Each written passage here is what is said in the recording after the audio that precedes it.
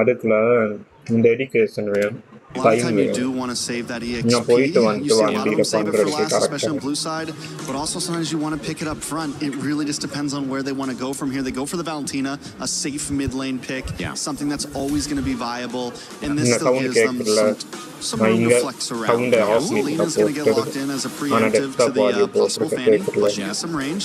Not a bad answer to the Valentina either. Yeah, I think of the Uranus. I think as much as they want the assassins, they have to decide whether or not they'll pick up their Fanny now or an assassin, or they go for their EXP laner, either in the Esmeralda or the Barretts. The Uranus will be playing away from the lane often, invading.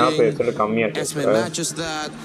While the Barretts can also just be really annoying, because right now Vitality doesn't have enough of a damage profile to deal with it early on, especially through the Selena. It's not going to be a good time. Then they start banning out things like the carries or Moskov. If ever they do decide to pick up something like the Barretts here. So it's a tough choice for Falcons. In a weird way, if they don't pick up the Fanny there, I was going to say, they risk it getting banned. But if you ban the Fanny, that means you leave something else open, like the Barretts or the Moskov, which had been getting banned in this second phase. So both assassins on the sides of both teams. Nile able to get his. No, the Fanny feels so telegraphed. Like, you would think Vitality would be ready for it, right? The moment they know they're both open, it's like, okay, you're going to get the Fanny, and we're going to get a bunch of answers to it. Not completely sure how I feel about the Selena still, but I think on Vitality's side, they need some hard crowd control at this point. They went for the Uranus instead, which has this Anki, so to possibly get the EXP flex in. Yeah. He's making sure that the softer members on his side don't have to worry about. Day is about to begin, and this is going to be a bang. Team Vitality and Team Falcons. PH, just send it over to your casters to begin game one. It's Brigida and Gideon. Thanks, Rain Day. This is an exciting day to be alive. We get to watch some of the best regions playing out here on our third series of the day of MSC. And for starters, we're already getting the classic Selena from the Maestro himself, but I don't think Haji is going to fall too far behind. Yep, the mid lane matchup is something we're all watching out for, but just the same, I am so excited to see Kyle back on a Fanny all over again. He made a name for himself because of these kinds of heroes, and now Vitality will have to deal with this. And again, Trex did point out, most of their crowd control and potential lockdowns are just going to be nothing. Yeah, it really is going to be. And I think the important thing right now is whether or not those arrows not only are going to hit, but how you set them up. Because I think that Finn has such a difficult job, right? Not only is he looking for these big engages, he has to play off of the information from Nile and Shogun. The hard part is catching this Fanny half the time. Yeah, because like you're torn between catching the Fanny or also going for a backline play, because we see Badans do that oftentimes, but that's more so when you get to the late game. It's depending on we get there, because I feel like both teams just really want to get that early and end this fight. Yeah, I mean, let's not forget about the potential anti-synergy, right? There could be moments where Finn acts it. Oh, hold on. Flap might be in some trouble here. Oh no, Finn actually catches Kyle there. Now that is one answer to the question that we posed earlier. So as long as he just gets to press the buttons in the right time.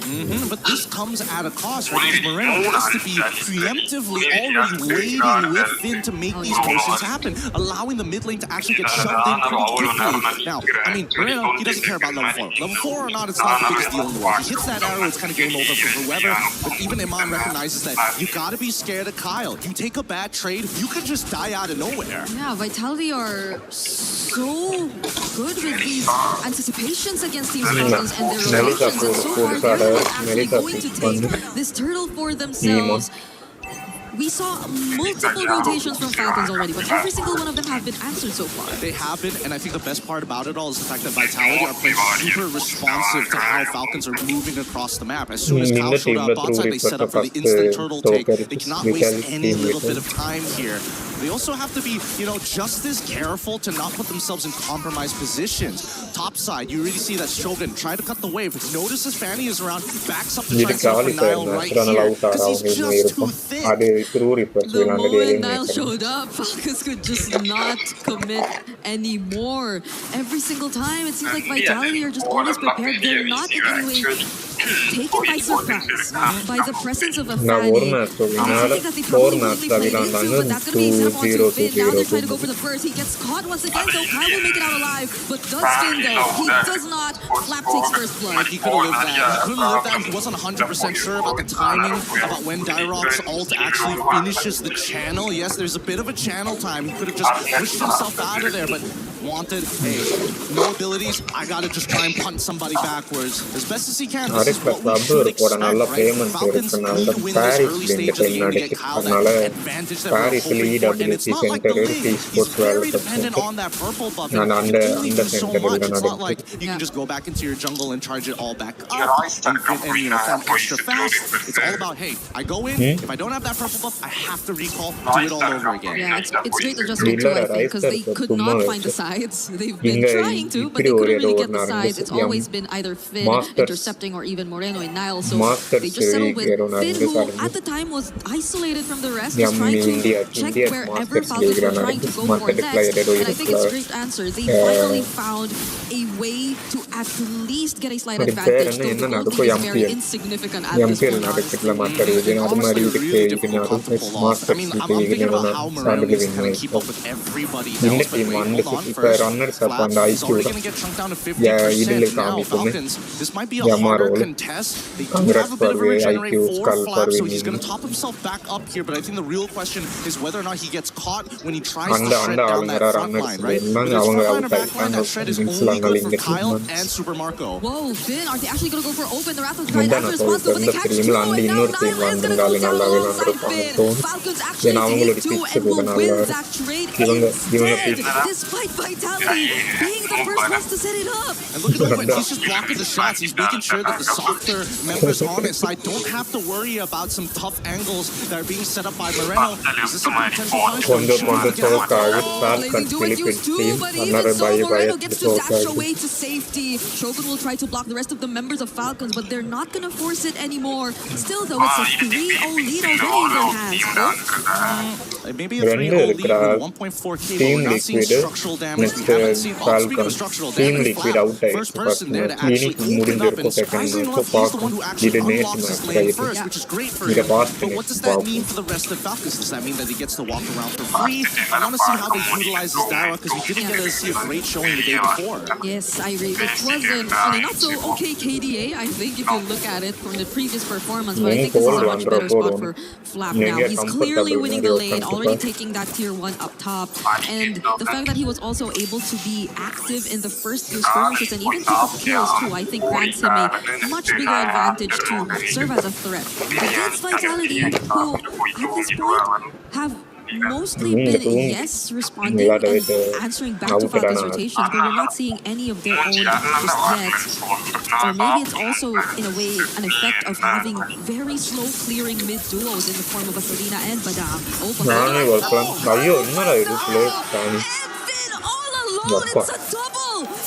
I hate the fact that Super Marco used that already, and now they created another attack on the bottom side, and they can't do anything about it.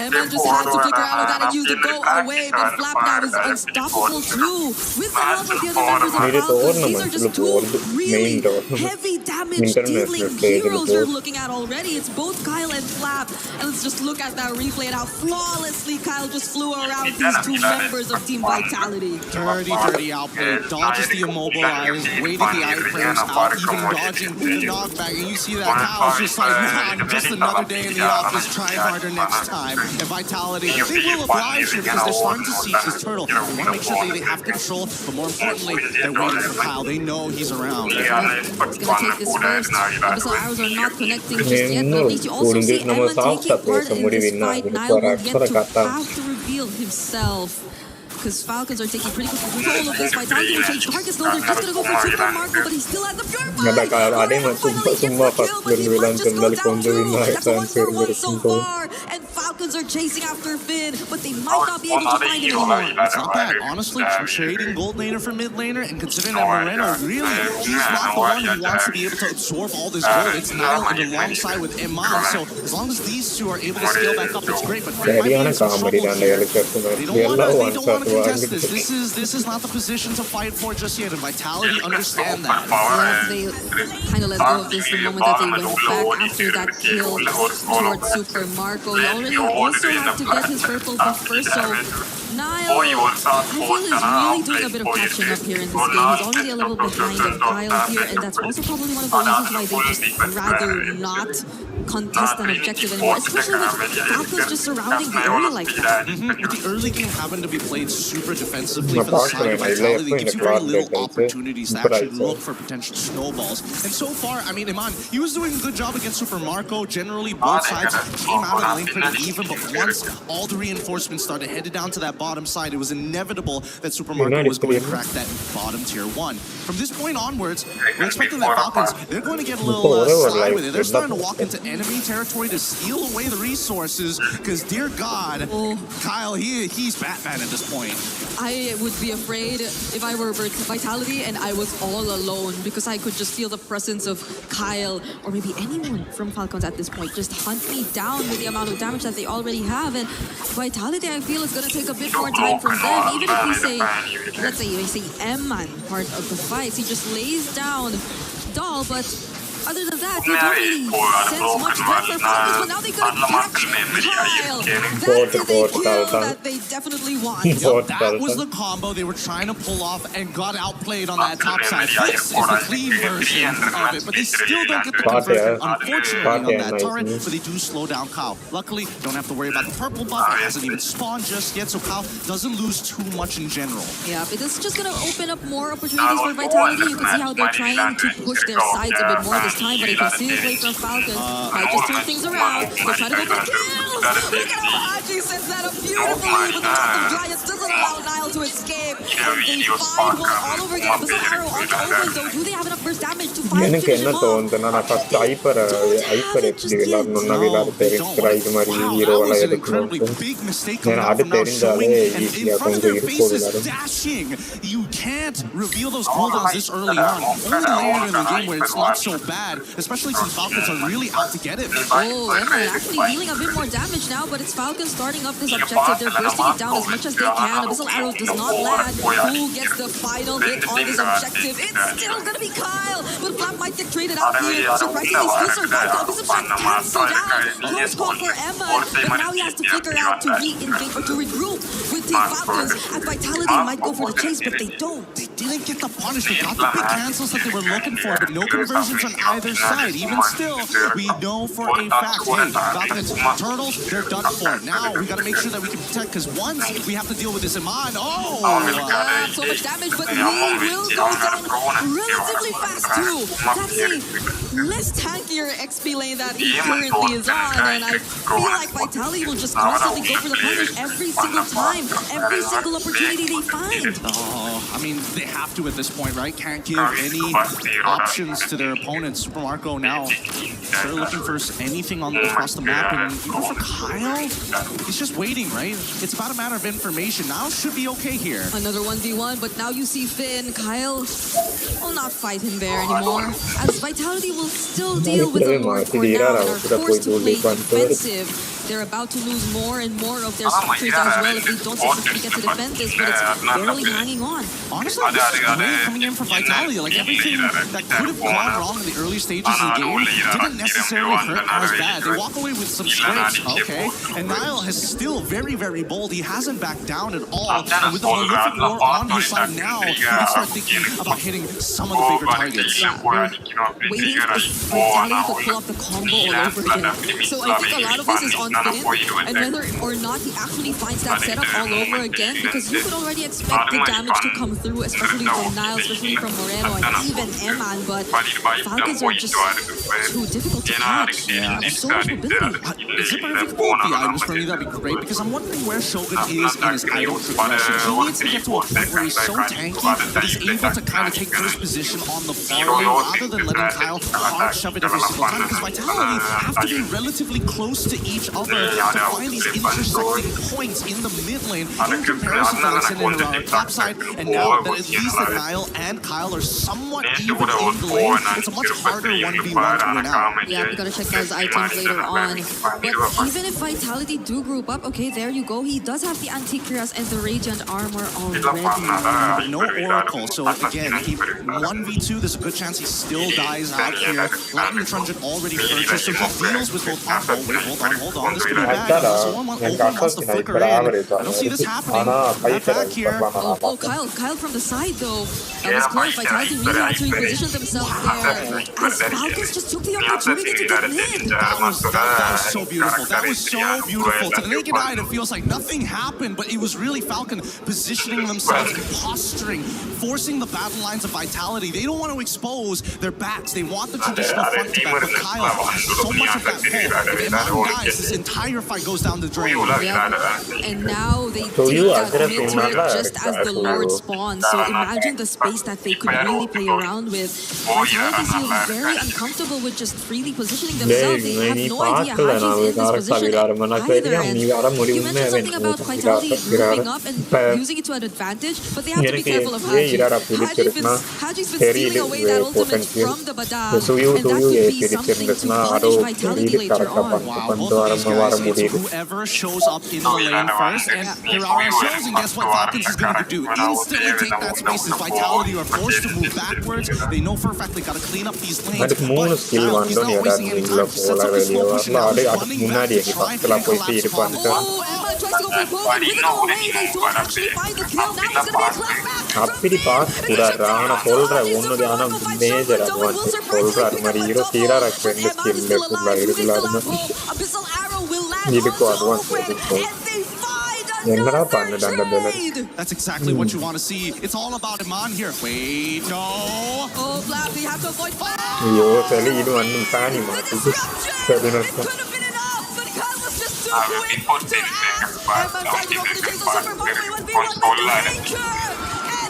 Mata, rendu people rendu pani maati saanala takkinu poy adichittu serina takkinu rendu cable ore time ade eduthu he doesn't miss a beat.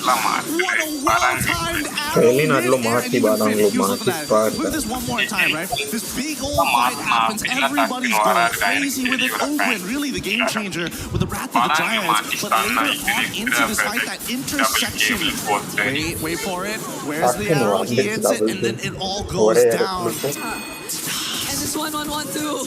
So crazy.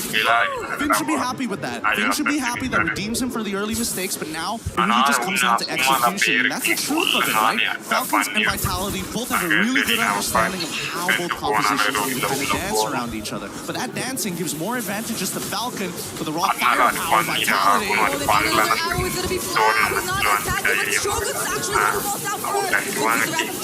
And another set of it's only Vitality finding in 1-for-1. Holy cow, this is only game number 1. And we're seeing that they're fighting tooth and nail. Open should go down here. He could not get away from that. Like, another spot from Super Mario. Kyle with the go away will just shove him out. They couldn't go for the committed Haji. Nearly falling. Still has the ultimate from the Badam. But Vitality are going to play it safe. They gotta breathe. They gotta breathe for just a moment. Kyle, he can still deal with these waves on the sides. It's just that main Lord force that they can't really deal with. And Super Marco will try his absolute best, but they're saying, you know what? We can't hold on to this. Let's give up this inhibitor. Yes, the long lane is not going to be in our favor, but we've got Kyle to deal with that consistently. Was that a chastise picked up by Kyle here? It's like he was forced to almost adjust his items just because of how good Emma's been positioning himself onto Melissa as well.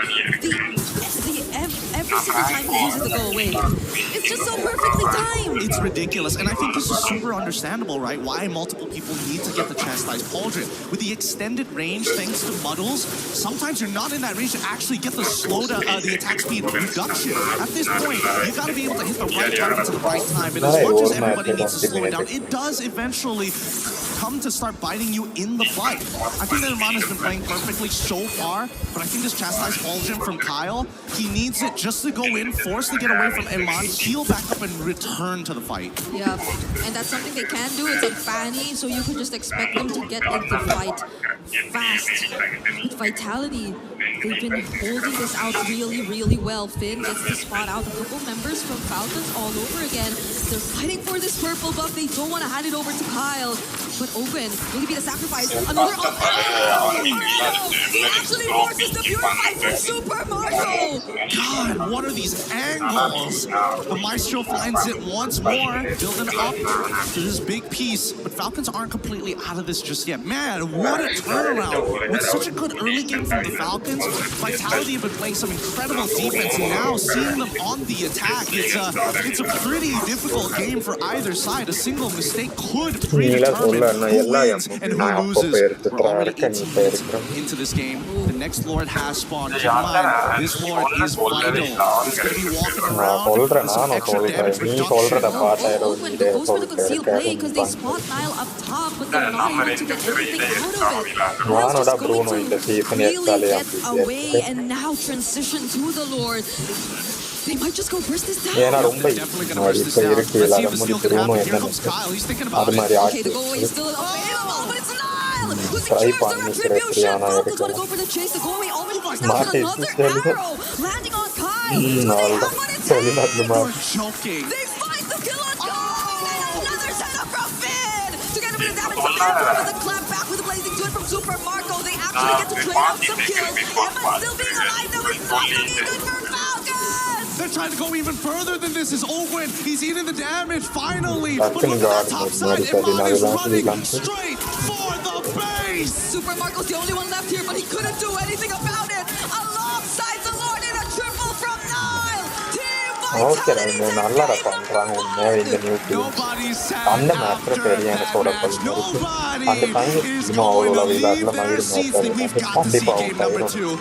You know what? They don't need a break. They can just go again. Give us more. We need more. So many fans are happy right now. Fans wearing Vitality jerseys, holding up placards, showing their support, and that was a absolute close fight. You gotta give it to them, but you also gotta. Open. We haven't seen that in a bit. Jushin's also still open. They just go for the Jushin, right? Something that we mentioned also.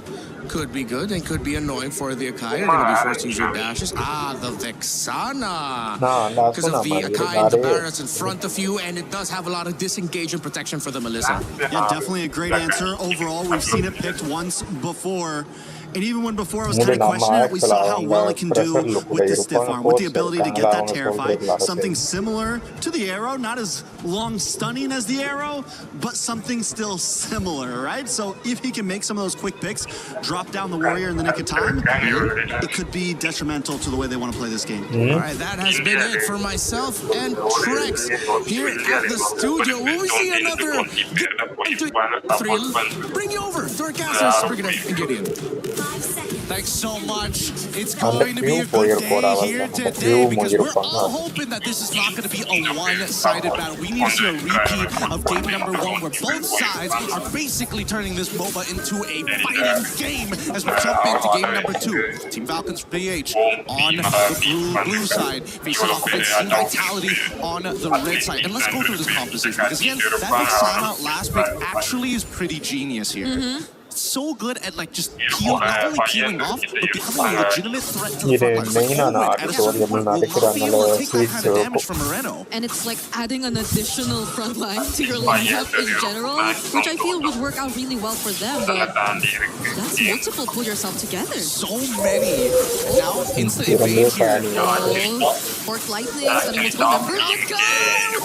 Unfortunately, had to be the first one to go down in this fight. A not so good start for Falcons, but they traded out with the Rover, which I don't think makes it any better. It does make it any. Can somebody punish this? Yeah, there we go. Haji goes down to Moreno. Survives his ego, challenges it. No problem. With full faith that the rest of the team. I mean, Moreno got the last pick. He was ready to give that kill over and trade his life for Nile. Like he did not care at all. He has done his job and he knows he's going to do it again and again and again. Okay, that looks really good with Fork Lightning just catching multiple members through true though, but I guess you have to really pay attention to this being a Belleric and you just potentially being caught again. If Moreno went down here, I feel like that would somewhat equalize things a bit, but the fact that he didn't, I really feel like Vitality got the better out of that. But also, I feel like in terms of compositions, I also want to point out how at least with the Akai pick, they kind of forced out the Purify from Uma. So that might make things a bit better for Falcons too when it comes to the team fights later on. And that was something that I was trying to figure out, right? I was talking to you telling like, man, how do we force this Ballista to actually take the Purify? I think Oakland has got a pretty good answer to that. Falcons already have this first position, and I don't see it happening. Yep, Super Marco looking like a target here. Doesn't have the ultimate yet, but he doesn't need it anyway and will survive. Just had to burn the flickers on the list, but at least he didn't have to go down with that attack. All he lost was his flicker. He still doesn't lose out too much. And even you can see Emon making sure he's doing his due diligence, throwing muddles into Tri-Brushes to open up that side of the map for him, just in case anything goes down. That was Daytona's welcome. Oh, onto Shogun, and with the help of Kyle, they actually picked up the kill. So this is a different approach to the combos that we saw from Vitality. It's a Barrett and a Fanny working together now. But I did think it was interesting, right? They already knew that it was going to be Barrett's playing into Shogun at this stage of the game, right? And I think the only way that Shogun actually has any chance in this lane is hitting and trading really well against Flap before he gets the stacks. Once he's gotten to that enraged dino form and he can start doing the stops in the middle of the wave, he will out-sustain. He will out-sustain Shogun until Shogun gets that enchanted talisman. Yeah, he didn't have the Purify at that point too, right? Right, so there was just no way to really get out of it, and he had to accept his fate right there. Owen gets pulled down a bit here though. He still have a couple seconds before the next objective spawns, but Falcons have been just quietly increasing the lead that they have in their hands. It's still a small lead. We saw how K1 went, so until we start seeing like a 5K lead, something closer to like the 6K, then there should be, you know, a sigh of relief for all the Falcons fans out there. But for now, 2-2 are pretty even scores. Now has been hopping around and stealing away camps here and there. He actually got that gold card, I feel. Using the requisition for it though, but it's gonna come up again once the objective spawns anyway. But I feel like nonetheless Vitality will struggle to a certain extent when they wanna, if they wanna contest, because it's an Akai still that they're dealing with. It's not an Akai jungle, but I think that makes it all the more difficult to deal with, because it's just, its primary objective, it's not split between having to secure the objective and having to zone out. It's just really zoning out. Yeah, that was a... I'm gonna touch on it later, but for now, the fight. There you go. It's the heavy spin pushing them away, and now Vitality are unable to contest for the objective. But the flicker in from Spin and the falling star from Shogun. The knockup as well from the Eternal Guard. Flap actually finds one, but that's a Purify used by Shogun, so he'll be okay. Tempest of Flames coming in from Kyle trying to look for his target to go away. He had to change target, and the Terrify from the Deathly Grasp. He couldn't just freely cable his way through the fight. That's a 3-for-2 trade in favor of the Falcons here. And I think the Vitality was a pretty good idea overall. If they got Super Marco at the end there, it would have been 100% worth it. But just look at this Wombo combo, right? How do you deal with this? And this is why I think the Vexana is so good, because now it's not about priority targets. I do max percent health damage. Build what you want. Hey, you know what? Build 3 Guardian Helms if you really want to. Yeah. So far, Moreno again and Erman have been untouched in this game. And it's starting to become a problem, I feel, for Falcons, because you even saw how Flap was just so decisive in wanting to go for it. Hold on, Ogwen. It's not a good time to do it. He's not lagging. Both sides are not lagging. They're playing a perfect ping here at EWC. Iman is baiting him to do it. Oh, they're all going for Haji! Couldn't survive that. Now it's going to be Kyle trying to look for a trade, but he will be unable to find Nile. Now it's Finn setting up with a Wrath of Dryad. And now they're in the jungle of Team Falcons. Darn it. If only Nile had just a little bit more energy, he could have re-entered that fight to take Kyle out. But now they've kind of used everything at this stage. They got their profit, they walked away. No point trying to create out for more. And I think the Falcons this time, they need to kind of break the battle lines. Instead of Flap having to target some of the other characters here, I think he might need to just jump on Moreno, but I want him to go for Iman at the same time. It's just a tough call. You really have to think hard about who your target is going to be, because it's very single target, and Haji has just not been able to have the same time free time as Moreno in this game. In the series, at least. Yeah. Moreno has been too free. The way that they've been linking together with Finn has been such phenomenal performance from Vitality so far. But now let's see, because Falcons are setting up for this turtle. Interesting. Concealed to push Shogun out of position, allowing Vitality to reveal themselves first. The big issue is that Finn has that flicker and Wrath of the Dryad, so they've got good counter engage, so somehow Flap and Ogwin need to poke out their targets. I would argue that Haji needs to as well, but there's so many times where as soon as he shows up, that's an instant engagement from the side of Vitality. Yeah, at least Ogwin now somewhat finds his way back to the turtle pit, but Emma is feeling like a turtle right now. The way he just puts Muddles out there and deals a certain amount of damage towards the front lines. It's not just making things easy for Falcons, who just want to position themselves around this pit. Ogwin now below half HP. Flap doesn't land the Daytona's welcome. And the heavy spin flicker combo just to get away, but Ogwin might just get a face to fall here in this fight. It's a killing spree for Moreno. Kyle doesn't even have the circle book yet. Allowing him to take it freely, still at direct retribution, but he can't get close. This is a scary game. Holy cow. Flap could not stand that. What? Where could he go? There's not much ability you can rely on as a balance either. It's just the Daytona's welcome charge, and that's about it. This game is kind of ridiculous because it's really a game of chicken, right? It's whoever backs down from the fight first. And unfortunately for Falcons, for them to reposition, it's a lot harder in comparison to Vitality, who again are playing both for one and one for all with Iman here, who's doing a phenomenal job of keeping himself alive, and best yet, he's almost single-handedly getting Ogwin to use the heavy spin on him. And when Kyle went for him, he didn't even feel the need to use the go-away just yet. He's just that much ahead on this Melissa. Again, 0 deaths in this game. No one could target him. So you could just sense that he perfectly mastered the timings in which he is supposed to use the go-away, and that's posing multiple problems from Falcons right now. Yeah, and every single time you see Kyle trying to contest, trying to get aside, hold on. Okay, Emma still has a Purify, not using it yet, just uses the go-away, and it's gonna be enough to push Ogwin out. Kyle trying to go for the engage, but Wrath of Dryad once again catching members. Emma's still alive again. Falcons are low, it's here for a cleanup. Even under the turret, he's fine. Kyle missed one cable, the most important cable from the destroyed structure of the turret.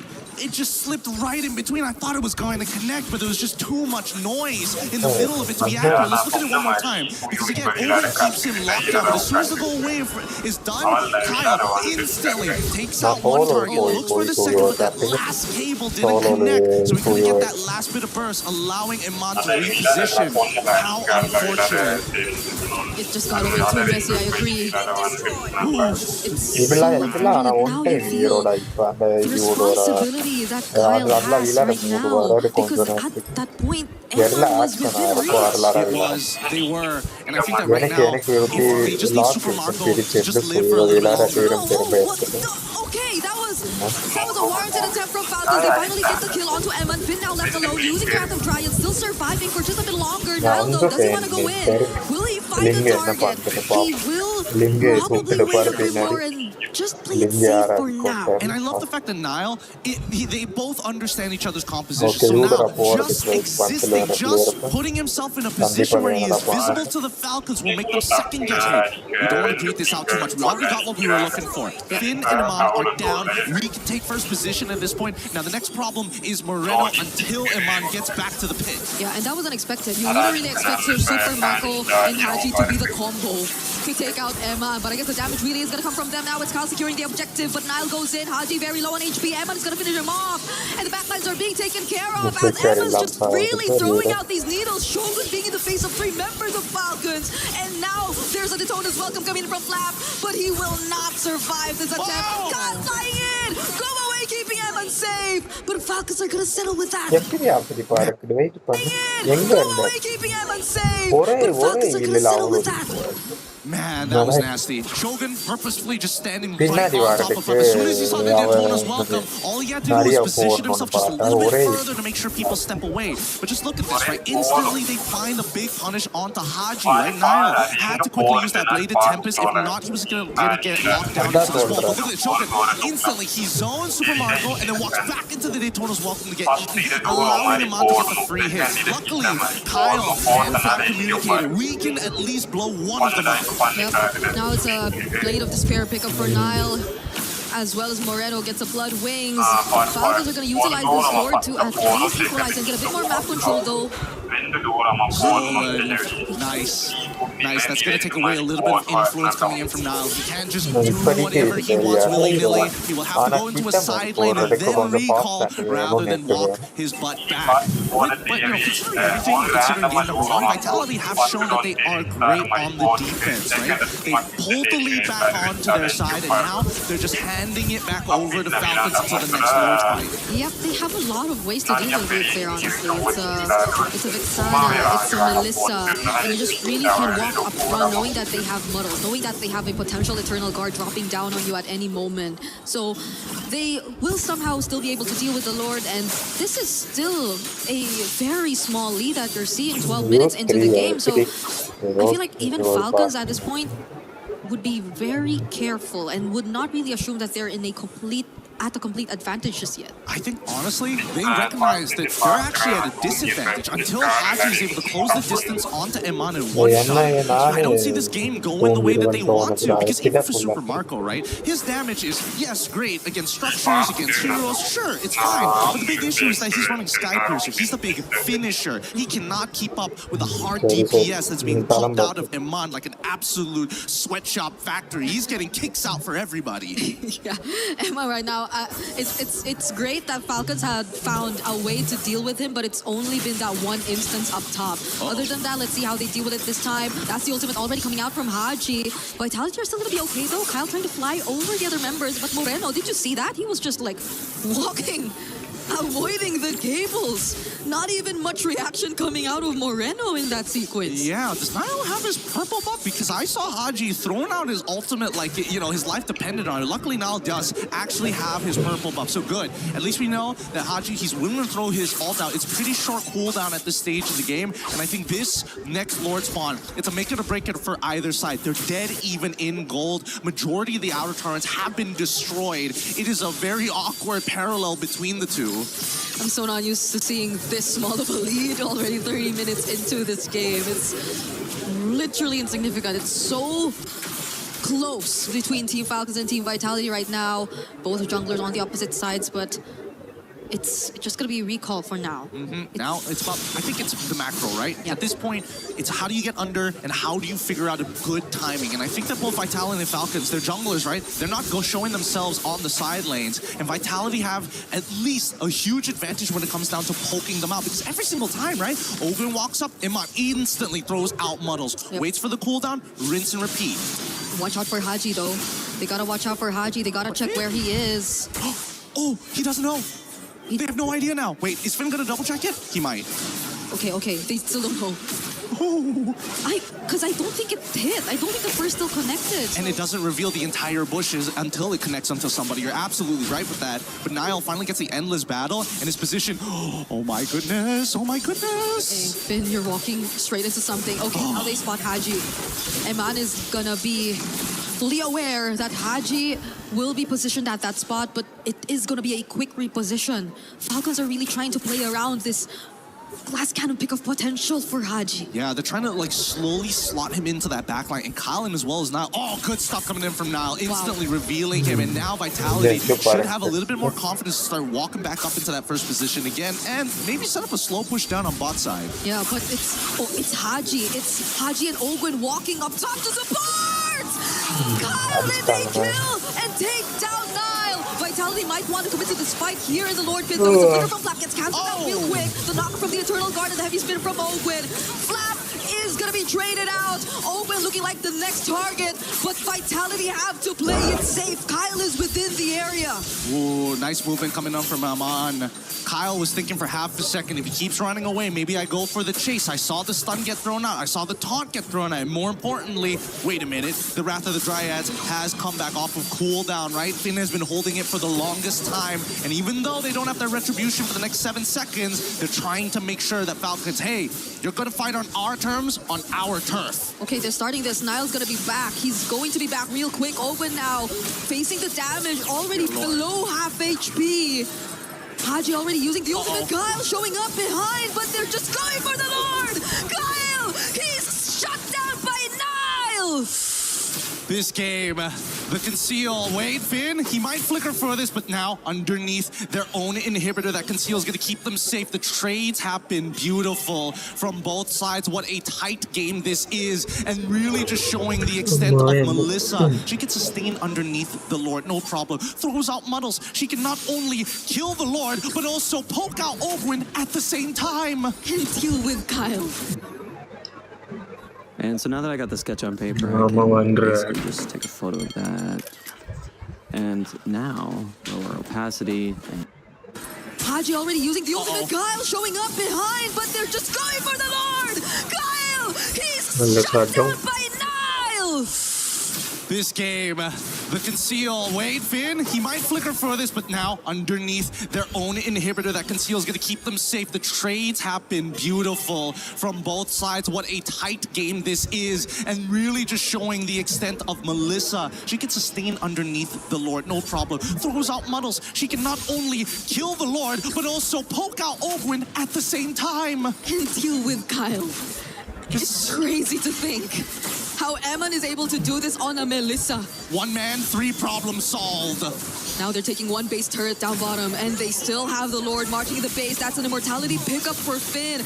They're getting poked down. Oh, the Daytona's welcome not connecting. Flap now getting knocked up and taunted as well. He's already very, very low. But Niall, he gets caught. Eman just trying to deal with the base dirt for now, but they don't have any minions left. Another Eternal Guard and a wave coming in mid. Yeah, but they have nothing to worry about as Oakwood tries to pull them away, forcing out at least 1 flicker. Oh no, turn around! A flicker from Finn to set the Wrath of Dryad in place, and it's only Kyle, Haji, and Owen left to defend, but they're approaching the base. They have minions left. It's a flicker from Haji, but Eman, Okay, he's definitely.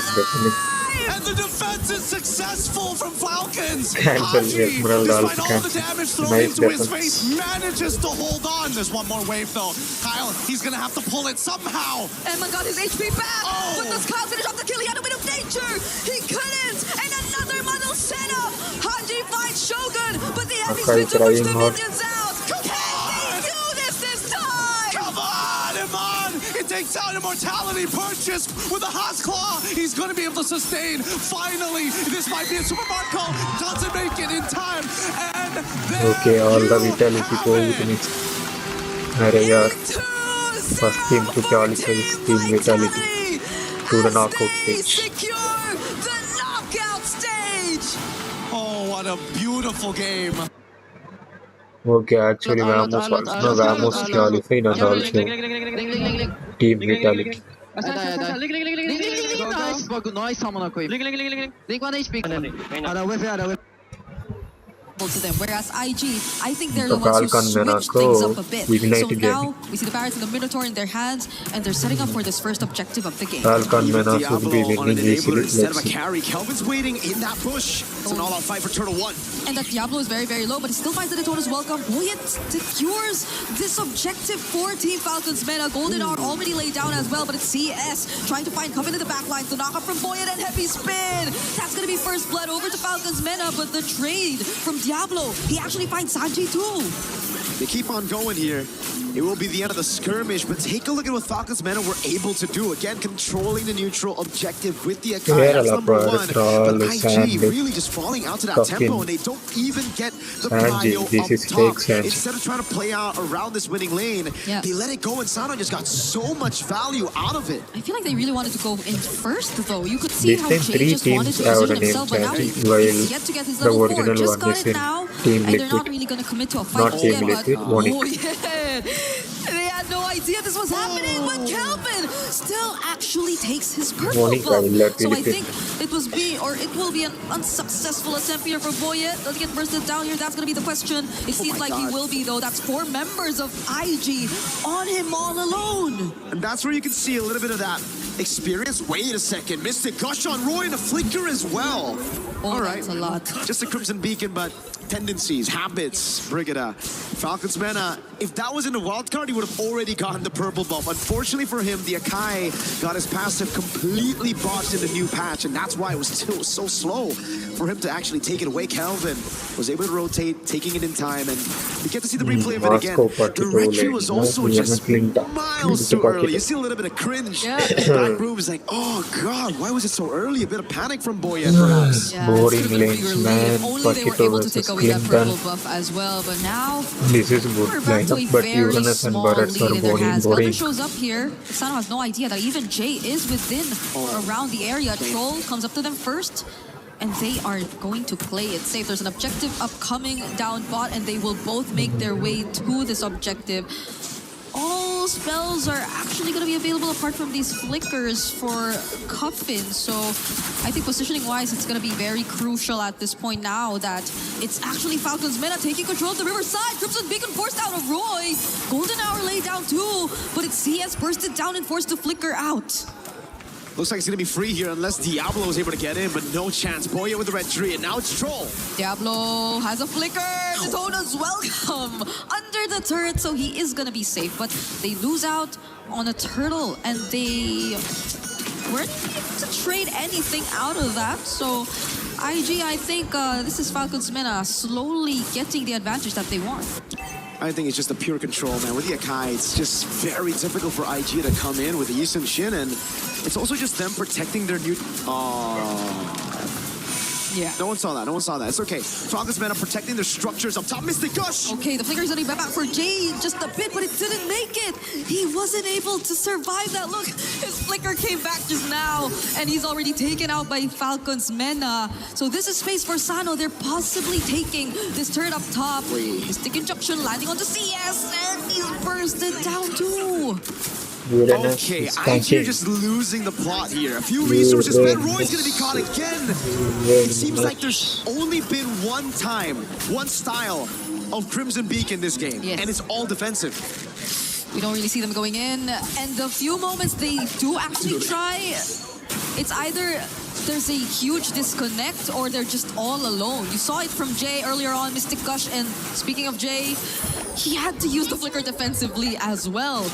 IG, there's just so much disconnect across the map, and Kelvin couldn't even handle Sanji by himself. No, definitely not. Not against Troll in a 1v1. I thought Troll was gonna pop the golden hour, try to go for that Sokolil, but no. Kelvin's able to keep himself safe under tier 2. We gotta take a look at the emblems, or sorry, not the emblems, the battle spells, and all of it is just down because again, Falcons Mena have just been reacting to IG's plays, but they've been forcing out these battle spells, these resources, and IG, every single skirmish, it almost seems like they use their battle spells before the fight even starts, so it already puts them at a massive disadvantage. Yeah, they gotta get back in this game. They got to sort this out. This is an elimination match you're talking about, but IG just don't seem to be playing the game that they want. Falcons Mena in control of this objective, and all they're gonna settle for is a wave up top. Not even a guaranteed turret just yet, because even Sanji is going to deal with it by himself. So we're seeing action down bottom though. Falcons Mena, does IG respond to this? Nope.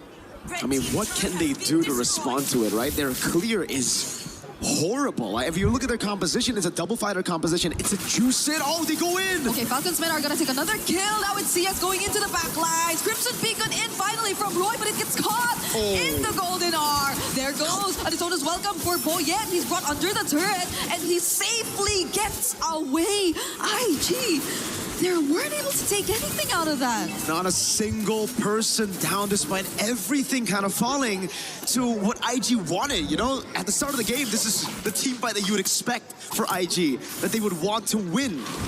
But they just can't. They have no damage. And again, those battle spells all taken out. Sano was able to just free hit in the back. We get to see the replay again, and it starts with Jay taken out of the skirmish way too early.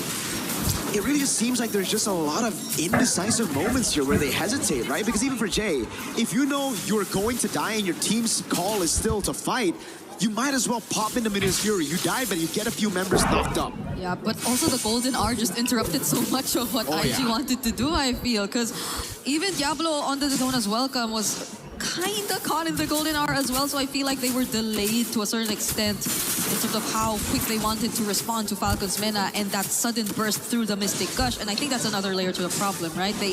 Falcon's Mena have reliable burst if they just really want to focus on one member, and it's always been Jay. Whereas IG, I doubt that they have the damage, as you mentioned, to actually respond to Falcon's Mena at this point. So it's always just been slow and staggered team fights for IG where they don't really get to trade anything every single time. And the slower it gets even worse for IG. Oh, they go up top, Sano. Oh, now they want to find a target, but the Golden R might just save Sano this time. If he didn't actually go down there, I would have felt really bad for IG. Fortunately, they find him though, and now it's just gonna be a 1-for-1 trade. It's a gold for Rome. I think somehow they will be happy with that. Step by step, but a concealed play from Falcon's Mena. You definitely see just a bit of a glimpse of that brilliance of that composition. Roy gets bursted down by Cuffin. Straight up against the Panda. Face checks the bush. Doesn't let Barats do it. And now Kelvin's pinned. Okay, it's Troll and Boy. It's surrounded by Diablo and Kelvin, but Kelvin, does he want to be in the spot? I don't think he should have been there. Trace was out, but you can't run away from Sanji and Cuffin. It's Diablo left here instead, and IG, I feel like they want to do something, right? They've been trying to do something. It's always CS trying to go for these backline plays, but it doesn't work. Oh man, that was literally the window that opened but instantly closed again. They were shut by themselves. Falcon's Mena now capitalizing on the mistakes of IG. Picking up the neutral objective, not giving any space for IG to even trade on the map. Sanji goes straight into the bottom lane. That's a Lord up top, and Falcon's Mena, they'll definitely learn from that mistake earlier, right? Where Sano was caught in a bad spot. Now they're going to play for Sano all the way in the back. Everybody's just gonna peel for him. Everybody's gonna open Troll with the conceal. Oh, Troll going in. Forces out the Crimson Peak. And the burst on CS. This is crazy. Was that a Sky Piercer even? I'm not entirely sure anymore. It was. So Cuffin at this point is a very terrifying player on the side of Team Falcon's Mena. They also still have a Lord Marching and Kelvin. Oh no. All he can do is just attempt to go for a cut, but he is being dealt with by Sanji.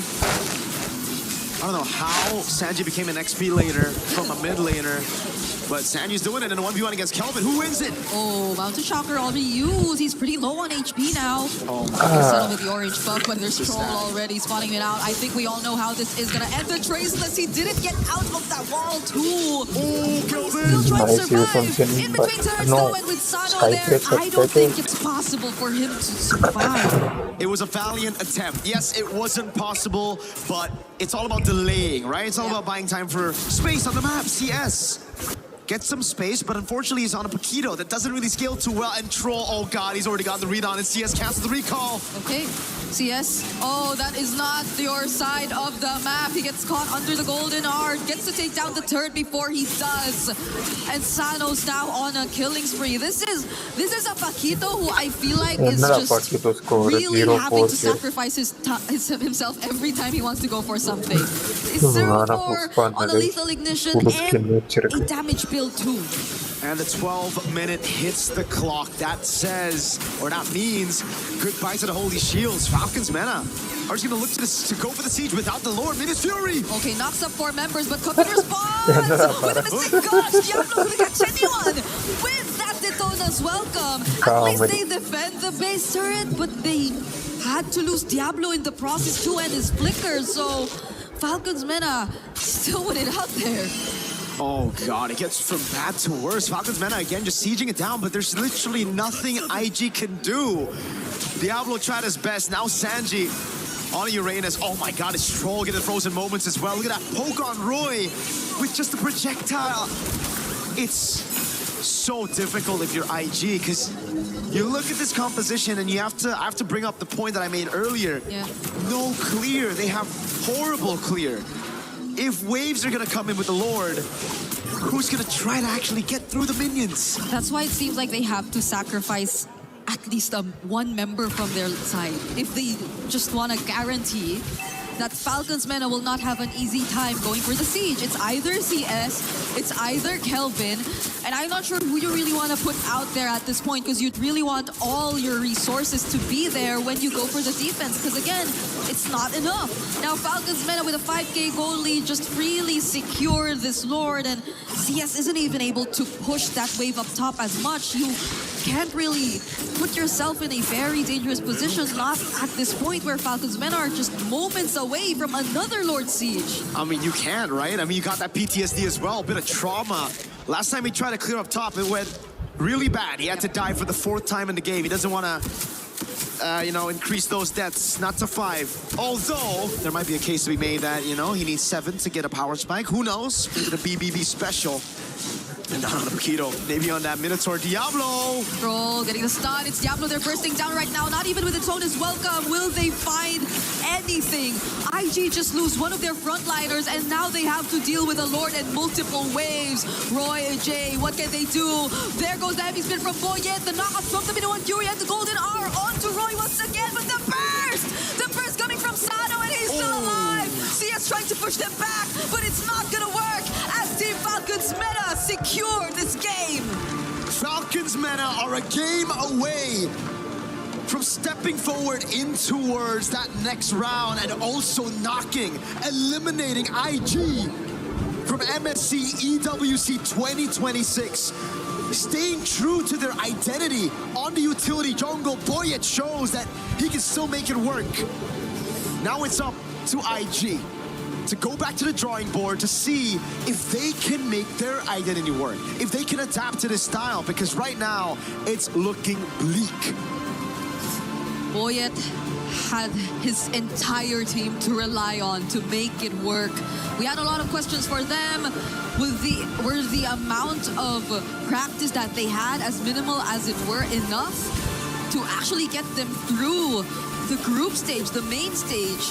And now against IG, they're showing us that yes, and they're staying the exact same as we've seen them from Wildcard, with just a bit of changes here and there, but overall, it's still the Team Falcons meta that you know and are familiar with. Again, maybe, yes, a few of adjustments from IG, but now they should have learned and they should have understood that it doesn't work. It did not work out for them this time. It was too spread out. You couldn't really see them united in terms of what they wanted to accomplish here, if it's team fight or just splitting up. It's a rainy day with the 2 dinosaurs, Raptor and Trex on the panel. What you got for us? Almost like you were saying it's a rainy day, and I think you were saying rain day. However, it was a rainy day if you were on the side against Team Falcons Meta, because Ignite Gaming, well, that fire might have just been put out by that first game.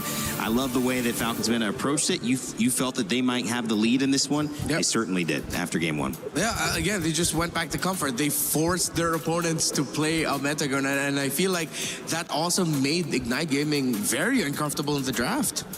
Definitely made them uncomfortable, and they may have just cracked a possible code as we move forward into this, right? We were saying it, just ban out the Ling, ban out the Harara.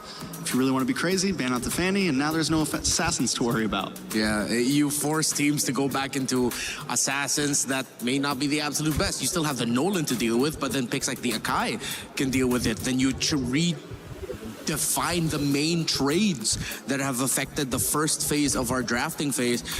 I hope there are teams right now still, like maybe in the upper bracket, still like comfortable here looking at what Falcons Meta has done with this Ling Hirara ban and realize, oh, wait, that's a way to approach the game. What do we do to prepare for that? I think the question too is it such a good ban that if you were to put somebody at a high, well, let's not even say that. Let's just say one of our top organizations who have already made it into the knockout stage, if they were to play against that, do you think it would have the same impact? Or is this something that, you know, we're seeing Falcons meta of using this certain matchup right now against Ignite Gaming. Yeah, I think they're definitely, it's not just a cheese pick, it's a cheese draft approach that they use coming into this matchup. Right. The fact that they banned out the Ling, the Hirara, the Valentina, which forced out the Atlas ban, but I feel like if that's one thing that Ignite Gaming could have changed up, now that you know the type of opponents you're gonna go, you're going up against with, you take out the Eudora ban, you keep your Freya ban, you change the Atlas ban to a Marcel ban. Again, that's considering they stick the same sides here, and I feel like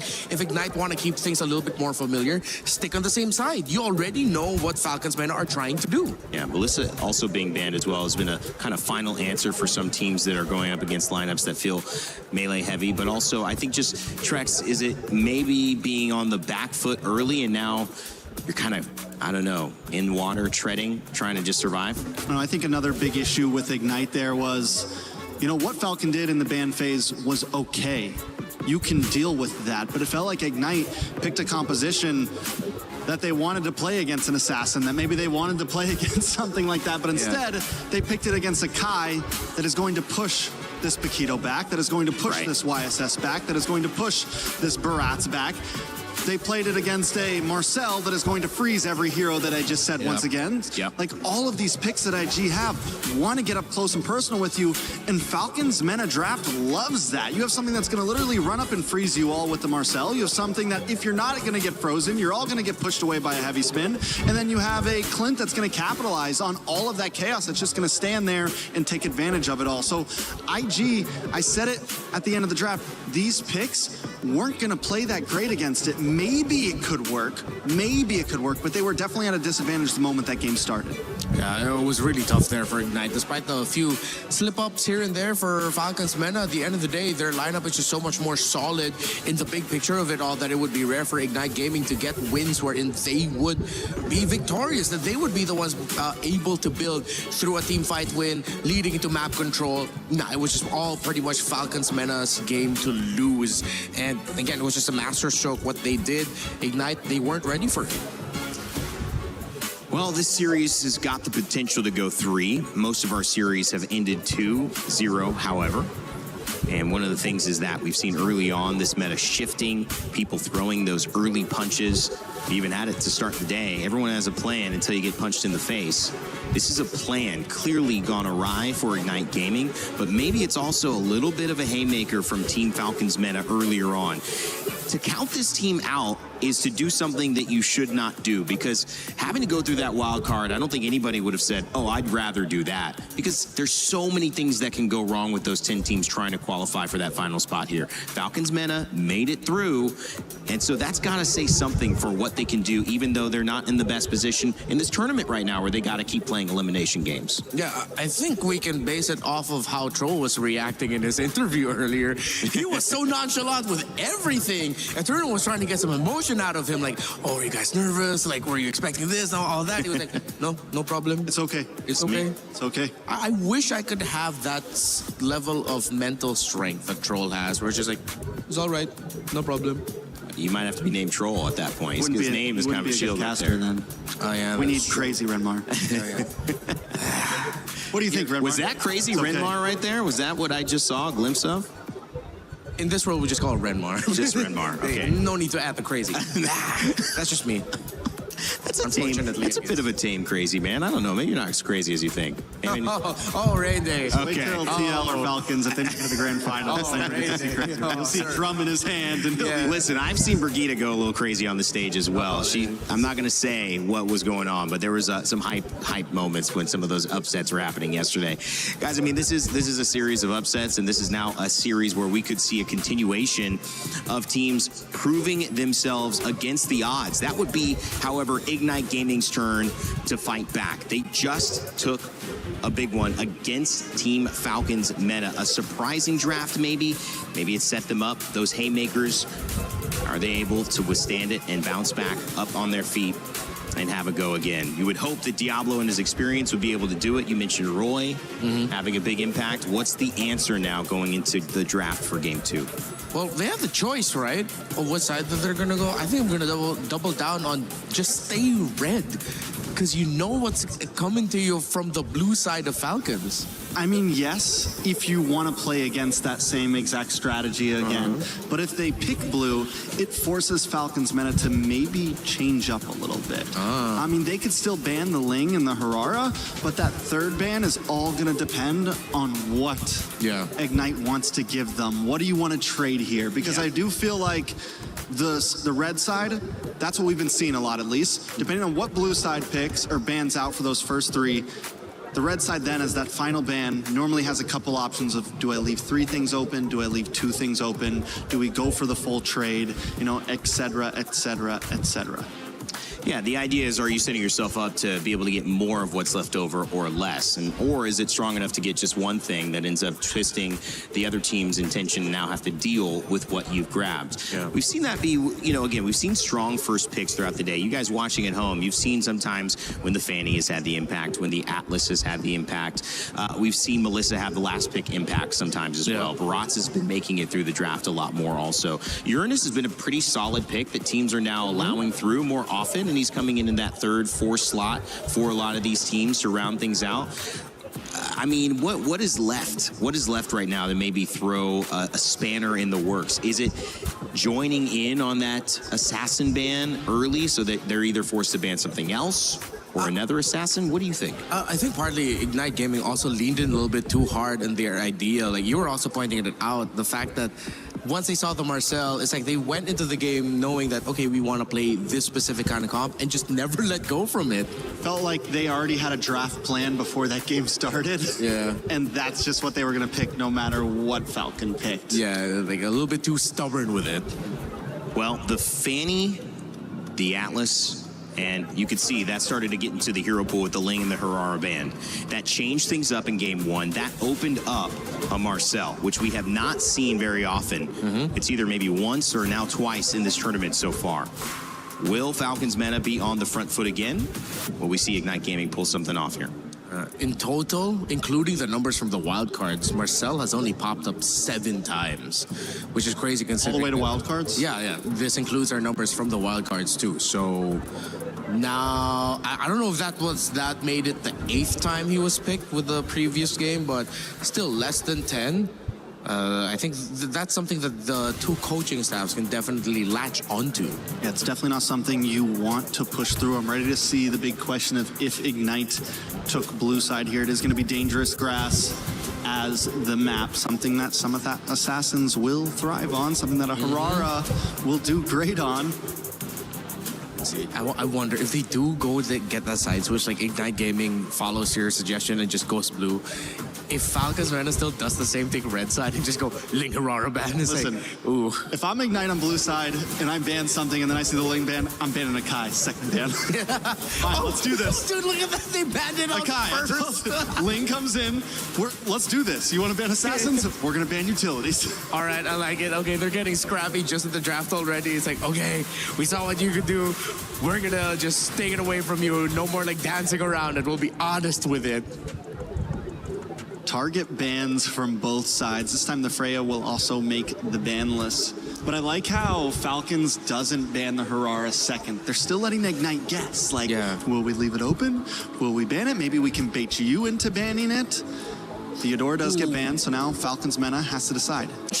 The thing is with the Akaigon, sorry if we keep going. Yeah, go ahead. Now Fanny is a bit more viable. Yes. Which means Falcons meta may have hit a little hiccup here, right? Because I think they left the Fanny open knowing we can pick Akai, we can deal with it if we need to. Yeah. That's a great point. I wonder if they will still let it through. If they let it through, then I wouldn't think that Ignite Gaming would want to rush it. You wouldn't expect Boyet and Falcons Mena to want to pick up that Fanny, so you can save that option for a little bit later. Them banning out the Eudora means he left the Atlas and Tellering trade open, though, yeah. With the Atlas getting prioritized for Ignite, they can protect their jungler a little bit more because this time it's going to be the Atlas that's going to be hovering around the river and annoying Falcons Mena, which is why it's perplexing to me that they still went ahead and banned the Bellary, because if ever Ignite Gaming gets the Atlas, they will be getting the Valentina anyways. And the thing is now they're throwing Ignite a little signal of like, fine, you can have the Atlas, but then we take your assassin pick, we take your Harara. But then still Fanny is also still open, but they're going to go for the Harara instead. And say, fine, you can have the Atlas. Yeah, let's see if they're going to be okay with this. It is the Atlas, and I think just straight up be safe with it. Just pick up the Valentina for Asano. It's a pick that he's really good at. Excuse me, not Tano. Oh, yes. I know, cuff in. There we go, cuff in. Let him cuff the Valentina real fast. Yeah. Yeah, would obviously take away what a lot of people are doing against the Atlas, which is Valentina's ability to steal abilities, normally taking the ultimate of Atlas and trying to use it in to counter engage or to initiate, depending on how spicy you're feeling. So that's an answer. I feel like the Valentina, as you guys said, gets picked up, and now it puts Falcons Mena into a pretty good spot. It is definitely Ignite Gaming's turn on the clock. Time ticking down, saying, okay, what's your move? A little bit crazy here as a suggestion, but maybe Ignite might be okay with picking up either the Uranus or the Esmeralda. I know it goes against my desires for Diablo, but with the Herrera there, you're going to need the difficult-to-kill EXP laner. And if you want to go to the second phase, maybe try to force out a gold lane pick already, but we've been seeing gold lanes come out a little bit earlier. With the Marcella, Atlas, Bellerica, and we're at that weird spot again where they might run out of roam options here for Jay. Oh, they're picking up the Melissa early. I think it's a solid pick. You'd also steal away the Melissa as something. You get the Jushin for some range.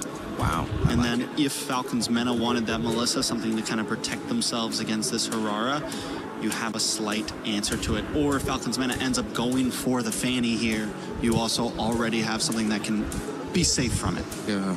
I wonder if this means that Ignite are going to dig back into the bag of like the Badang such for the roam, but you're risking getting the Valentina to steal your ultimate, but that will provide the space, and the rest of Falcons Mena do want to clump up together really well. Unless Falcons Mena just decides to band out the Badang. Picking up the Clint this early though, I don't know how to feel about this. I feel like they could have leveraged just leaving gold laners and picking it up later while changing up the priorities and trades for like EXP. I think it might have been a panic pick, honestly. I don't know what to pick next, possibly. Could it also have been not trying to show the EXP hand too early? Trying to have some could be surprise to it? Could be.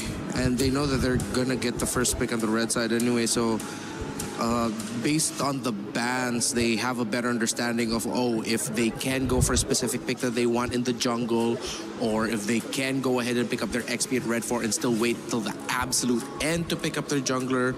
I'm still leaning towards the idea that Boyet and Falcons Mena would want to play the tanky sustain types, or at least not exactly like the hard assassins. But we've seen Melissa being such a problem that now my question for Falcons Mena is, do you actually have something for this Melissa? EXP bans all around right now. Yuzong, Uranus. I'm wondering if they're going to keep on honing into it. Paquito is still open for both teams. Could be a decent option for Ignite, honestly. Just something that can pack a punch, close the distance on the Valentina and the Clint. And I think that's maybe personally what the Melissa helps ward against early on. So if you want to pick up the Paquito, get up close, we have an answer for that. A Hylos ban? And a Harley ban. I wouldn't think that they would have found the Hylos problematic. They already have the Atlas and the Clint with them, and then not a lot of...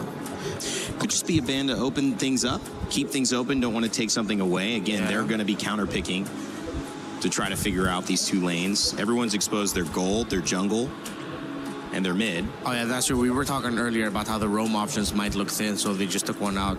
But they can also just gotcha later for Ignite. If ever they really can't think of a pick, just like gotcha. Yeah. I'm not sure how much we've seen a win from Gotcha.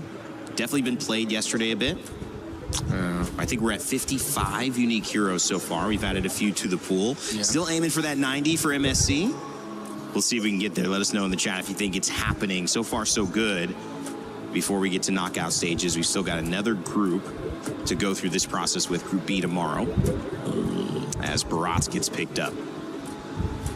Gotcha. There you go, Renmar. Good call. He's just settled on it. It really feels like, might as well. Oh, and they pick up the Alice despite there being a Valentina on the other side, and that makes it even deadlier for Ignite's cause. Now, actually, because of the Alice pickup, Falcons Mena has multiple options to answer this Melissa. Will it be enough is the question though, because you still need the damage, but diving and reaching the Melissa wouldn't be a problem anymore. What is going to be jungle though for Mena here? I'm thinking, can you just maybe go something like the Hayabusa? I mean, even the Fanny isn't going to be able to target down on the Melissa very well. Yeah, we saw it struggle earlier. Get taunted by the...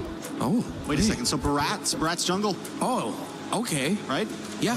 So you're like a jungle Barat, so you send the Paquito to the EXP lane. All right, let's see how this is going to work. Let's roam. I still have a lot of questions for it, but let's see. Wow. What is the final switch around? This will be interesting here. Yeah, it is looking like, yeah, jungle Barrett's EXP Paquito. Well, Thoughts it doesn't cease to surprise us here, guys. We've got a second game coming up here in our final series of the day. If they take 2 in a row, Team Falcons Mena is going to close this one out and move on. They'll face their Falcons teammates, or not teammates, but I guess organizational mates in a win. And if they lose, well, we'll send it to a Game 3. Let's get Game 2 started here and send it back over to your casters. Thank you, mates, on the panel, man. I love them, this panel. T-Rex, Raptor, Rainy Man. I'm joking. Welcome to the Land of Dawn, folks. It could be the end of the road for one of these teams, and right now it's looking like it's going to be IG because they're down a game. But how are you doing, Brigada? Hey, I'm doing okay. We've had a really interesting day today. Some very intense games at that, and some very one-sided games. And so far, the series has been one-sided for IG, as you've mentioned, who are on the brink of elimination. So we're really hoping for them to at least figure things out heading into this game. But I feel like even the panel, T-Rex, Raptor, and Rainy Day.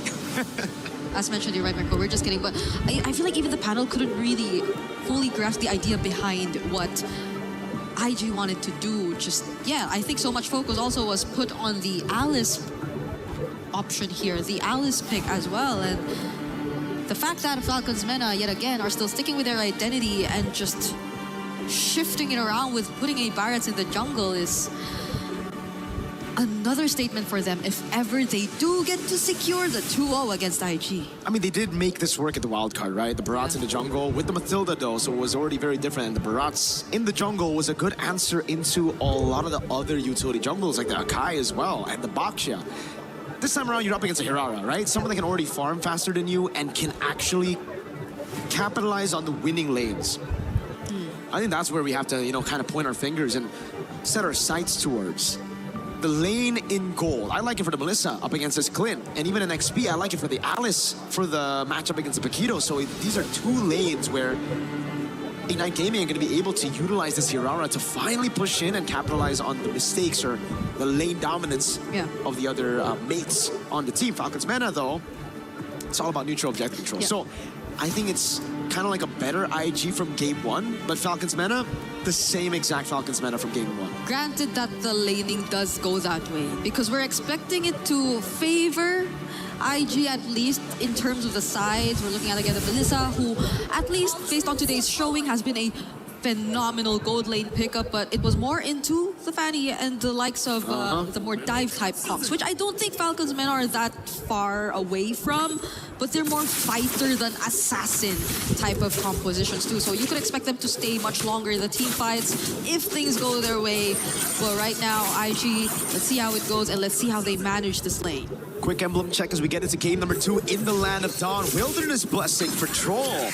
In a world where we see a lot of pull yourself together just to try to get more flickers out there, Troll decides, no, I want to get the movement, and it's safe for Cuffin. So they're expecting to win here in the mid lane, trying to rotate around. Perfect match on Roy. Yep, that's a very aggressive start, and I think it will be a lot of help to Boyet, who, again, we are so used to seeing with a Mathilda, but now it's going to be on his own. But the fact that you have a mid duo who is just so reliable in terms of mobility and just fast moving around the map, I feel would make things a bit more easier for him this time around.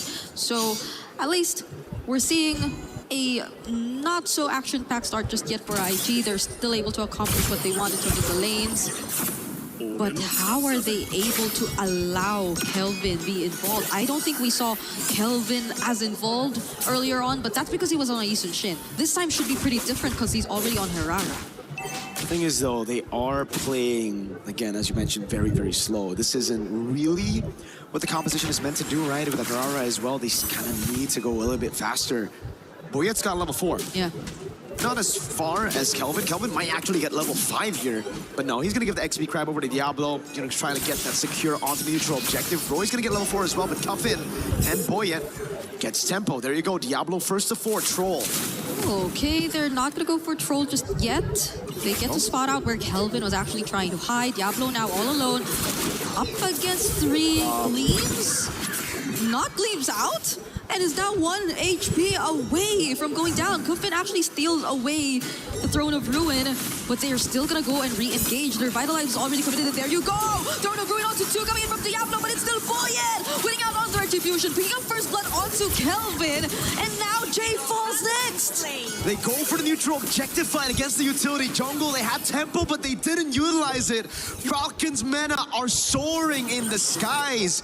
Turtle number 1, a complete win for the Falcons, and a big double for Boyette on the Barats, bro. And what happens now? Because we were really looking forward to see IG at least win it out on the sides, but this is going to heavily impact what happens from this point onwards in terms of their early game, because you see the setup, you see the attention coming in from IG, and it looked great. It looked great for Diablo, but the fact that it was just such a great response as well from Team Falcons Mena, and they were too tanky as well. There wasn't enough burst.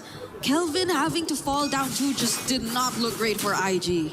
IG are just so awkward in that skirmish earlier. You know, they got the prio up top. They got the tempo as well. Diablo got XP crap, and now it's going to be Sanji. They jump on Kelvin. No one there to help him out, though. Don't tell me it's going to be a solo kill. It's actually going to be a solo kill. And a flicker just to get out of that dangerous position. Sanji on a 2-0-2 Paquito, clearly winning it out against Diablo in the lane right now. Sokolil, and it's Sanji on the Paquito against the Hirara in her own jungle. We were talking about that earlier, the Paquito. Oh god, he wants to do it again. This time Diablo is going to be there to shoo him away, but this could still be good for Falcons Mena as Boyette's going to walk up. Okay, he doesn't steal away that jungle creep though, at least for them, but now, when is Kelvin just going to be able to play? The Yisun Shin game didn't work out for him. Now on a Hirara is 0-2, and that just slows things down even further. We wanted them to pick up the pace. We wanted them to be as more aggressive, but Falcons Mena now on a utility jungler, now with a hyperactive XP lane. There's just not much you can do. And now it's just Falcons Mena doing exactly what they did in game number 1. After getting the initial lead, they just played slow. Diablo just used Throne of Ruin to survive against Sanji. And it's still Sanji who wins it out in that skirmish. So down below, they're going to go for the turret. They're losing this tier 1. Now the Fatal links onto a single member, and that's going to be Jay. Oh. They don't care if they just find one. They already have what it takes to burst down even one of the tankiest members of IG. And now both sides seem to be in favor of Falcons Mena already. Oh my god, Roy! Oh no, Roy, Crimson Beacon out. No Fatal links for Troll. He is still gonna try and defend this, but is it gonna be worth it? There is gonna be the muddles from CS, but the damage is just not enough threat for Falcons Mena to get away. What do you do at this point? Boyette's gonna try to steal this away, but the Hirara is nowhere near. It's a retreat from Boyette. And Kelvin's gonna be very careful. Troll's already on the perfect match. Boyette's gonna figure it out. Uh-oh, Kelvin! Oh, this is a running Atlas. He's moving so fast. Kelvin, can he get out of this? There are still flickers in their hands. Kuffin, Sanji, the wraparound. Oh no, Kelvin dashing out with the flicker in the... Oh! Iframes were close to saving him there, but Sanji says no. Nope.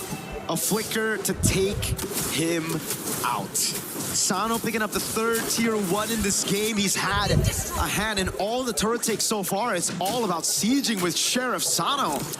Troll again just opening up for Sano to have such an easy way through these turrets. And again, it's Cuffin on the Valentina this time around, providing that peel as well. It's just so difficult now for IG. They have a combo, that AoE with the Throne of Ruin and the AOG. but there's just no damage. Sanji in the bottom lane, picking up his own turret as well. They're just taking turrets left and right. Orange buff stolen as well. Yeah.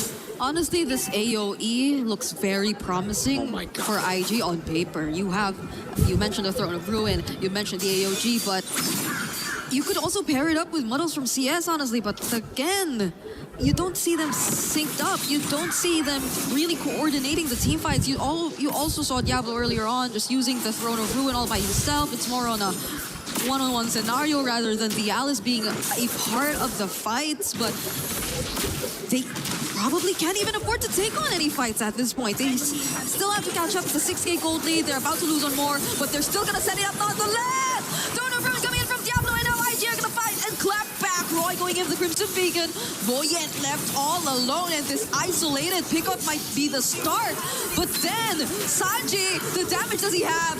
Was it enough? He did not expect this amount of pressure from IG2. That's 4 members he tried to take on all by himself. They got a shutdown and a kill on Boyet as well. And finally, the combo lands. Throne of Ruin into the AOG, into Kelvin with the AoE as well. And everything, when it lands perfectly, works out. The thing is, there's still a big problem. Falcons Mena, with all the lead that they've been able to get, it wasn't through kills. Yes, Sanji got shut down, but nobody else on this lineup has a bounty on them, right? So you look at the goal lead, it went from 7k to 5k. Usually it would be a massive turnaround, but this time it was different. It started off with that crazy Throne of Ruin with the AOG combo, but again, Falcons Mena were just out ahead. That's why Sanji and Boyet were able to buy enough time for the rest of the team to escape. Now Falcons Mena, they're definitely going to learn from that mistake, and they're definitely just going to play around the neutral objectives, and get this, they won't stick together as much. Yeah, I even feel like that engage from Sanji would have been a huge punish if only the lead was a bit smaller, but since Falcons Mena are this much ahead, I don't think it really hurt them that much. They still have the control. They are still the ones dictating the pace of the game, but now you have to acknowledge the fact that IG can still go for those plays. Corrosion Scythe and DHS. It was CS who got them the shutdown on Sanji earlier, so it really comes down to CS getting those item power spikes. We saw just how good Iman could be on the Melissa. This could be an Iman-ish game for CS, but the whole team's gonna have to play around him. And Kelvin right now, not in a good position, especially after missing those 2 dashes across the wall. I mean, honestly... Hey, Sanji. Oh? Hey, he went back. Okay, Kelvin's gonna spot him here. Crimson Beacon in, and now he is just gonna be bursted down, knocked up as well with the Lantern Flare, and he will just have to accept that. But I think Falcons Mena will make it worthwhile. They will have the Lord in their hands, and immediately after that, they find Diablo to bring him under the turret. Throne of Ruin just cast it alongside the flicker, but the AOG from Jay! Counter AOG from Cuffin with the IMU! And there is a Daytona's welcome possibly coming through. They're gonna catch Jay, they're gonna put him back, and now they will find more. It's Sano picking up kills after kills, but Cuffin dashing in. 2-man Terrify, and Falcons Mena finally disengage. It was a valiant attempt from IG. Again, though, they just get overconfident, I guess, with the lead that they got, man. They were able to get an initial pick down below. With Sanji down, they thought the 4v5 could work, but then Diablo just took too much of a beating. And he had to use a Throne of Ruin, miscoordinated by Jay. He thought it was gonna go in. The AOG went wide, and then Cuffin responded with an AOG by himself. Literally, Cuffin the IG boys. Okay, it's a concealed play already committed here by Team Falcons Mena. Diablo's still gonna go in, doesn't catch anyone! Oh no. But the AOG does catch 2. Sano, though, with a free hit, is gonna land a couple bullets onto Jay. And they now find 1. It's a trade, a 1-for-1 so far, but IG get to defend their base turret. They still got waves, though. That was only the first wave with the Lord. Now Roy's gonna have to defend. Sano, Sheriff Man, he's taking a lot of damage also. Oh, that's a flicker forced out. Falcons Mena are not gonna force this anymore. The fact that Diablo is still there too, and CS is just very active with the defense. It's probably not the best, but it's better. I feel like IG right now have better ways to rely on when they have, or they are forced to play defensive, or they're forced to just clear the waves. Would love to take a look at the items right now, man. Damage dealt. It's Cuffin and Sanji who are leading the pack, not even Sano. And no wonder. Sanji's just going full damage to Counter-Strike. Sea Halberd into the War Axe. All right, for the Valentina Coven, it's just a glowing one of Bloodwings. You wouldn't expect that guy to be doing the most damage, but now makes a lot of sense. If we got the Lightning Truncheon earlier, then my lord, these guys on IG would just be completely bursted down to the ground, man. Yeah. Also, Sano, 20 stacks in the Sky Piercer, I believe. Yep. On the way to a BOD, a Blade of Despair. This is just rough. When a 2,000 gold lead forms around your XP, you know it's kind of chopped. And you saw how the damage from Sano is really starting to pierce through. IG, Diablo, I think, is always the one who has to put himself up front, but even Diablo is just struggling to stand for any longer than maybe 2 or 3 shots from Sano at this point, considering the amount of damage that he's already accumulated, on top of the fact that his Sky Piercer already does have 20 stacks. So Falcon's meta, they barely have to change anything and adjust anything. It's just them having to take this step by step, because IG at this point, there's just too much that they have to get back from. CS is up top. This is very good for Falcon's meta. Melissa isn't really known to be mobile. And guess what? They didn't even deal with the slow push here, so he's gonna have to stay up there for a bit longer. Visible again, but the Lord gets reset by Falcon's meta. They want to play the long game here, so it's back to resetting the Lord, pushing up top with Sanji. IG somehow gonna look for a pick-off here, and I think the right way is grouping up for neutral objective or going for the pick-off onto Sanji. They're trying to do that right now. I mean, CS got it, but Sanji just walks away. What? The go away committed duel? Guys? I don't think there was a need for that to happen. Kelvin trying to help as well, and they might just successfully find the pick-up onto Sanji, because he did kind of get an off-angle punch right there. But that's in exchange of the Lord. So IG, they willingly walked into that. Yes, they did. To be fair, I really feel like at that point it was already very honest from IG. It looked like, okay, we're not gonna throw the ruin. Oh, this is honest too. Diablo going in, but the response with the tone is welcome, and now he's just back. And another AOG from Cuffin. The IMU working wonders together with the Fatal Links. It's a double kill now for Sano, and Boyan just finds one more. Kelvin, what can you do? Roy is just too low, and it's just IG scrambling to get back to their base. Brother, the AOG was used on Sanji up top. That was literally, it just happened. But they went in for the Throne of Ruin with no AOG under tier 1 and tier 2. Oh my god. Oh my god. We are starting to run out of words in this game. 15 minutes almost in, and it's just Falcon's meta still with this really big lead. Kelvin nearly getting caught there. Oh, Crypto Beacon from Roy. Now they're on to Sano. They'll find and shut down the gold laner of Falcon's meta. Falcon's meta capitalize on a mistake. IG says we can do it as well. Yet again, staying afloat with a pick-off on Sano. A shutdown as well. A way to cut down on those Sky Piercer stacks. Again, we see the set.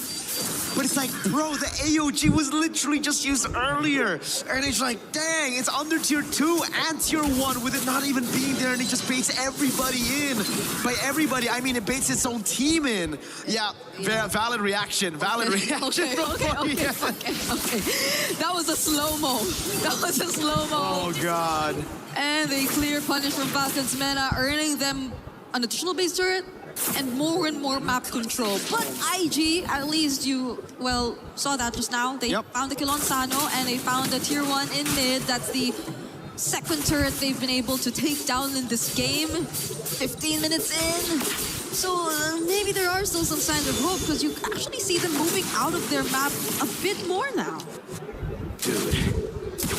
I'm just so impressed right now. Such an interesting game so far. Take a look at the equipment real quick. Wind of Nature can be built up by CS. Wind of Nature already for Sano.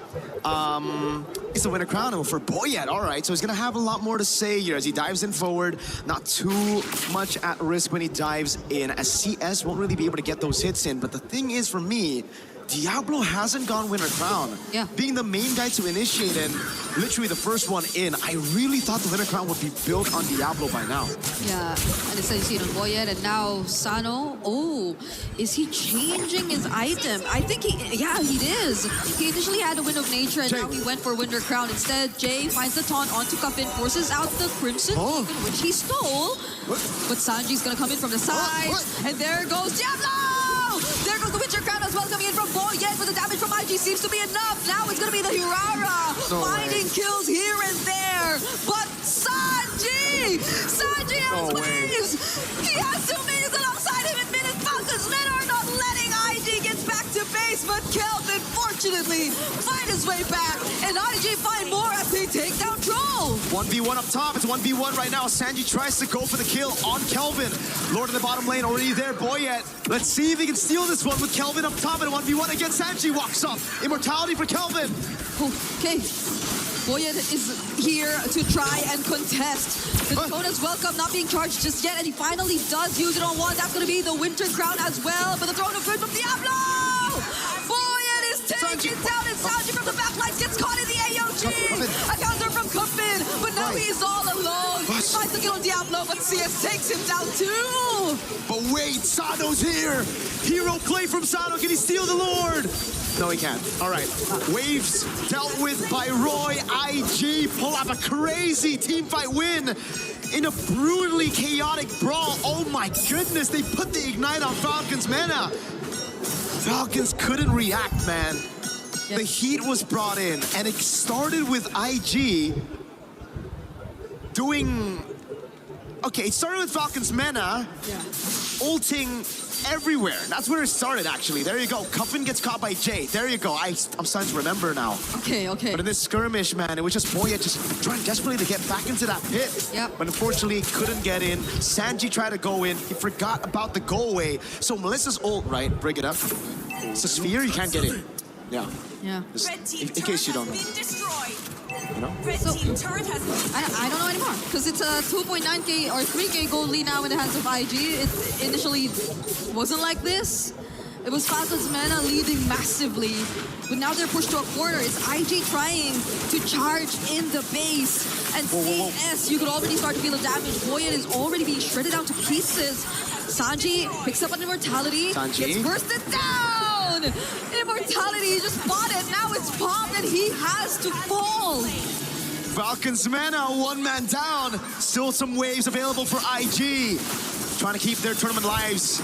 Still in Fatal Legs from Troll. Fatal's onto 2, popping Immortality for Jay. Jay gets still caught and trapped under the turret, and Sano finds another stack. But they're gonna lose another base turret too. Kelvin jumping in. Sano Ruin from Diablo, and the Crimson Beacon in from Roy. They're fighting it under the base, but IG somewhat out damaged. But they are not able to catch Sano. Sano is still able to deal damage. Kelvin dashing in, and they still have waves incoming. Wave down below as well. They're gonna go all in. It's Kelvin in the back row. It's going medium for Sano. Sano still survives. Sano finds the kill on Kelvin, but can he deal with the waves? He cannot. IG are bringing us to a game number 3. Ignite Gaming refuses to be eliminated in game number 2. It's a fight we're seeing on stage here for our final series of the day. What a fantastic comeback that was. Raw, micro, and macro. Punish after punish. Bridaga, I've never seen anything better than that. I don't know anymore. I feel like I'm gonna jumble your name too anytime soon. It's Marco. Marco. How did it end up like this? It was maybe 15 minutes of Falcons mana in control, and then the last 4 minutes were just suddenly over to IG. Oh my god, though. Diablo with the sets on the Throne of Ruins, you know. He was so good at getting Throne of Ruins, he even went on it while the AOG was down once, right? So, hey, you're on the right path. That got you the win. Diablo finding the angle to get in there. And man, Kelvin always catching Sanji, really pulling out that revenge story. 0-3-0. It was Sanji with a 3-0, and everything turned around as Sanji constantly pushed in top, not respecting IG's flank potential. I know it's a Gatatacha and Melissa. I know you shouldn't be caught, this is the moment by the way, by that combo. But the fact that you did is like now, is it more of a good flank or is it more on like Sanji not respecting him, right? I don't know, maybe something just clicked from IG, you know, mid-game, they suddenly sync up, and I'd say we saw it happen a couple times. There were engages which were immediately followed up by Roy specifically. I'm shout out Roy because it was a flawless Crimson Beacon 2 into whatever setup was eventually later on, but I think the panel has a lot more to say about this, you know? Hey, I don't want to say anything else about this game. Throw it to the panel. It's been Tulai and Marco. Who would have thought? Just the correction really put them on the name game there. I like it. We're playing their own little moment. I mean, that was a fun game to watch, and I think when we look back at it, we'll say that there were 3 moments that it could have gone differently, and maybe even earlier for Ignite. But they needed to learn their lesson. And finally, at that Lord fight, Renmar, they found a way to deal with Sanji enough to delay and actually prioritize taking the Lord, and that ultimately snowballed into winning that game. Yeah, and they found Sano. It was Diablo. It was the guy that we were looking for to step up. Yeah. Well, not really step up, but finally make his presence felt. Got the wish of getting Diablo on something that's big impact, and he delivered the biggest impact for Ignite Gaming. Yeah, I think Diablo, along with the big AOG finally being able to connect. You know, there was just a lot of miscommunications throughout that game. And once Ignite was finally able to actually combo up and play as a team, not just man for man, you know, sometimes you got to switch up the formation. And they were able to do that and actually succeed in getting a win, forcing this to game 3. Yeah, it was great. And this is what you want to see in a final series of the day where one team goes home. Now it's all a best of 1. Renmar, I mean, I know you have some stuff for us, but looking at these stats as well before we jump into the Telestrator, you asked for Diablo to show up, 120,000 damage taken, 37,000 damage dealt. He was involved in both sides and made a big difference. Yeah, I think the biggest numbers I want to look at here is the difference in damage dealt between the 2 gold laners, 13,000 more for CS and the Melissa, which is why we had that feeling for the Falcons meta draft where with how they closed it out, yes, we saw how well it went for them in the early game, but then that worry of, okay, what happens if the Melissa is free and the Melissa can damage? Is the Valentina and the Clint gonna be enough? Answer was no. I mean, all that really matters is the last fight, right? And as long as you can hang on long enough, it takes that one big team wipeout. And they had nothing. They had almost no inhibitors left. They were down to the wire and were able to just kind of hang on. And whether that is them making the right move or Falcon Mena making some of the wrong moves, either way it happened in the end. And though the way they got there might have been a little sloppy at times, Falcons Mena also has some things they need to look at coming into this last game. That was a heck of a slow-mo. Yeah, to see from heck of a slow-mo. Go tongue out, going crazy, and then immediately cutting to his teammates at the moment of defeat. That hurts.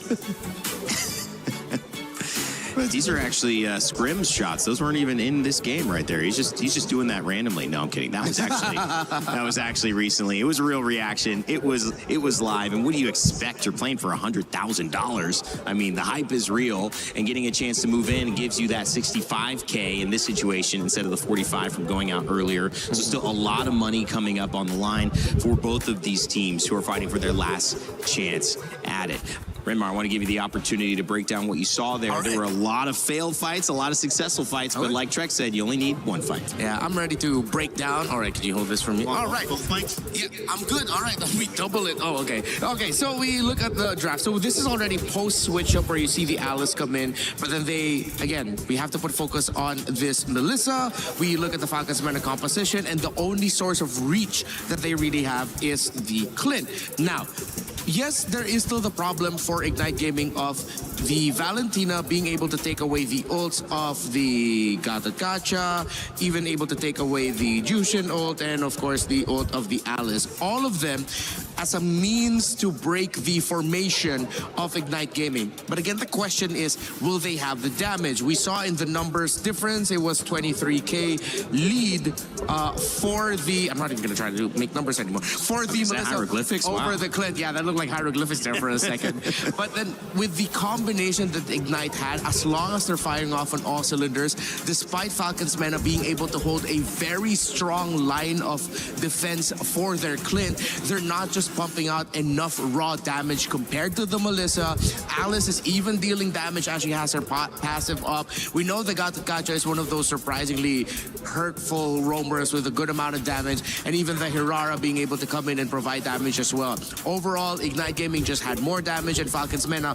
When the Clint was taken out of the equation, no one in this remaining 4 can deal with a full 5 that Ignite has. It was way too Clint dependent for Falcons Mena. And that burst, I mean, it does scale late game. And so they had the early game handle. Yeah. And Baratza's, I mean, dominant. Like he was a high level, maybe 15 when there was 11, 12s roaming around on the side of Ignite Gaming.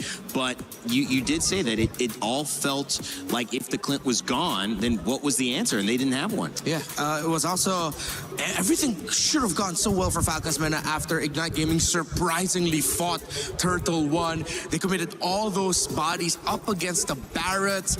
I think they were a little bit too egotistical and thinking that they could get the turtle, but even if they got the turtle, they still would have gotten taken down. But maybe a little bit of ego is what they needed. It is a little bit of ego that allowed them to get that surprise jump play onto Sano and Sanji and then turning it around. So, hey, Ignite, they have the ego, they have the confidence, and they force game number 3. I mean, how about that 1v1 down at the base? Sanji's trying to take it all tracks. We're watching that together. We're thinking this could be it. But it's the delay that leads to the lore, that leads to things turning around for Ignite Gaming. What was going on through your mind watching that? It was a very all or nothing play, right? And a lot of time that is what you want to go for. But the fact that they couldn't delay Kelvin. Yeah. So that means he can get back. If they were able to delay Kelvin, easy, good win. But once they're not able to delay him, at that point, I think as the Paquito, you gotta back off. Because once that keeps on going, it gives the rest of the team the time to get the wipe on the rest of Falcons Mena. And once that happens, they're able to just drive that win home. So it's a lot on the line. It's a lot of plays that I think both teams made throughout that game that maybe didn't have to be made. When you look at a game like that, you think maybe scrappy, you think, I mean, I'm going back to some of the World Cup final moments, especially for Spain and Argentina, and you say, there was almost not a shot on goal for Argentina in 90 minutes. Spain had a ton of shots, but everything was like that last bit of effort, that just final touch to try to make something happen. It feels like when you're in an elimination game or a game of high stakes, you know, some of the regular plans and composure goes out the window, and everyone's just like really trying to almost will themselves into a victory. Some of those team fights felt that way, Redmar. Yeah, I think also the Trex may have willed this into existence. You're the only man who saw 3 games for the final series, and you called it right on the money, bro. I know everybody loves me for that one, right? Yeah. I'm here for the excitement, the fans man. do. Come on. I came halfway across the world to watch some MLBB. Hey. And that's what we're getting. More MLBB. Hey, MSC at EWC 26. Wait Come till on the best now. of 5s. Oh my goodness. That's really going to be fun. Well, what would be crazy is seeing reverse sweeps, because in that situation, you're thinking 2-0, maybe 2-1, and we somehow go to that 5th game. Wow, that is going to be exciting. As we get into our knockout stages, those quarterfinals are going to end up being best of 5s, the semifinals as well, and a best of 7 will be our grand final. So if you think this best of 3 is fun, exciting, matchups, chess match, it's only going to get more intense, more complicated, more advanced, and maybe more impressive from both teams here. Looking at the story of these two, though, as we get to see which map we're going to be heading into, if it's going to be Clouds, we expect a lot of fights. I don't care. We're going to get Dangerous Grass. Dangerous Grass. But it seems like this is going to be a much more happier win for Ignite, in the sense that people already counted us out. We didn't really get to show off as much.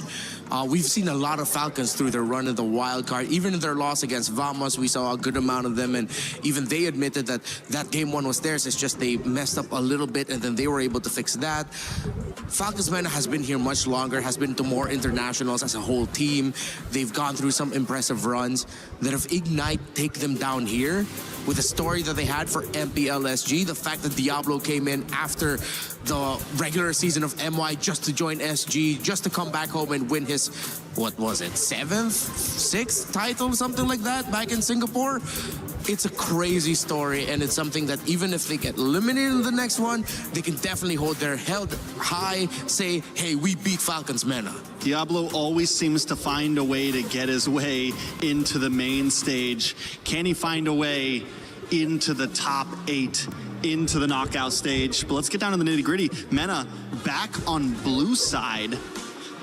Yep. And back to that Ling and Herrera band. How does the other, this time Nakai and Marcel from the opposing? Oh, this might work out well for Ignite because, again, they won that game 2 on the blue side. Now they're back on the red side game 3. They had more time to think about the approach of Falcons Mena. Exactly. Game number 1. The Freya band as well, the Akai, it ended up being something that caught Ignite Gaming by surprise. And maybe not by surprise, but they just couldn't deal with it in game 1. That ended up helping them out too much after seeing the Herrera Ling ban, which is not common. We're seeing those usually let through, maybe one of them banned. Going deeper into the assassin pool, Falcons Mena have kind of changed things up at the end of the day and said, nope, we're not going to see him, we're not going to play him, we're not going to use him. Let's see what else you got. So do you get rid of the Eudora here? That's a good question. What happens if you don't? I mean, if you don't, then you have something that could threaten the assassin that you possibly might want to pick if you want to go for the Fanny. We know that Falcons Mena so far just shows that they don't want to play assassins. That is the point blank and period, but they're going to target even more. Goodbye, Barats. I think that's smart. It's true. It's true, because now for utility jungle, you have what? Fredrin, Basha.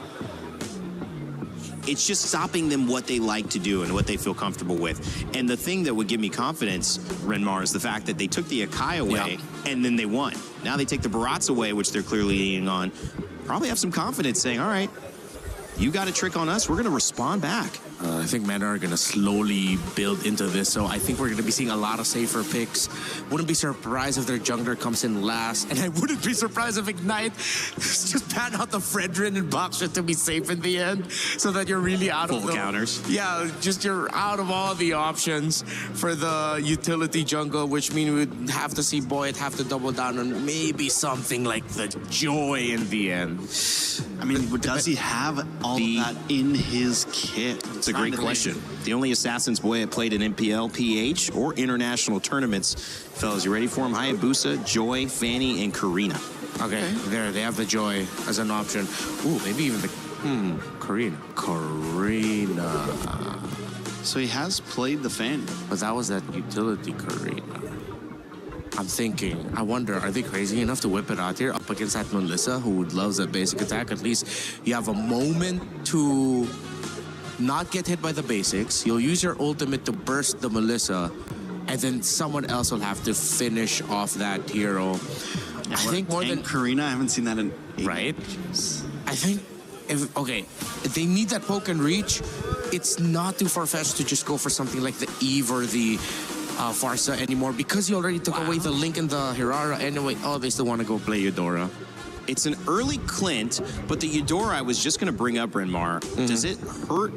I mean, you Valentina against it, but does it hurt her impact if you're going kind of anti-assassin with the Ling and the Herrera band? Isn't that what Eudora's there for, or are they still worried about something that could surprise them? I think they are still really worried about another assassin to pop up here. I mean, the Nolan is still up on the board, but with the Atlas, and there might be another deterrent in the EXP lane. Maybe they just wanted to play it safe. But again, we saw how difficult it is for a lineup with a Eudora to go up against a lineup with a Melissa, and then they pair it up with an Atlas. So Ignite are really just doubling down on what has been the hero of the past 2 days. In the Melissa, it's going to have a lot of protection. And not going to get stolen from the Valentina, which Alice was getting that ultimate stolen in the original matchup. Yeah, now Valentina's comfortable. She gets a nice Fatal Links of her own. So Ignite Gaming so far in this draft, it looks good. It feels comfortable. They're not having to go too far outside of their own range. Second band's coming in. Will you have called it right, Renmar? The Guinevere, so something similar. Another, I mean, definitely could have been a jungle option. We've been seeing more roam Guinevere lately, but this definitely viable in the jungle position. I think they just have to accept that maybe they'll end up with something like a Uranus in the EXP here for Team Falcons Mena, and then they close it out with a Joy, just get that damage.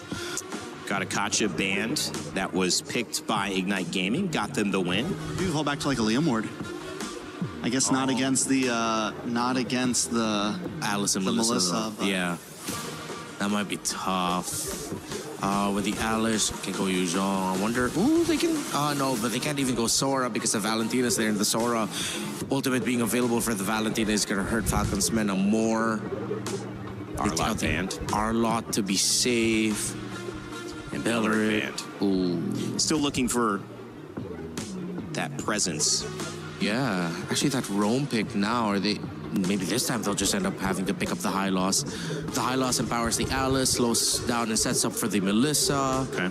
Theoretically should be safe. You have Revitalize for it. You don't want to go pick off. You're not going to play a Kalea here. Kalea's pretty much snuffed out by the Atlas. I wouldn't mind the high loss. Okay, we've seen it before. Yeah. Trex. Alice can definitely work. You already have a big ult. They go for the Grok instead, so even more aggressiveness on their side. You pair that up with the possible Fatal Links. I mean, they have big... We saw the possibilities of them wanting the big Wombo combos. They still have that. We're talking Throne of Ruin, Tech Charge, Fatal Links, every bit of crowd control that you could want. And this would make playing something a lot like the Fredrin or the Boxer difficult.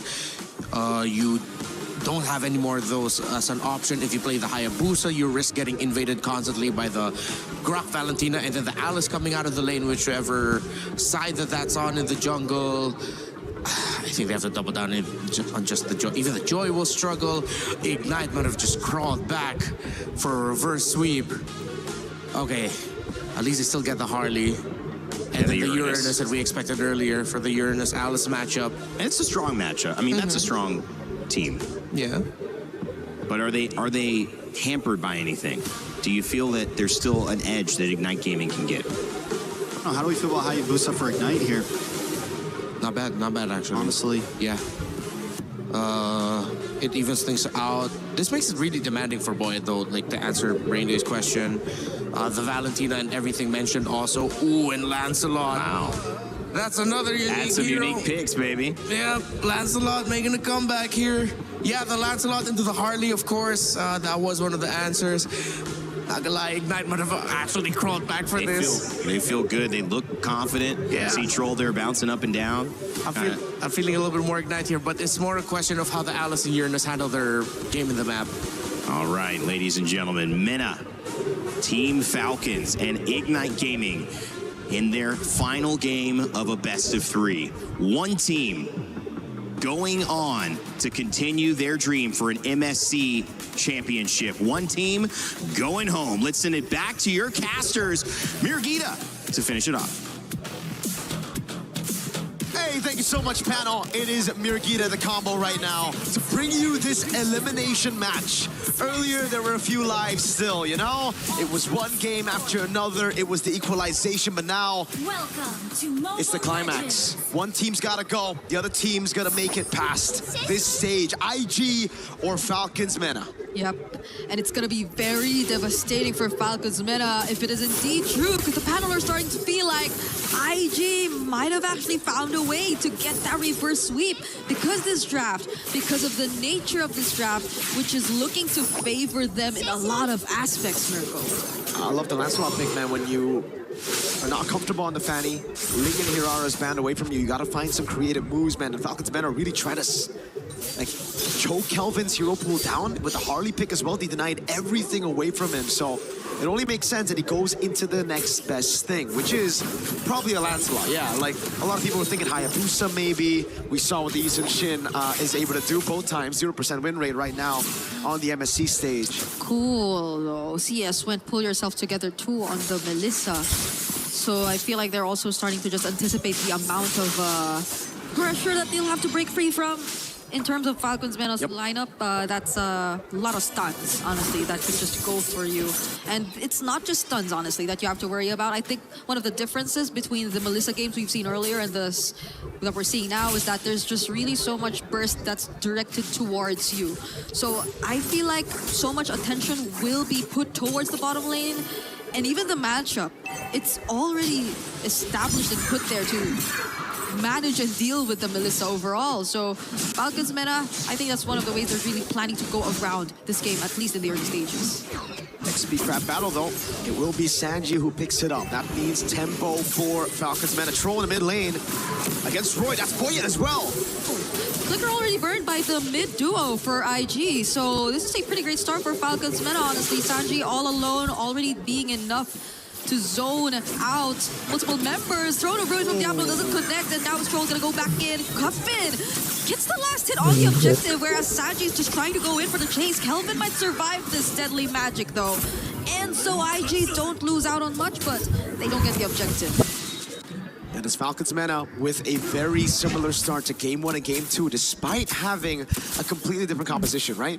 Game 1, Game 2 was all about the objectives with the utility jungles, Barats and Akai respectively. Now with the Harley, it's still control over it. The team just knows they got that muscle memory on how to play the first neutral objective. Sanji with the instant prio after securing XP Crab. Boyet though on the Harley. Something we did get to see in the wildcard as well, now really abusing the fact that he can actually walk up and invade, unlike on the Akai. Ooh, he gets trapped here, but will use the deadly magic on Diablo. Doesn't want to stay there and just fall down without getting anything, and now the bad execution!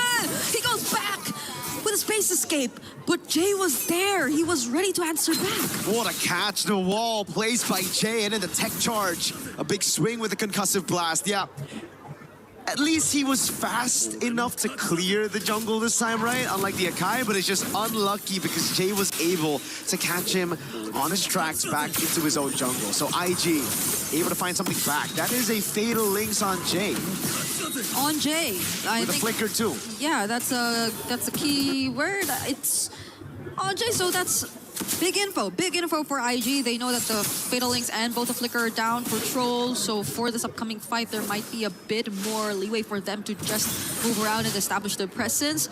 And again, they're all in Lancelot too, so I feel like they should be a bit more confident in terms of just picking up these objectives and fighting for it. But let's see how it goes with Falcons meta at this point. Despite what happened just now, I feel like they will be getting the Fatal Link soon too. And they pretty much set up for this. Look at just how Sanji has been cutting the waves in the base of IG. Classic Sanji. He was trying to do this on the Paquito, but he got punished for it now on the Uranus. Perfect time to do it. Sano, though, waiting in the bush on the clit. Yeah, Troll was just walking through everyone, and it's not looking good. IG are just really going to take this objective. Tech charge doesn't connect onto anyone. There goes the Throne of Ruin, but now they find three. But the counter setup from Roy all over again. But the damage, it seems to be working out for Team Falcons meta. Boyet, as well as Sano, seem a bit too reliable as CS is the next target. It's a double kill for Sanji. Big win for Falcons meta. For the first time, it's IG were actually able to get the neutral objective, but Falcons meta take the fight. They even take the orange. No, Kelvin's still able to secure it, but Sanji's going to walk down on him. Yeah, and it's very fast conversion. They don't want to waste time. Now they finally will take that tier 1 in mid, and even that tier 1 down bottom. Kelvin is not having a great time, though. He is not really taking his very own jungle caps. And it's the same story in the early game. Falcons meta are just a better team at converting on objectives and playing around these team fights early. It's just somehow in that game number 2, they completely forgot about their win conditions and they played around IG's win con of just sticking together, which is something that IG can still do right now with the Alice and the Grok. But it's something that Falcons meta will definitely be eyeing out for this time around, right? Yep. Fool me once. Wait, hold on, Troll. Okay, gonna spot out CS, forcing out to go away. The ultimate already casted 2 for Cuffin, but do they use the Fatal Links? No, it's actually IG using it first, and there goes the counter. Oh my but God. CS, he's just stealing the free hits. They're actually able to find Cuffin in the process, and it's just the mid lanes traded out. It's a 1-for-1 that's actually...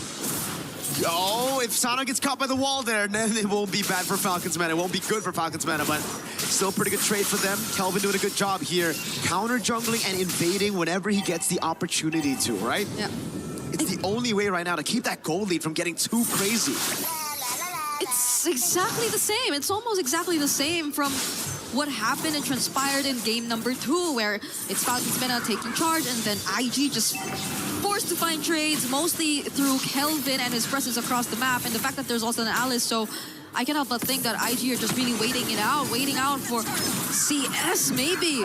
Troll? But Troll decides to go in. That's 2 tanky members standing in front of him. They're not gonna go for the setup just yet, but yeah, if there's anything I really want to see change for IG, and if they're waiting for that timers, hopefully CS doesn't really panic click on buttons. I think we saw it a couple times even in game number 2, and even just now the go away being forced out quite early.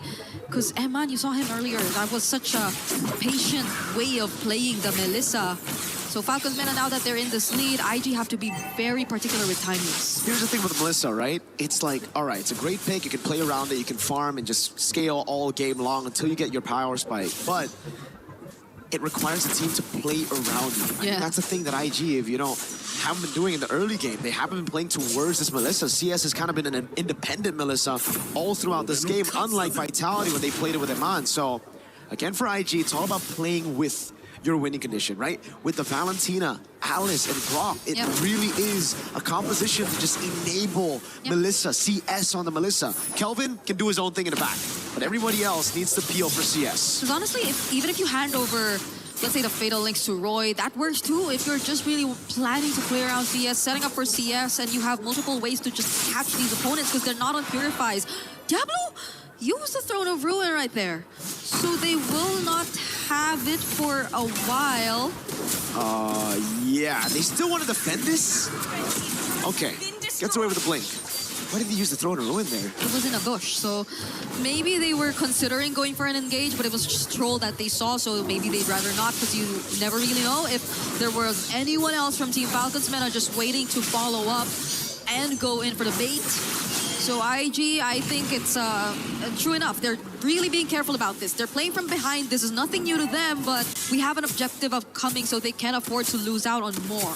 And look at the way Falcons Mena this time have been able to manage the wave up top, far lane control, as they play this Lord Dance. And this time, Sanji won't be making the same mistakes as that game number 2. He won't overstay in that side lane to get picked off. He's on a Uranus as well, has a flicker. So if he gets picked off now, that's on him. Yeah. He is just going to stick with the team. He is going to go for the zone, and they have enough info on where IG currently are, but it's Jay and Diablo waiting for a potential entrance? Looking for an angle. That's a 3-level lead between Sanji and Diablo. Sanji's been cutting these waves, and Diablo hasn't really been farming up. That wave up top is still looking good for Falcons Mena. I think there's too much pressure on Diablo to set things up for his team. It's almost as if he barely could split up his attention between farming and just finding the right entries. But speaking of entries, it's actually Falcons Mena who go in first. CS doesn't get caught though. Jay already looking very, very low. Sano with a reposition, actually popping the immortality. Now they lose one. Jay is down for IG. They lose one of their engages. And now it's up to Sanji to actually just, Diablo. Oh, Diablo goes right in. Even after they just lost a member, they find Coven in the process. I think that's going to be a trade they will settle for. And now CS looking at a target for Sanji. Kelvin trying to hold the objective, but IG are low. Seal. They don't have full HP. Now it's Joe just going to go for the charge, and it's Diablo looking like the next target. Sano picks up the kill. And Falcons have this Lord all to themselves. All that time used by Falcons Mena to bait IG into the skirmish while the wave was pushing up top. That's a free tier 2 as Kelvin desperately tries to go in. Fatal Links. Gets caught. Thorn Rose tries to immune himself. And the Phantom Execution Retry steals away the objective from Falcons Mena in exchange of Jay. Ignite Gaming has to get Kelvin. Book him a chiropractor session, man, because Kelvin's been winning these retries. He's been constantly carrying this team on their back, on his back, even yesterday in the loss. What a steal again to save the game, to delay it even further. Even last game on the Hirara, you know, a real, oh God, yeah. Valid crash out of the back rooms there for Falcons Mena. Yep. But Kelvin, even earlier in game number 2 on the Hirara, constantly farming, invading the jungle, keeping that goal lead from getting too crazy. Now he has a path to get that lead on Falcons Mena. He's the only member on the team who's ahead. He's ahead of Boyet, and Boyet, by the way, used the Retribution earlier too. It was just much more accurate for Kelvin in that particular instance, which gave them at least a bit more room to breathe, and not Falcons Mena just knocking on their base or potentially taking out some holy shields and base turrets here and there. So they're keeping it close, but this is still a very significant lead in the hands of Falcons Mena in all lanes specifically. And on top of the fact that, again, Diablo, he's still on a level gap against Sanji. So you see how IG are just forced to play together, and Falcons, I feel, are taking advantage of that. You see it in the way they're starting to manage the waves a bit more. So for IG, it's about clearing. Last time I saw Lancelot and the Melissa on the same team, it don't matter how many lords you get, they'll still be able to come back somehow with hero plays. And so far, we've been seeing exactly that. CS managing the waves, Kelvin making those hero plays happen for the team. And Falcons Mena desperately looking for the closeout. How do we get to that point? Earlier, it felt like there were a couple times they forced it too, so they probably learned from that. They don't want to risk it too much against this composition from IG, where you could just expect multiple layers of counter engage to come in.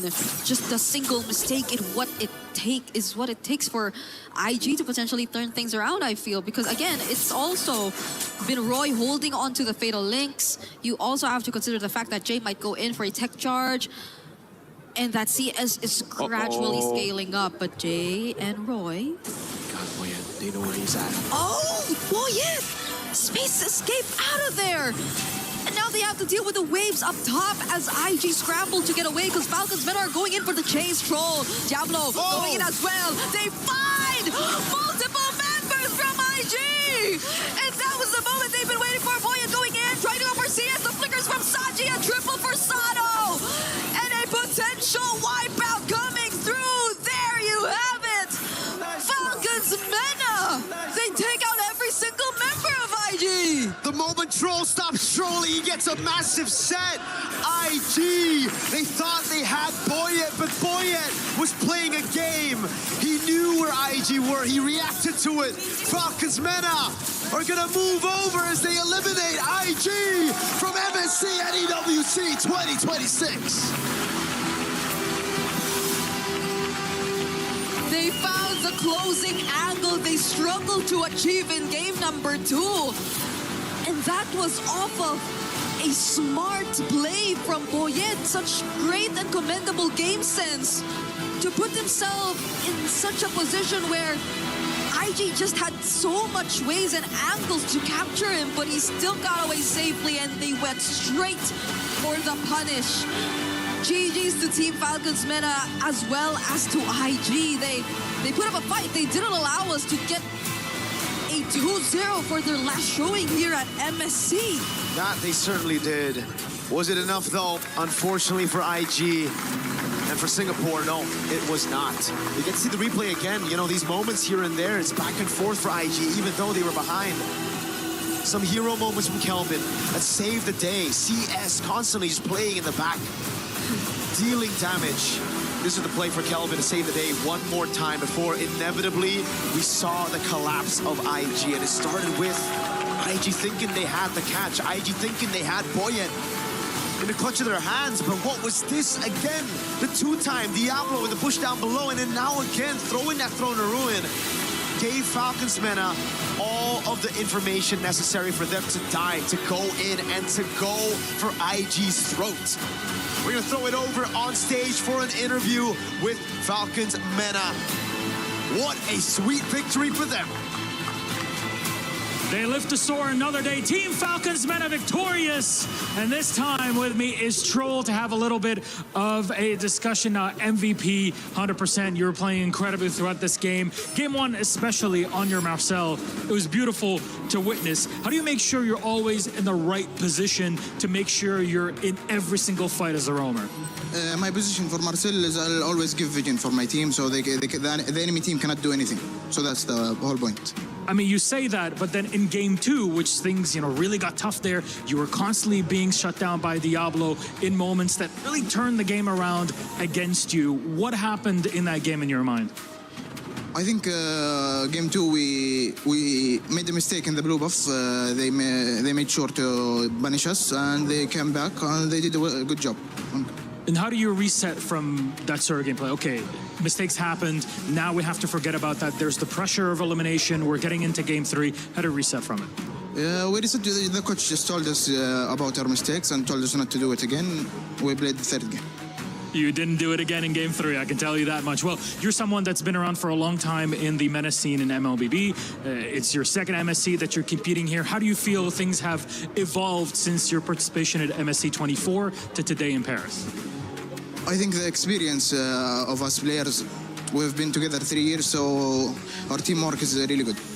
It definitely showed here today, even under pressure. That isn't. You're someone who's been kind of balancing competition and studies at the same time. How do you manage to do that when you're now hitting these big stages and you have a lot more to worry about also at home? Well, now I don't have anything to worry about because it's summer break. But when it's time for school, I'll just study and play. I've been doing it a lot, so it's okay. It's just part of the competition. Thank you very much, Troll. Congratulations to you and Team Falcons. MENA, gentlemen, come over here. Habibis, it is time then to crush our second and final key of the day. Did you guys decide who's going to crush the key? Or is it just going to be you, Troll? I don't know. Who wants to crush the key? You know what? Let's just decide it in the moment. Come on over, gentlemen. This is it, our second elimination of MSC at EWC 2026. It's huge. Yes, I know. Join on in. It's time for you to crush the hopes and dreams of Ignite Gaming on the other side. Their key is already in place. The instructions are ready. You can go ahead and push it in and just watch it. Keep pushing it.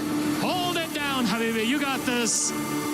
They've done it in the game. They're doing it again on the Crusher at EWC. Oh! Ignite Gaming set ablaze by the Falcons.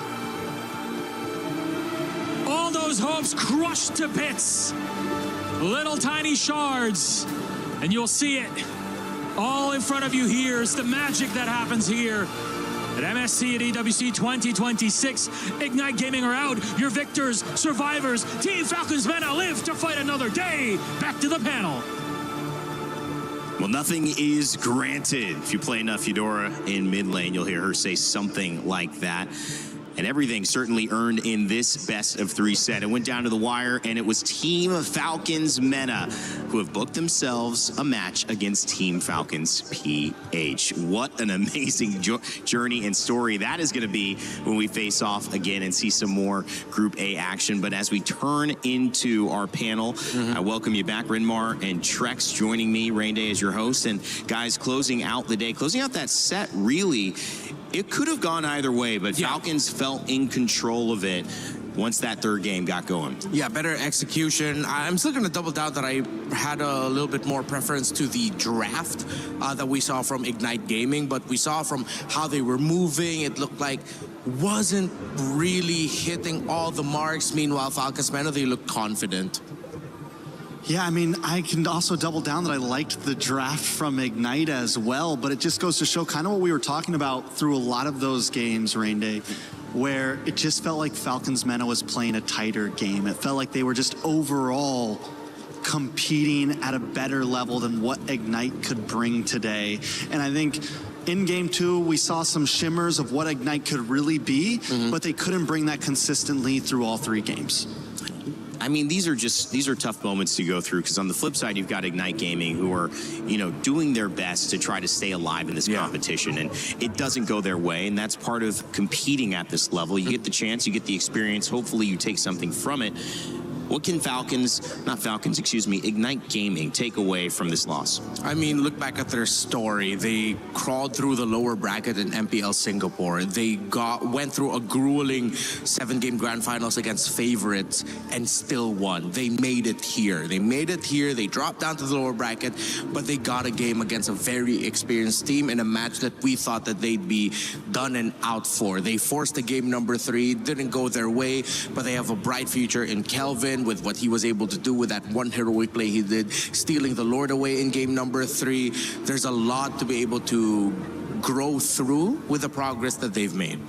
And when you look at Falcons Meta, isn't this a little bit more of just the same story? Finding their way through the wild card, facing elimination if they do not get the job done. But at the very end, at the last moment, crossing the finish line. It's another one. And now they get to go against their kind of organizational companions in Team Falcons PH, who many people didn't expect to be in the bottom side of the bracket, but are. Can that run continue?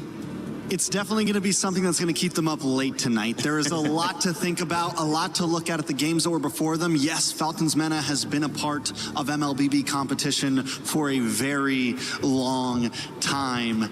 And if they want to break through tomorrow, it is probably one of the biggest mountains they will have to climb. One of the most important games they are going to have to play, not just today, but they have ever seen. Well, this has been a series of upsets as we take a look at the post-match stats from Game 3, one of our only sets to go. Our only set to go 3 games here today, and mostly throughout the tournament. It's been pretty quick. Renmar, what do we take away from these? Yeah, we were looking at the end of the draft, 2 heroes that could be the X factor, the Uranus and the Alice, how it's going to be played and how they're going to get their impact felt. The most damage dealt by Falcons Mena is the Uranus at 42,600. Yeah, wow. That is 6,000 more than the Clint, which is supposed to be like the main carrying source of damage. Almost, well, not double, but even way more than the Eudora and a lot more than the Harley. So Sanji was definitely the anchor for the draft for game number 3 for Falcons Mena. How did you feel the jungle matchup went with Boyette and Kelvin? Boyette on the Harley this time around. Did we see some comfort from him? Do you think there's more to see? Well, if we remember in the previous meta, something that Falcon Mena is trying to bring us back to, Harley was a monster, was just completely dominant in so many ways, and I think it's something that maybe IG forgot a little bit about. Yes, the Lancelot can do well in it, but when you have everyone else on the team playing so well, when Sanji's able to just harass consistently in your jungle, in your face, it makes that Lancelot's clear time even slower, and Harley was just able to capitalize on that and have a great game. Before we head into tomorrow, seeing these shots of Troll walking ahead, Team Falcons Meta giving Kelvin the dap, and the fans, they've been amazing here at MSC. Paris has been a delight. That key being crushed, representing your hopes, your dreams at EWC across all the games, not just for your championship hopes here, but also your championship hopes for the club championship as well, which Team Falcons have won back-to-back. They got to be happy as an organization, sending 2 teams now to qualify and have a chance to continue that pursuit here in the knockout stages. Oh yeah, for sure. I'm pretty sure the happiest out of everyone here right now, if I'm not mistaken, would be Team Vitality. I know, look at that. Yeah, they're looking really good. And they're not sweating yet. Yeah, not sweating at all. Their understanding of the meta seems to be a step ahead of everyone else. We haven't seen them go down the more cheesier routes, but then the fact that they can bring in the Vexana in mid, they've won a series solely through building around the Melissa. That's great. You know, I love kind of, I started in MOBAs and, you know, a game called Smite. And one of my favorite things about learning new MOBAs and diving in and seeing these communities is it's kind of the same thing over and over again, where when you develop a meta, you're really looking at a chessboard, but you don't know the quality of the pieces yet. You don't know what's the knight. You don't know what's the rook. You don't know what's the queen. And you're constantly figuring out what's the king, what's the one thing I need to protect, and what's my one win condition. And as metas change, they continue to change. I'll start with you, Trex, and if you want to add on to this, Renmar, what have we seen develop with the pieces on the MLBB chessboard after day 3 going into now day 4?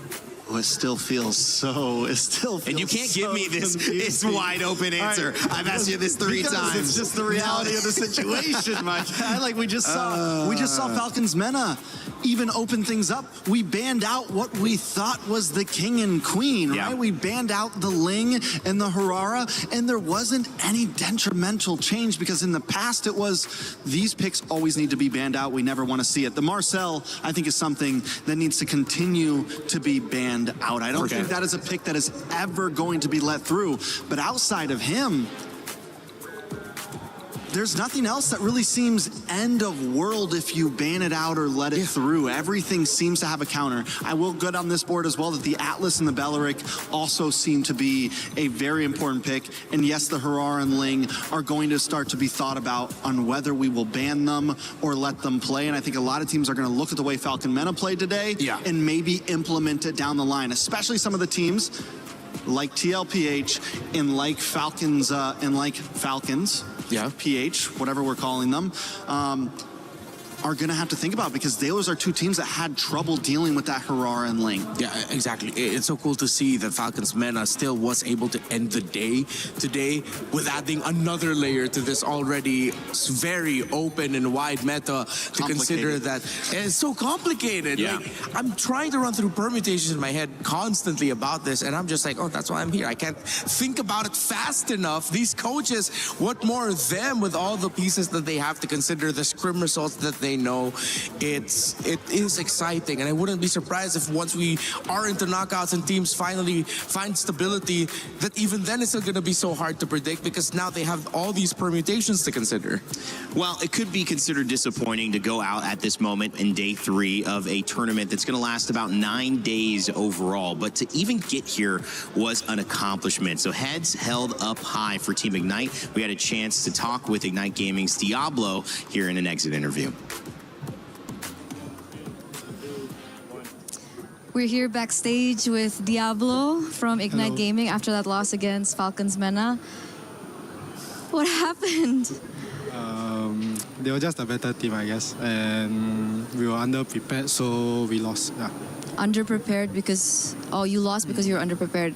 I think as a team as a whole, we weren't prepared enough to face them, because we kind of knew they were pulling out the tank junglers, but I think our strats are not good enough. Okay, so I think we're referring to game number 1. Yeah. Right, game number 1 was the Akai jungle like a surprise pick for you? Honestly, it's expected, but I feel like we didn't prepare much going into Akai jungle, because we don't have much counter strats. I think we could have come out with something. Yeah. So, I mean, the casters from your loss yesterday to what happened today, they were wondering, where is Diablo? What happened to Diablo? Was that just a part of the strategy, or what happened there?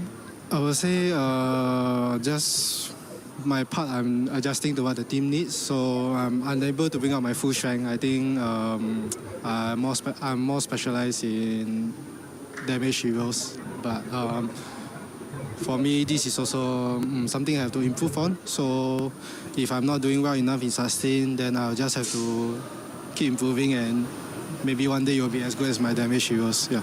Yeah, we remember. We remember for sure. Yeah. I mean, game 2, game 3, you were on the Alice. It seemed like you had a little bit more to say in that game. But come game 3, what do you think went wrong? I think we were too hasty in our decision making. The game was going not too bad at the start, but a couple of wrong engages made us lose. I think we could have just played it slow and wait for good timing, just like game 2. Yeah. Is everyone okay though? Did everyone? I'm not sure. I haven't seen their faces. Oh, okay. So you went off stage. You're here now. Yeah, I'm here now. Well, it looks like the Singaporean fans are obviously still supporting you. Do you have anything to say to them as your final words here at EWC? Just sorry. Very disappointing result. I think throughout this year, it's quite disappointing. I think as a whole, Singapore has improved, and sorry I couldn't bring the performance up. But if there's ever we make it back into the main stage, I hope you guys continue watching, and maybe one day I will be back. Like my form will be back. For now, sorry for disappointing you guys, and sorry you can't see the Diablo that you want to see. Yeah. We'll wait. And we are all waiting. All right. Thank you, Diablo. Thank you, Ignite Gaming, for all your hard work. We're going to throw it over back to you guys. The world will wait. Diablo great final words, great humility there, and trust me, you will have your fans ready to support the next time you get a chance on this stage or a future M Series stage. Guangzhou Gaming in this schedule take the win over True Rippers. They will play tomorrow, and it's Team Vamos who win a 2-0 over Team Spirit, booking their spot into the knockout stages. Team Vitality also did the same, taking down Team Falcons PH, sending them into a knockout game, which means they could go home, but they're going to be facing off against another Team Falcons and Team Falcons Meta, which means the Falcons will be flying into another match. It just depends which one. As you take a look at this, it means that when Team Vitality and Team Vamos book those tickets, there's still more to do as Guangzhou Gaming, Team Spirit, Team Falcons PH, Team Falcons Meta want to find themselves in the other 2 spots. 4 teams fighting for 2 more spots, and that's just Group A. Tomorrow, Group B takes the stage. And that leads us to some big games, gentlemen. GK Esports,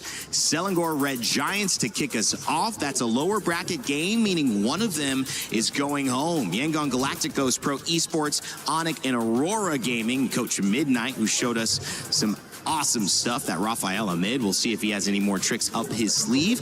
We'll close out the middle of our day, and to end it all, it's Entity 7 versus Team Liquid. Another lower bracket game that will send a team home if they can't get the job done. Yeah, based off of what we saw from their previous matches, it seems like the first match for GK and for Entity 7, they're going to be the ones I think perceived by a lot of us as climbing an uphill battle. Yeah. But those middle set of matches, those look really exciting.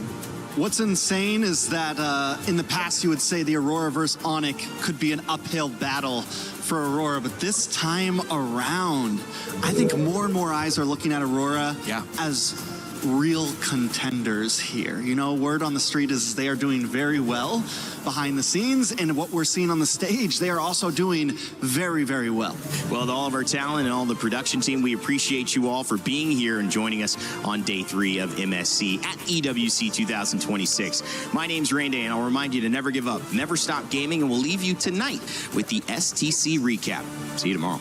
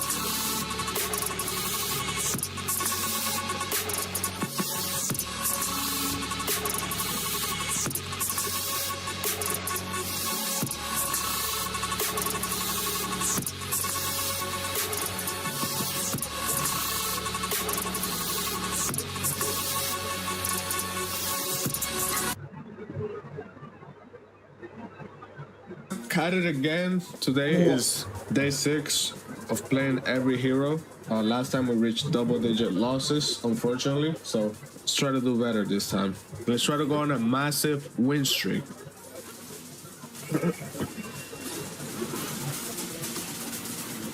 Yo, guys, there's a fuckfest in my jungle, bro. Hello. How do they get away with that? Oh, I canceled the revival. Come on, come on, come on, come on. All right. Do I have... Yep. I have to waste retro just to kill her, bro. No, I have no retro, bro.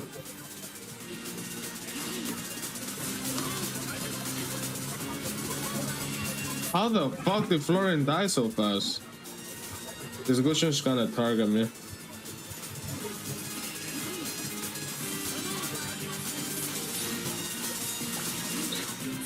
I give up, bro. I'm about to quit, bro. I can't do this. Like, I can never have like a normal fucking game. I can never have a normal game. Every time I record this dog shit ass series, there's never a normal fucking game, bro. My God.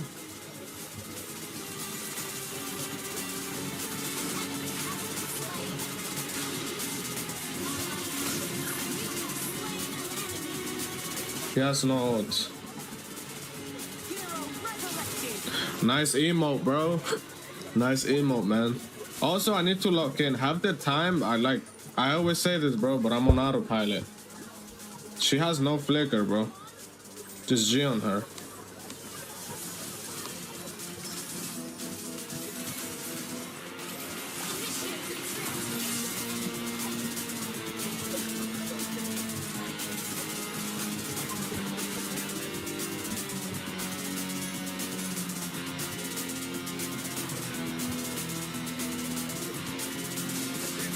Reset, bro. We died 3 times. Need a mental reset. Cool. My Florian got 2-shotted again. So what's gonna happen is, if I go to turtle, I'm just gonna literally die. So I'm gonna take his red.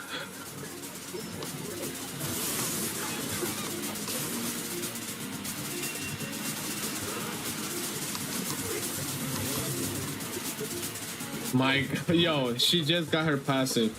You're joking, right? Please don't tell me I'm dead. I'm dead. Yo, Florian, do you know? Oh, ult's in cooldown. Okay. Oh, cool. Nice landing.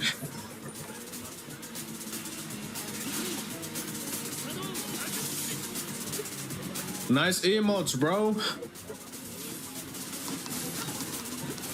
So what's gonna happen is Gushong is gonna come here, try to kill me, and we're gonna punish him for it. Right? I'm dead.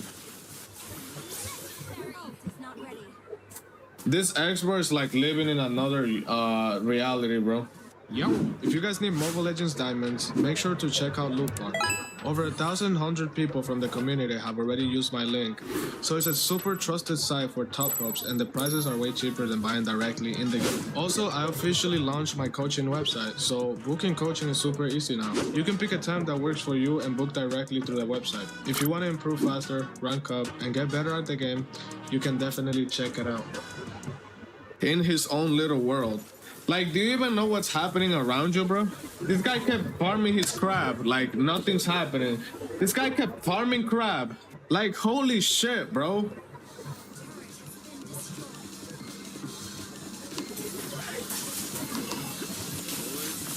Like, how are you human? Like, how?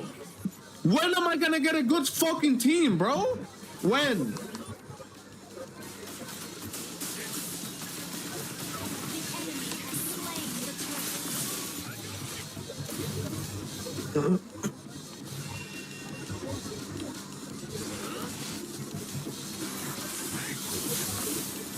How is he alive, bro?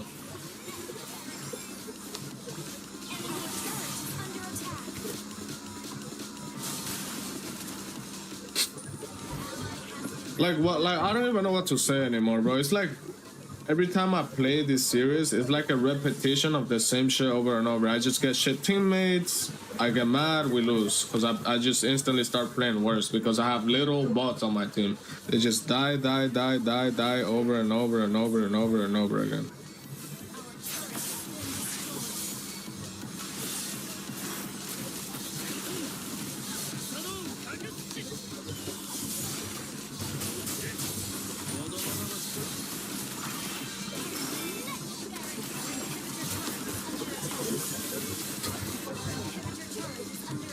Who the fuck is surrendering?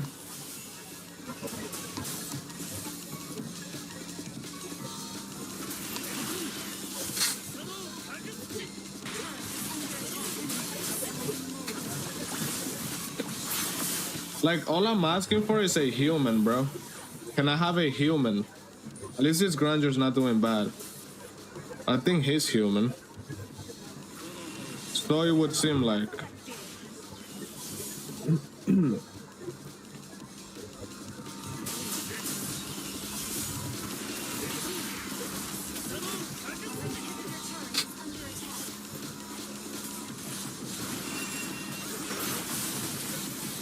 No way. Good job. Hero resurrected. Wait for it. My button's bugged. What the fuck? My button's literally bugged. Alright. Do you guys notice that?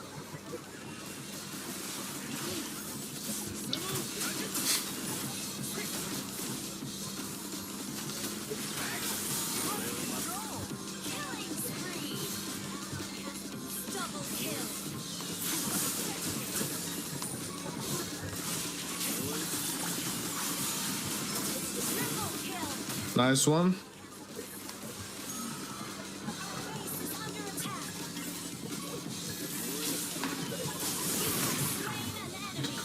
Not bad, kids, not bad.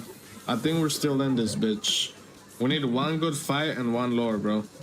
Who's gonna vision, bro? Like, I kinda have to vision. I can't go into that. I'll literally just die. Yo, Xborg, what do you do, bro? Xborg, genuinely, what do you do? Like, what do you do, bro?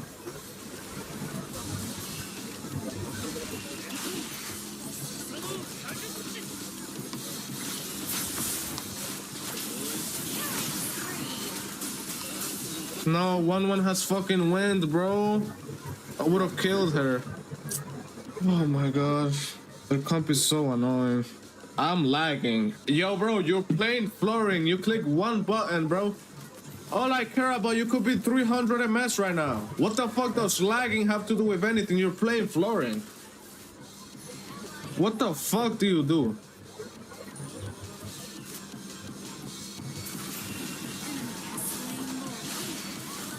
Cool. So it would seem like we just lost Xborg. Genuinely, bro, what do you do? Is it just over? 3-12, 2-10. Like, what is this, bro?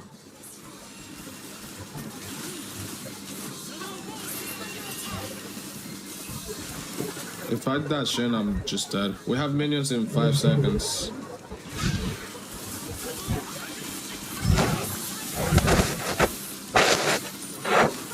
We lost. It's over. What are, like, how, what, yo.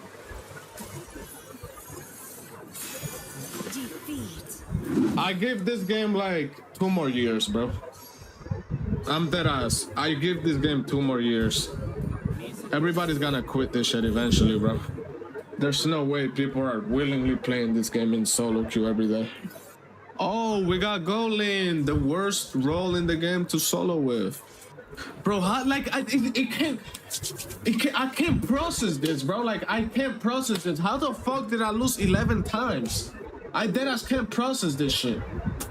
It doesn't make sense. I don't know, bro. The fact that I have a rule that it's literally like I have to play in a certain order, so even if the hero's bad, I have to pick it. I feel like that's affecting it a lot, bro. I don't think I should have done that. I don't think I should have done that. And I don't even think that rule is included in the video. Like, people don't even know. Because I think my editor cuts it out. I think. Like, it's literally making me lose because I pick a hero based on order, and sometimes it's just a bad hero in like against the enemy comp. Can you play happily? What do you mean? What do you mean cannot play happily? What the fuck are you talking about? Don't you guys worry. Massive win streak. Lock in, lock in.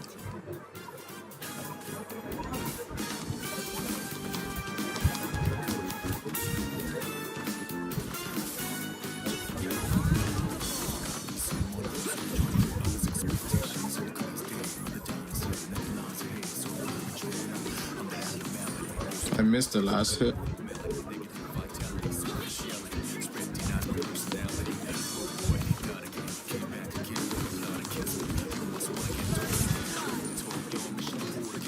I'm locked, I'm locked.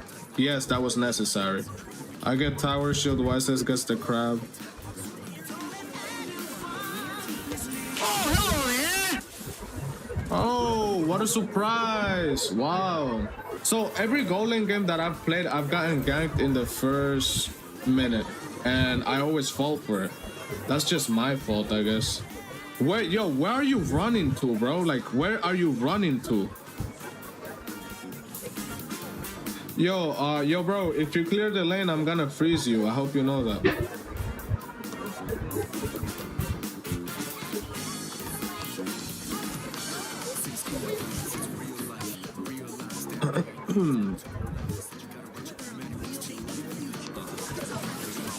Nice ult, man. Big fan.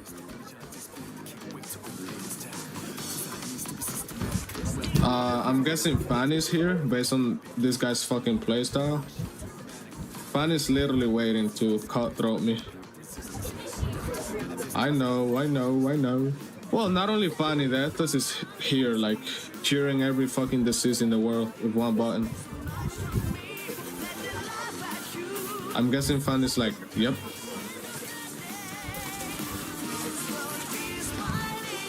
He's literally 1 HP.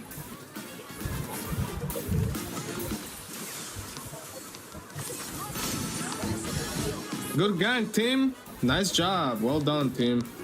Yo, what is that slow, bro?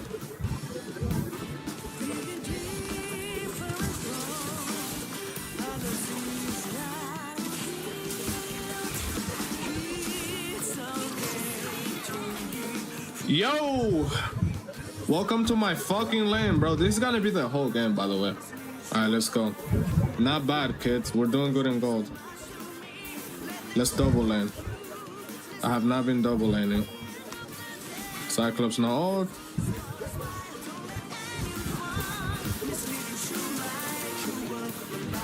I got him. Nice. Good patchery, bro. Yo, I have no mana, bro.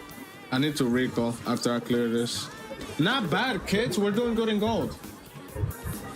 Yo, team. What the fuck? Buy mana boots? No. I need armor boots, guys. I need them.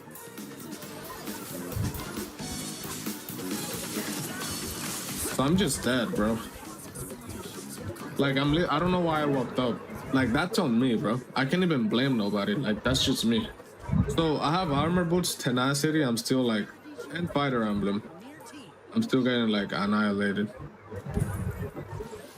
Play as a team, win as a team. It's kill.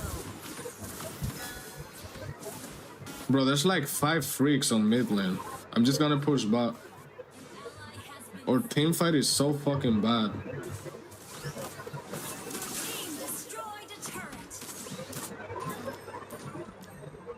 GGG.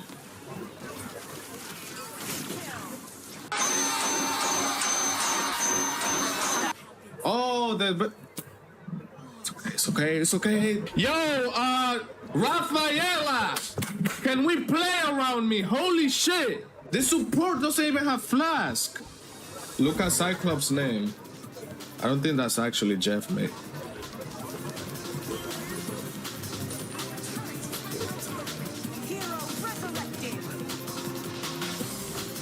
You have my stream open, you fucking freak. You have my stream open. Okay. So I'm getting stream sniped and 4-man ganked at the same time.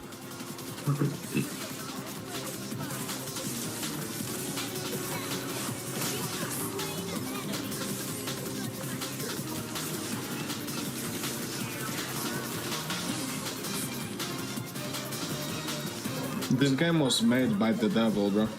The devil himself designed this game. It's not a joke, bro. The devil designed Mobile Legends.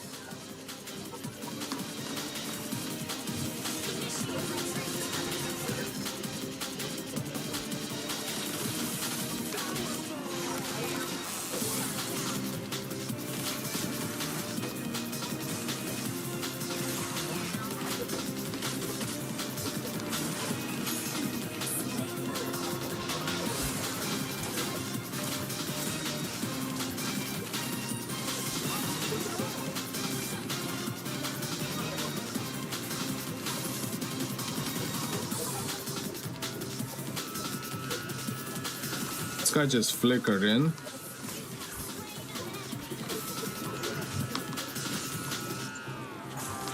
It's okay, guys. We're good.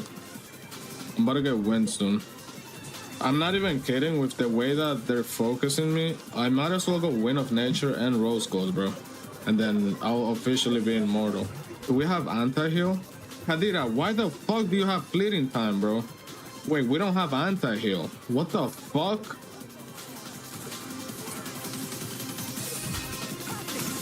Perfect shot. I just sniped the fuck out of him.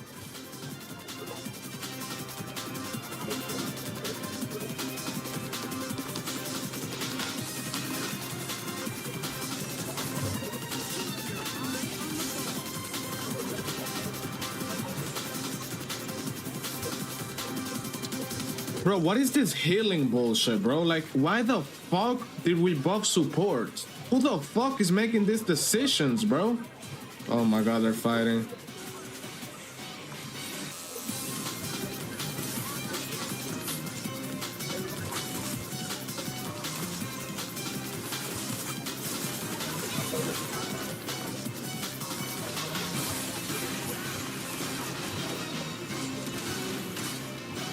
Bro, what am I playing, bro? We can't fight lore now. They just get a lore for free.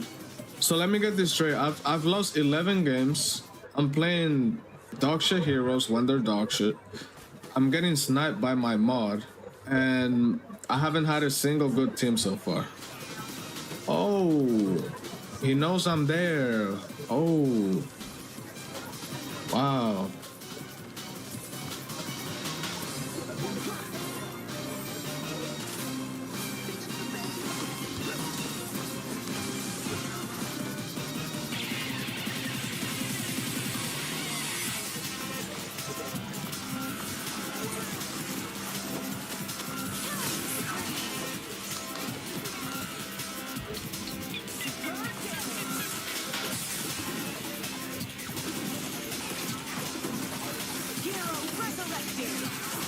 Bro.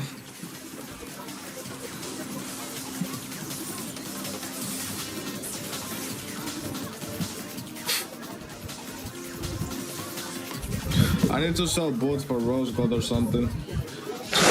We're on a massive win streak today. Like, I'm chilling because I know we're not gonna lose this game, bro. That's why I'm actually so calm. I know we're not gonna lose this game, so we're going on a massive win streak. I have anti-heal now.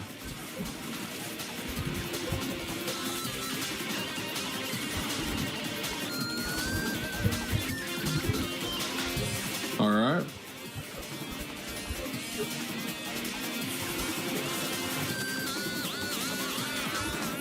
Bro, what is going on, bro? Like, this shit is demonic, bro.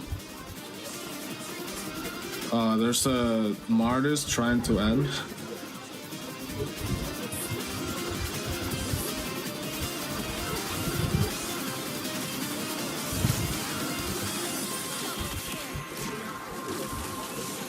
So Estes just cures cancer, yet again. Yeah, I mean, I don't know. Who decided to buff supports? So it's just over, bro. Raph doesn't even have anything to revive nobody, so we just lose. Cool. Another loss.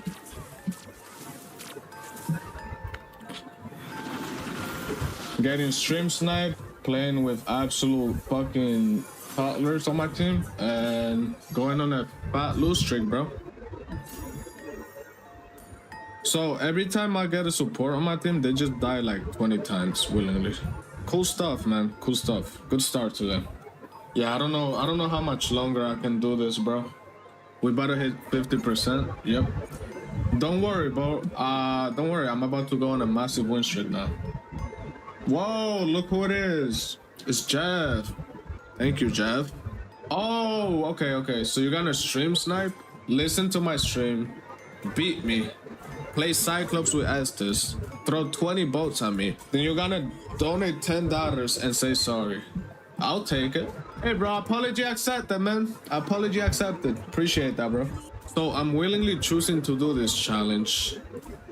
It's literally like, deteriorating me inside, bro. Because I'm genuinely getting mad, bro.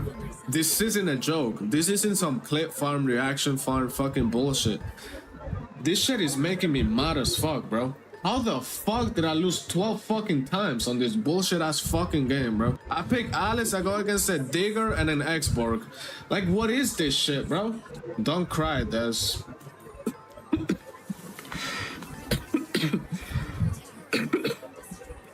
Just kill me already, bro. Take me away. Massive win streak, by the way. Massive win streak. Every time I pick a hero, I go against the worst possible comp that I could go against. I'm not joking when I say this, bro. We're gonna go on a massive win streak. Massive win streak. 6, 6, 6, 7. Like, this is what I mean when I say this game is demonic. My devs are literally 6, 6, 6 in 3 games in a row. Is that not like something like made by the devil himself, bro? What's your win rate? 6, 7, I'm guessing. Oh no, it's 6, 6, 6. What the fuck? Is this not demonic? My history is 6, 6, 6, 7. My win rate is 6, 6, 6, 7. Yo, like I've been telling ya, bro. This shit is made by the devil. Did I just get EXP again? What the fuck role did I fucking put, bro? Can we switch? Oh, thank you for rejecting me in 0.1 seconds, bro. Please, somebody swap with me, bro. I'll literally, like, I'll throw the game, bro. Yo, bro, swap. Yo, bro! You should be ashamed for...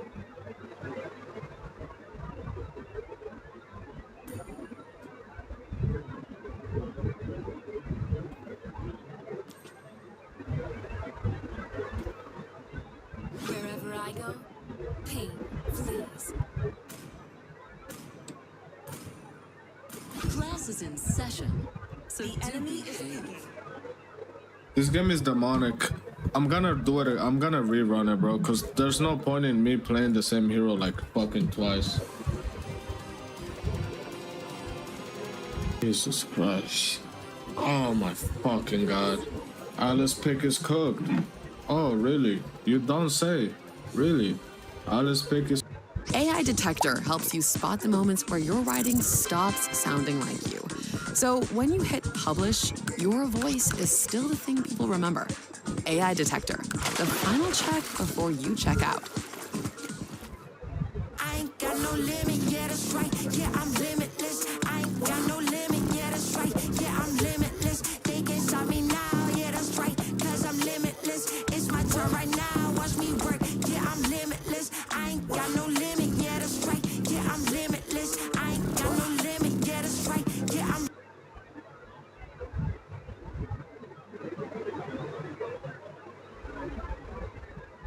Cool.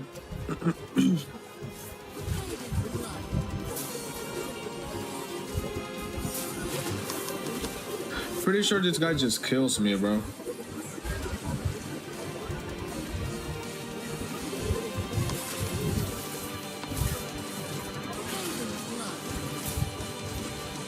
Like, why do I have to learn against a fucking die-rough, bro? So, okay, appreciate that.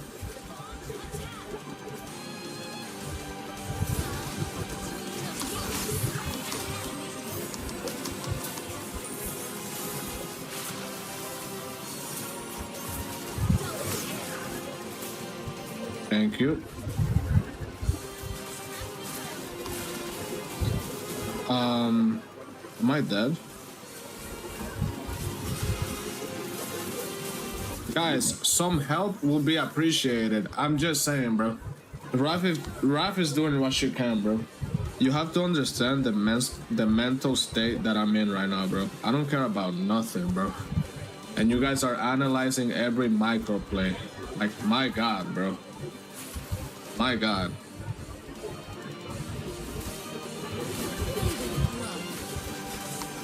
Oh, wow. There's 3 people solo ulting me. What a pleasant surprise. Wow. Yo, Darov, you came back in, bro. What are you doing?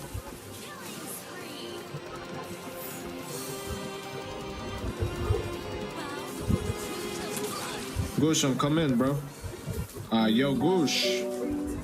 Yo, Gushon. You might want to look at the map. Alright. Cool. I mean, I guess. So are we ever gonna team fight?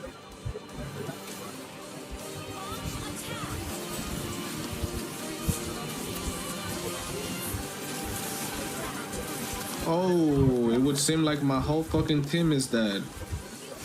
Wow.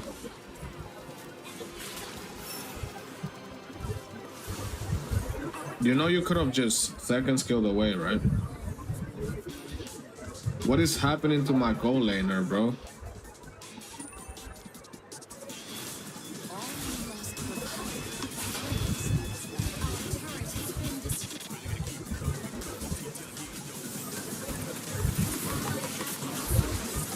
I took too long to click all. I could have ulted earlier because obviously he's gonna fucking click his ult.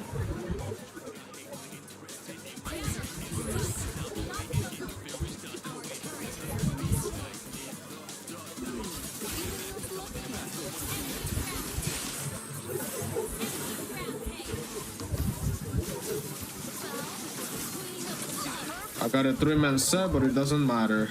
Actually, it kind of does. Ooh. I need to like counter engage. Nice. Good job, good job.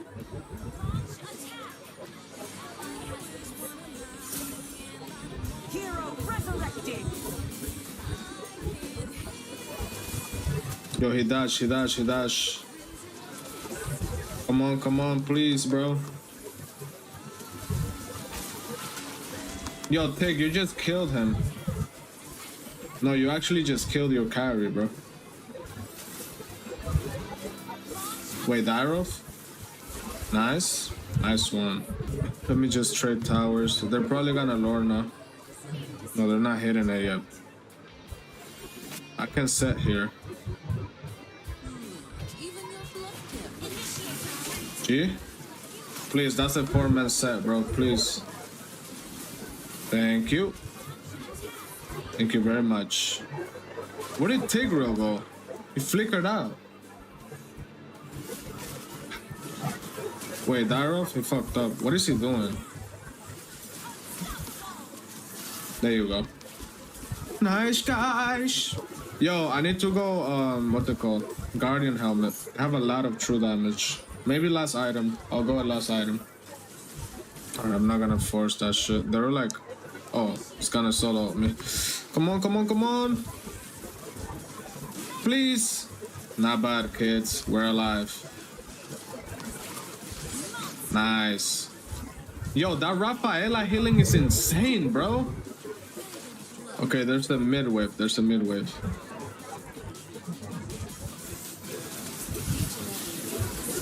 Wait, GG. I hit all three of them, I'm pretty sure. Oh no, Tigreal? Carry no flicker. Nice. You can follow up. Not bad, kids. Yo, Dyrov, you gotta stop like just dashing in for no reason, bro. Ult in 5, ult in 5.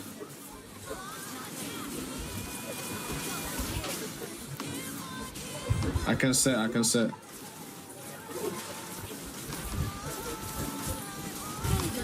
Wait, I think we need more minions though. They don't wanna go for it? Maybe go for the inhib? Inhib. Come. I got y'all with a set, man. I got y'all with a set. Come! Oh my god, that didn't work. We got one, but Irito died. Wait, we need to vision so they don't steal it. Oh, nice ult, Eudora. I have ult. GG. Wait, come. Nice. Wait. Oh my god. I'm alive. Oh my god. Nice, guys. Bro, I just got Guardian helmet, so the carry couldn't kill me. Not bad, though. Not bad. This guy said... Okay, so let me get this straight. This guy said, why Hellkirk? One of the best pocket picks in competitive play. Then he proceeds to pick fucking Cyclops. Yo, bro, are you human? Are you even human? Okay, guys, Petri is cool and all. What is the point of me going Petrify against a Hanabi, Akai, CC immunity, bro?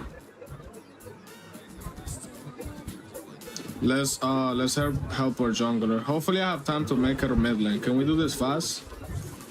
That is not fast. I will not make it to mid lane.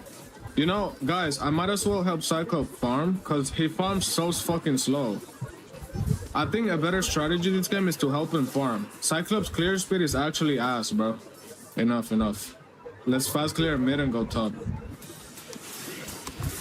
Yo, come. This guy is dead. Nice. You see, execute is so good, bro. Hanabi slow. Let's go. Yodora's right behind me, though. Nice. Yo, Nana, are you serious, dude? Yo, Leslie, watch out, bro. Wait, I have first kill soon. Okay, let's chill. Well, maybe. Oh, he's too deep. Leslie? Not bad. Come. I'll save you, bro. Cyclops, go. Nice.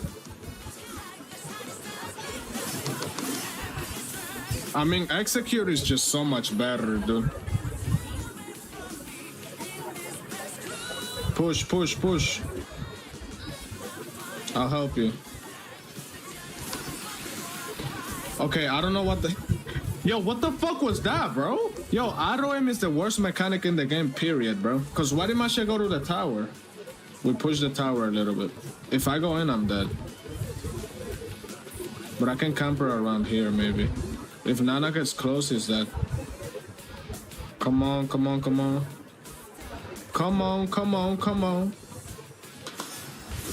Wow, beautiful kill. Push, bro. Push, push, push. I'll wait for him in the back. Kagura. You wanna rotate, bro? What's the end goal there? What's the... Yo, watch out, Akai, bro. Akai. Yo, watch out, bro. I got you. Never mind. Am I dead? So, what do you mean good? What do you mean good game twice? I just died because I tried to save your ass because you didn't see that fucking Akai, bro. I need some stacks on Sky Pierce.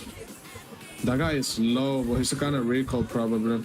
We can look for Nana if she rotates through here. Let's see. Or we can just kill Julian. Nana's still there, bro. Nice try, guys. Not bad, Dyrov, not bad.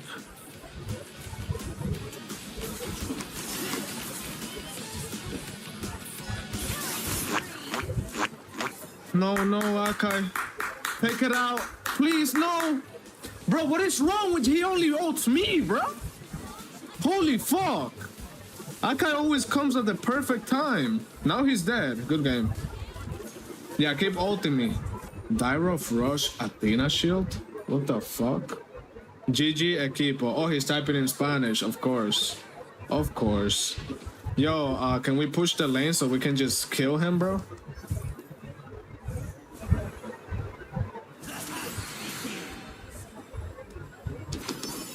There's no way. There's no way. There's no way.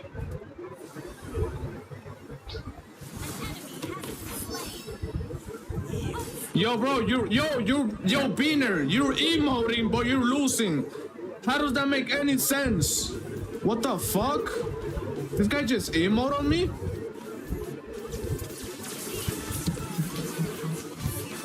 Lock in. They've awakened something in me that I didn't know could be awakened. Serious mode. Serious mode.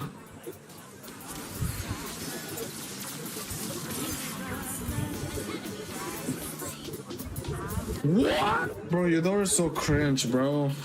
Fuck, how did I die 4 times? How the fuck did I die 4 times? I need to start split pushing. I'm picking them up but one by one, bro.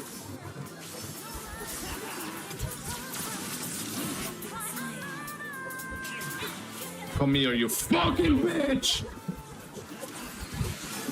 Fuck you! No way.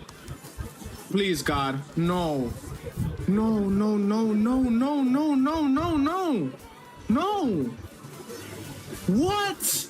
What? Wait, what? Yeah, fuck you.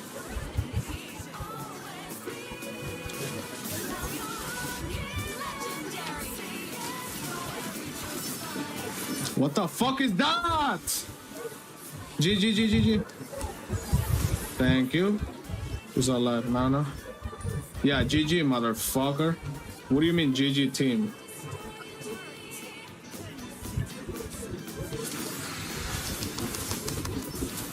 There's no... Yo. No. Oh my god. I would have broke something. Oh my god. It's good that I lived. Yo, I would have broke some shit. Okay, my Helker does no damage. Maybe my build is dog shit. I should be one-shotting them, bro. Especially Nana, bro. It's a squishy hero.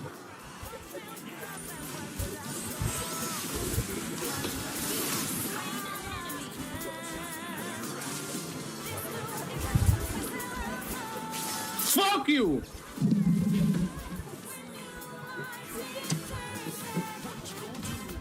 If Eudora kills you one more time, I'm a super chat. How many of my devs are Eudora, bro? Please, bro, I need to fucking one-shot people. Holy fuck. When does my damage come in? Akai. Does he have ult? Nice ult, bro. Good ult. Yo, Akai. Yo, bro. Good ult, bro. How the fuck did he survive that? How about in 10 seconds? Okay, what the fuck is what? What? I need to go rose gold, like I have to, bro. Eudora flicker on me. Eudora's gonna camp around top lane probably. Wait, what? He's at base?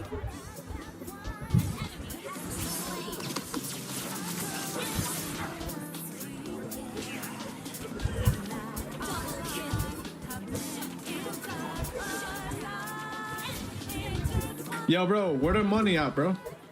Yeah, but it's like, it's just dumb because she just, I don't know. All of my deaths are literally Eudora just clicking buttons, bro.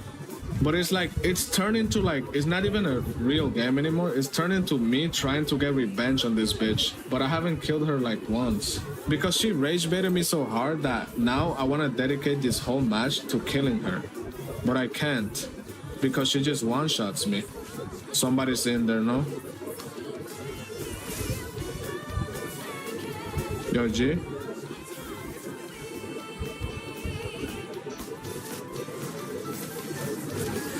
Fuck you!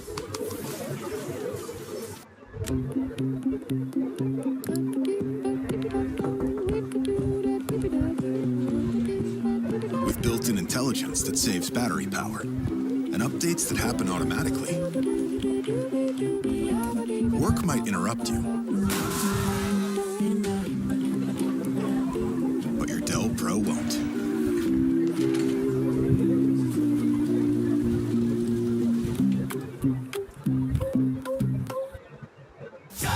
Get managed hosting for WordPress from only 139 rupees per month in the Hostinger Monsoon Sale. With 77% off plans, it's the perfect time to launch your idea online for a low cost.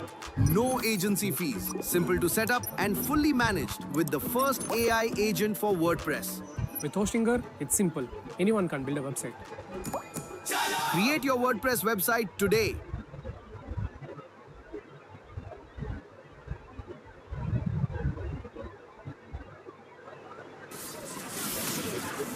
Oh, that was so satisfying. You guys don't understand. That was so satisfying, bro.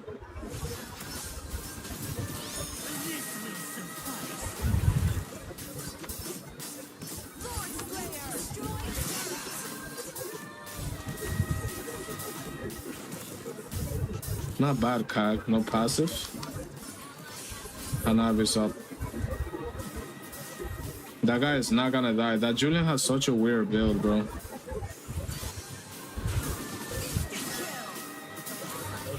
Eudora is up, guys. My arch nemesis is up.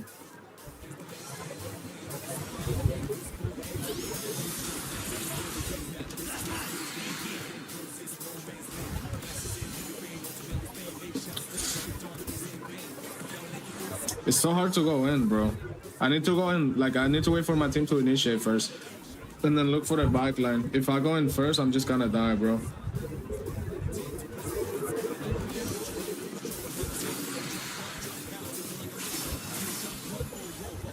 Okay, question. How is he alive? Like, how am I not one-shotting people, bro?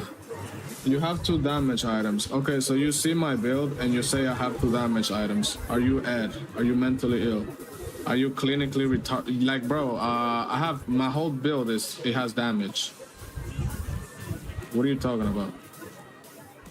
I have 2 damage items. Like, what are you saying, bro?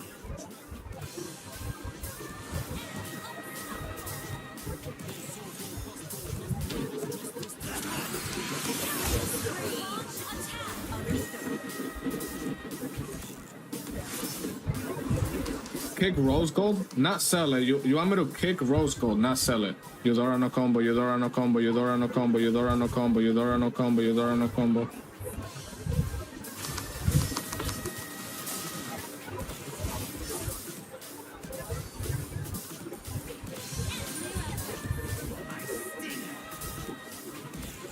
I can't one-shot Hanabi. She has rose gold, bro.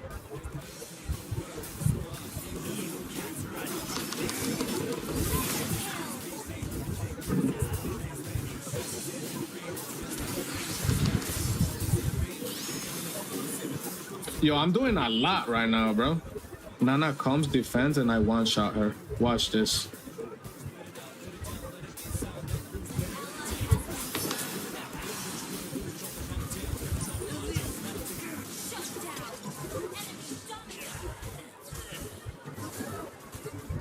Helker doing nothing. Ultra. Yo, here's the thing, you fucking bitch. You're 7, 8, and 7. I'm 12, 8, and 4. There's levels to do this shit, bro. What the fuck you do? What do you mean Helker's doing nothing? What do you mean? What do you mean Helker's doing nothing? Are we playing the same game? What the fuck? You have a negative KDA and you're typing.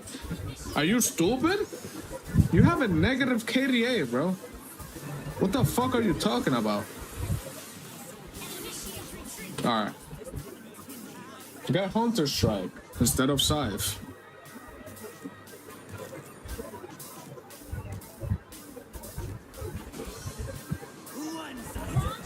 Pressure on Lord so I can backdoor or some shit.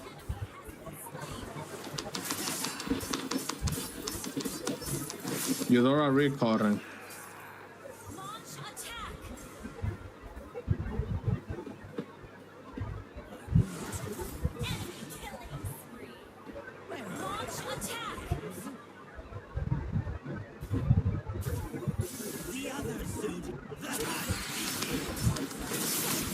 Out of my game, kid. Sit down. Yo, Leslie, you're 8 and 9, bro. Your KDA is still negative, bro. What's going on? What is happening, bro?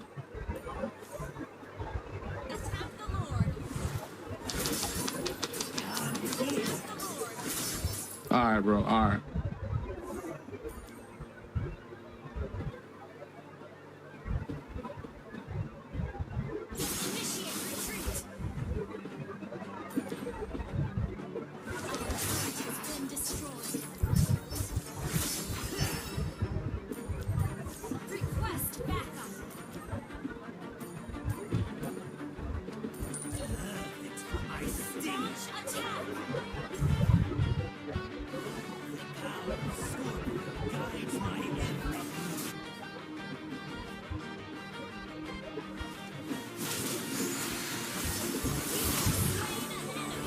Not bad, kids. Not bad. Like, I already know I'm the greatest ever. You guys don't gotta tell me. Like, I know I'm the greatest ever, bro. Prediction? Prediction? Prediction? Nice.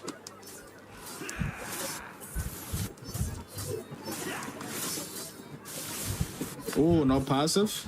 Wait, don't let this go through. Easiest game of my life, bro.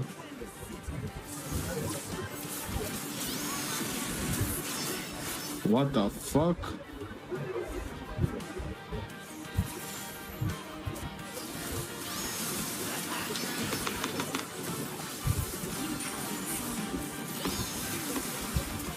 Wait, so how long does, like, let me, like, yo, bro, Eudora has Guardian Helmet, guys. Is this normal? No. Is this normal, bro? This guy has Guardian Helmet on fucking Eudora, bro. Like, bro, like, did I download the wrong version of Mobile Legends? This shit is demonic, bro. No? Please end the game. Thank you. My God, that was like 20 minutes of straight bullshit, bro. 20 minutes of straight fucking bullshit, bro. I now have to play mid lane. You guys said get gold and mid? Bro, I don't want to get... What if I get gold lane, bro? Bro, please give me mid, bro. Bro, please give me mid. I'm literally just gonna say mid or troll, bro. Wait, mid or troll? Yeah, you see, he gave in, he said mid. Oh, shit. No, he didn't. Oh my God. Please, bro. Go Lunox Gold, bro. Lunox Gold works. Thank you, bro. Wait, we're just gonna have 3 mages, bro? And steal the blue buff. Fanny literally counters me. No, she doesn't counter me. She literally bends me over a table and fucks me, bro. It can feel like the end of the world when you don't have the right video assets. So that's why I use Envato. So my original scenes go from looking like this to having the most cinematic assets ever. I can even use an epic AI narration. Will's creative workflow got so powerful with Envato that it caused an apocalyptic event here in New York. With epic music, stock video, AI tools, and any other kind of asset, Envato is an all-in-one creative toolkit that I think you should subscribe to.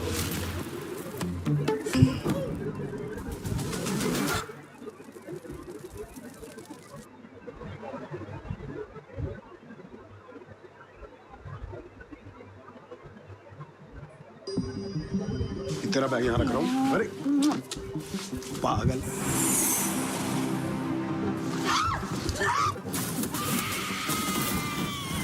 Mummy के साथ वो क्यों किया उन लोगों ने? आपके साथ हुआ ऐसा कुछ? एक ही बेटा है, आप तो बस आंकड़ा बोलिए।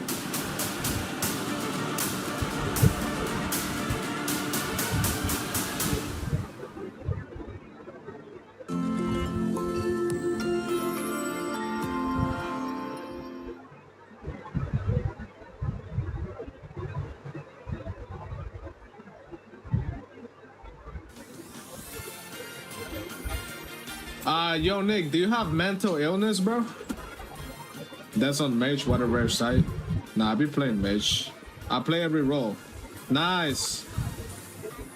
We can gank 1-1, bro. Yo, G, bro, bait him. I'm coming. Never mind. Yo, I'm dodging everything, bro. I got Ultra Instinct right now. GGG. Wait, where's my team? Bro, I'm dancing on them. I'm dead ass dancing on them. My team is ganking a Belric EXP for some reason. Guys, be careful, be careful. Alright, I'm just gonna push, bro. Look at how much tower I do. Look at how much damage I do to the tower, bro. That's already the whole tower shield. Is that not insane? I wanted to ult the blue, but they know. They're just protecting it. Wait, Lunox, not bad, bro. Not bad. Not bad, dude. Wait, his blue is up. They're just gonna they're gonna protect it, but I can just poke them. 3, 2, 1. That would have been so cool. Not bad, guys. Good start. Bro, I used to love playing Changi. You guys saw I had a few matches. Not bad, kid. Wait, you're telling me I didn't touch him, bro? Are we fucking serious? How did I not touch him? It's okay, Selena. I got a mid turret. That's... Wait. Oh no, Suyu's not going Sky. Gang bot. Let's go. We have Angela. Let's go anti-heal. GG.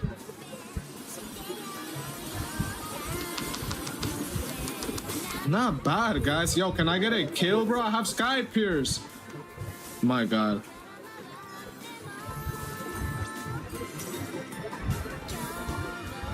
I got you, bro. I'm not taking your wave. 3, 2, 1. Not bad, team. Not bad. Yo, are you not gonna get tower? Guys, can I be in a single fucking team fight, bro?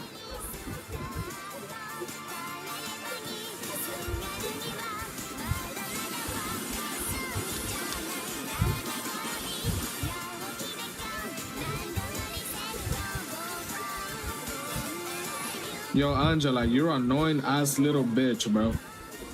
Alright, we got 2 items. Let's go Holy Crystal. Wait, low key? This Belric could die. No, like actually. Never mind. Okay, he used Revitalize. Prediction? Guys. Why is Belric like shredding through me? Belric's passive is so annoying, bro.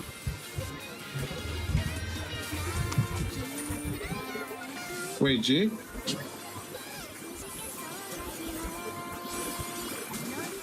Oh, nice try. Yo, Belric, get the fuck off me, dude. Get the fuck off me, dude. So, can I be in a single fucking team fight, bro? I mean, we push, bro. and we haven't died yet. So that's not the worst thing in the. Nice, bro. I need Sky Pierce stacks. Yo, bro. Holy fuck. I need stacks, bro. Soyu has Sky Pierce. Wait, nice. Good stun. Good stun.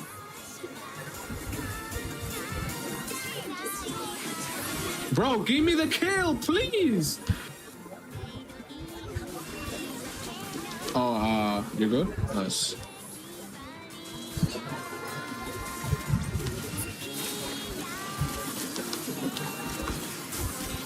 Yo, bro, you just died trying to kill me. Are we dead ass, Fanny?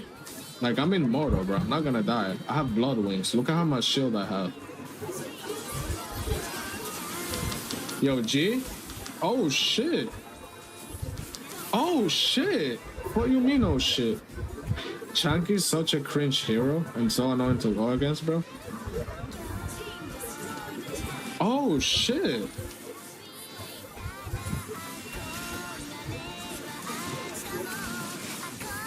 Yo, G, right here, right now. 3, 2, 1. Boom, boom, boom, boom, boom, boom, boom, boom, boom, boom, boom, boom, boom, boom, boom. Okay, I hit nothing. Belric is so annoying because every time I hit him, it takes some health away from me. No, no, no, no, no. I'm not dying. We're good. Goodbye.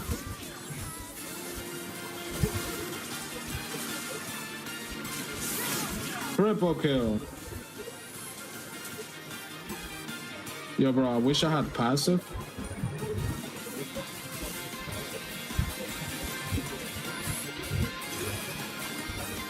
Not bad, guys, not bad. Let's go penetration. Wait, actually, this is gonna help my team more. Oh my god, he got the blue. They're all squishy anyways. That was a horrible ult. I didn't mean to aim it like that. My bad. Not bad.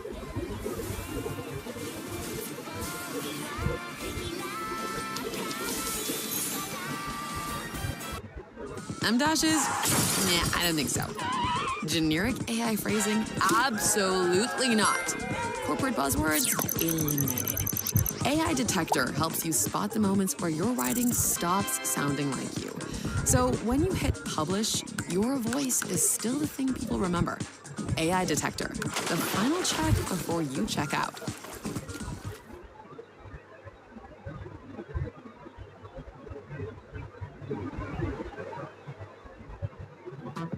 Choose from thousands of realistic voices to use in your content. Change the way you record podcasts, voiceovers, and branded content with the #1 AI-powered voice generating technology. Stop searching for the perfect voice and stop wasting time re-recording take after take. Try 11 Labs for free and start elevating your content today.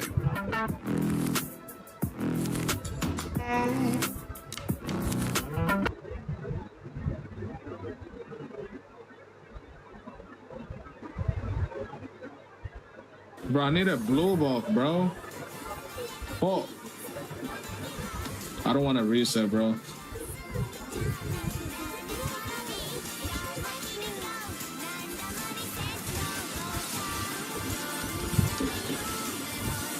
Good D, good D, good D. Yo, Fanny, calm down, dude.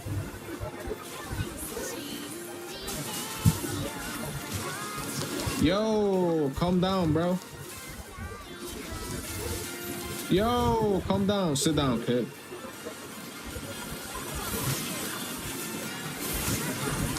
Not against my Changi, dude. Not against my Changi. What is this hero, bro? This is disgusting. A stay 0 deaths for a gift? Okay. Okay. Yo, I have a...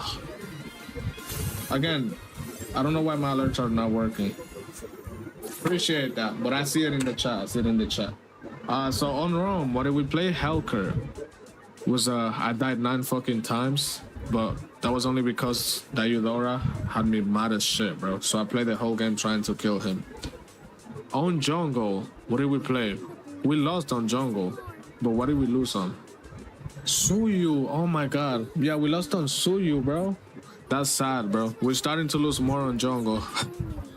And then mid lane, we play fucking Changi and we won, bro. This is what I mean. Like, when you troll, it's like, when you try hard, you're most likely to lose. When you troll, you're most likely to win. It doesn't make any sense. Am I fucking blind? Where the fuck is Changi, bro? She's not here, right? She's in gold.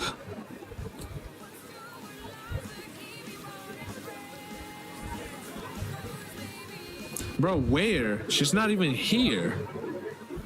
All right. Where is it? So Changi, it was a success. Really good. Good match, good match. Goal lane, we played Bruno. We got fucking bent over and sniped by Jeff. Not bad. And EXP, we played Alice. That second game we're counting, it was a W. So, I mean, not bad, guys. Let me recount. So it's 1, 2, 3, 4, 5, 6, 7, 8, 9, 10, 11, 12, 13, 14, 15, 16, 17. I think I'm missing a loss. 1, 2, 3, 4, 5, 6, 7, 8, 9, 10, 11, 12. What? That doesn't make sense. What am I missing? Am I missing something from yesterday?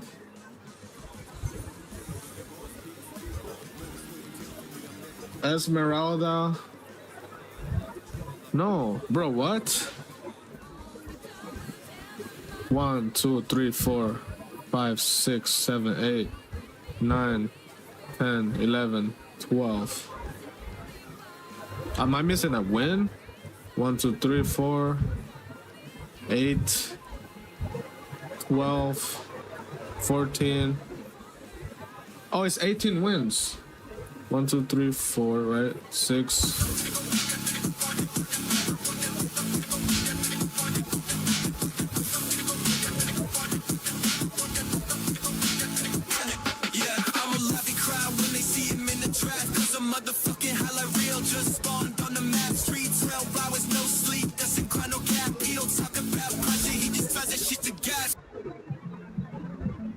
Big dreams start small. At GoDaddy, we help you take that first step and every step after. From getting your domain to creating your website, email and online security, we've got you covered. You don't need to be a tech expert. You just need a starting point. GoDaddy gives you the tools, the expert support, and the push to make it real. Your brand starts here with GoDaddy.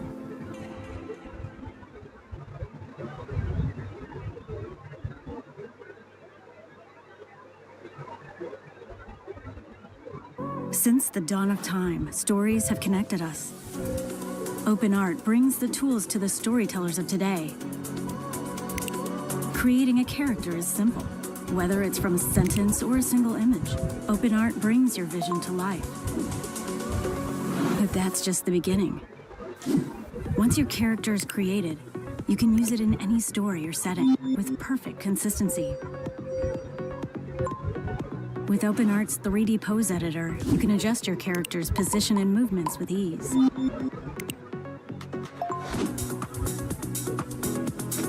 Want to take it further? Seamlessly place your character into any scene or background. The future of storytelling starts with you. OpenArt brings your ideas to life in ways you never imagined.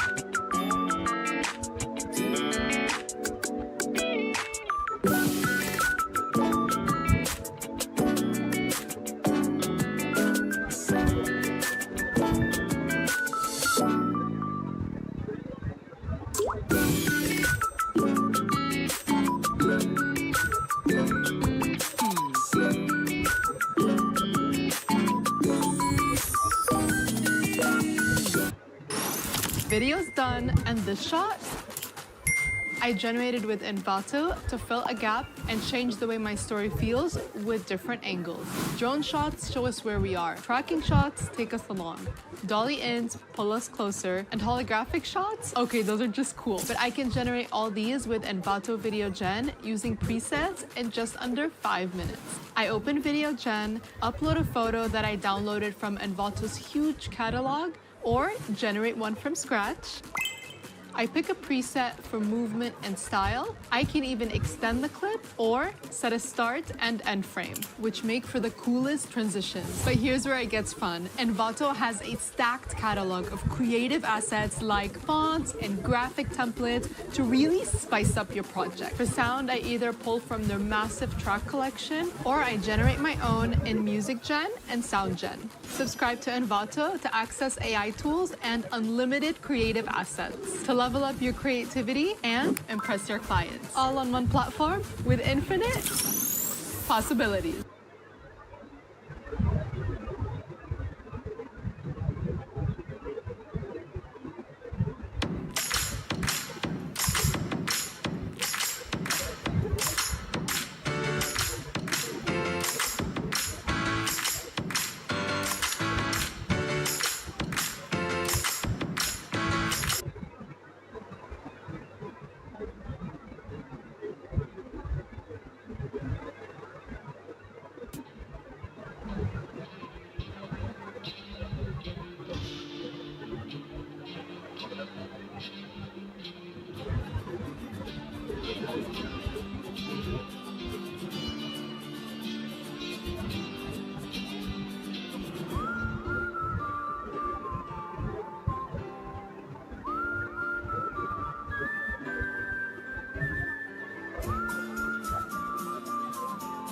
पता है जीत रहा था लेकिन like मारने के बाद वो लोग कैसे पता नहीं ओवर स्टे कर लिया वहाँ पे फिर बहुत जल्दी लाए भाई सब व्यूअर्स हो गए मिडनाइट स्ट्रीम भाई अरे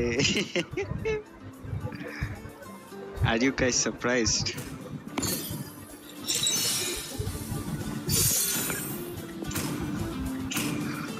पता नहीं कैसे कैसे करके तो फिर वो कमबैक कर लिया।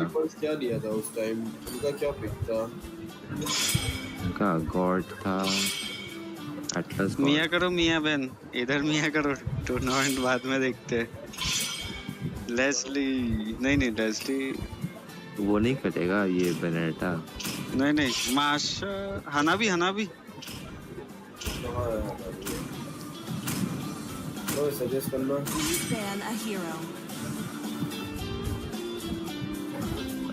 अरे बाबू लेट नाइट स्ट्रीम, अरे समथिंग सस्पिशियस। हाय क्या होगा आज? अरे वेलकम ग्रेसी, हे यूरी, हे निको दी। अरे निको क्या बैन करना था? मार्शल नहीं बैन करना क्या? Fuck marshal bro. क्या जाएगा उस पे?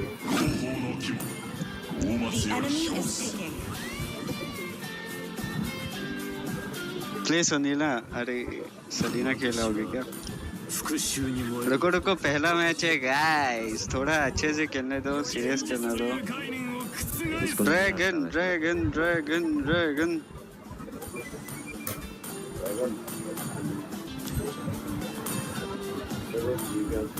तेरे को आएगा वैसा सलीना? क्या बात कर रहा है? मेरा सलीना एक टाइम पे बहुत क्रेजी था ब्रो।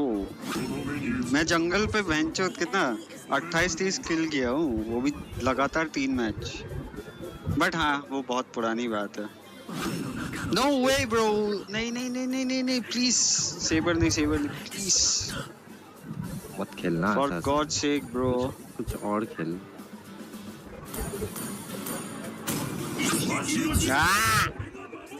अच्छा नहीं लास्ट वीक रहेगा वो।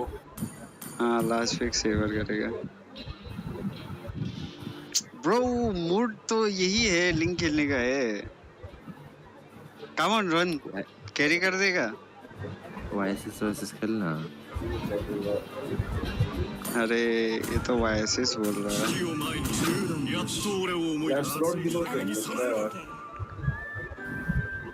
Only speak Hindi, not English. Nah, it's nothing like that, bro. My friends are more comfortable with Hindi now.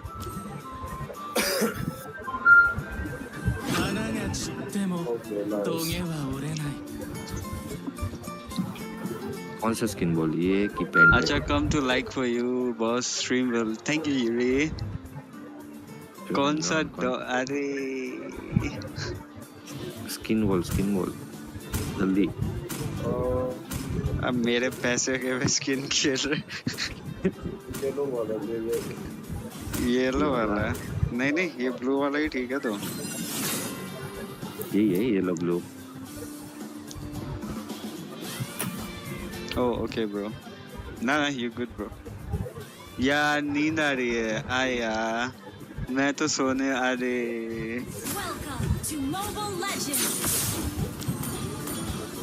देखो मेरे को स्काई जाने का तो मन नहीं है, बट क्या मैं जाऊँ?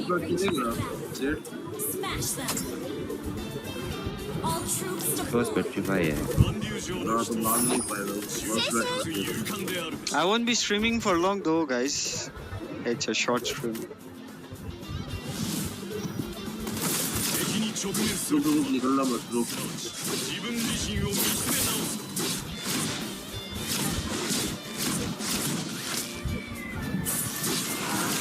और ये भी आ गया।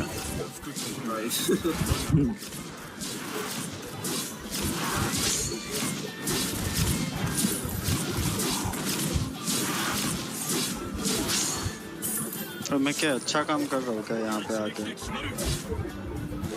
और गॉड मिसिंग गाइस।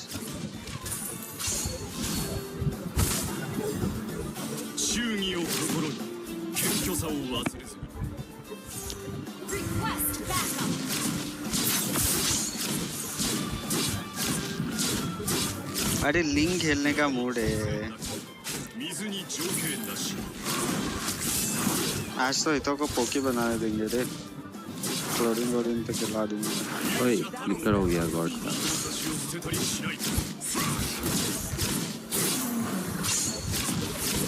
क्या है ये सब? टूर्नामेंट चल रहा है क्या? फ्रीज हो रहा है लेन। ओ चल चल इसको टूर्नामेंट दिखाएंगे। रुक रुक रुक चल चल चल चल। Oh finally Ron is cooking. Kill मत ले। आशीष पे खुश रहे ना। अभी मैं कुक हो जाता। क्यों कुक हो जाता भाई? मैं हूँ ना।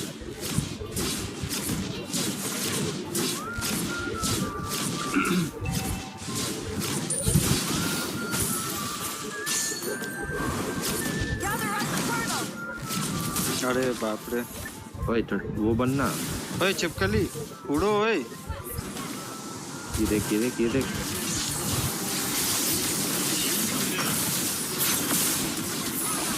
भाई ओए शेषे भाग भाई। Oh nice good shit. अरे नाइस वन रोल। अरे ओए अरे टर्टल मिला। मिल तो गया। This AI detector literally just saved my from sending the most obvious robotic sounding email of my life. I was about to hit send on this. It looked professional, sounded polished, but then I checked it with Quillbot's AI detector. And wow, it basically sounded like every AI written email on the internet. And 2 quick edits later with Quillbot's humanizer. Yeah, way more natural. So before you send it, check it. Make sure your writing sounds like you. Get full access to the AI detector with Quillbot Premium today.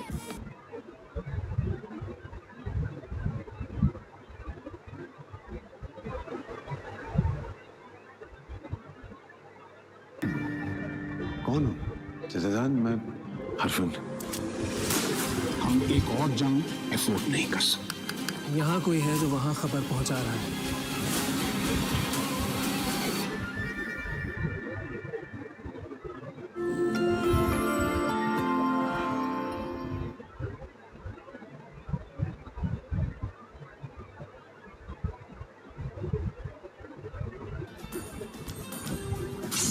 Bro Ron trust me bro. ये बहुत अच्छा smell करता है रे। मुझे पसंद आया।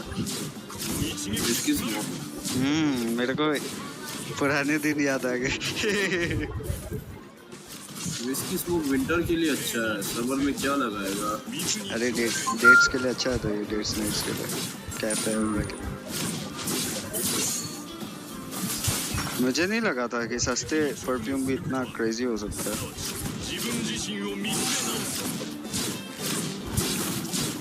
मैंने लास्ट ईयर लिया था विंटर में।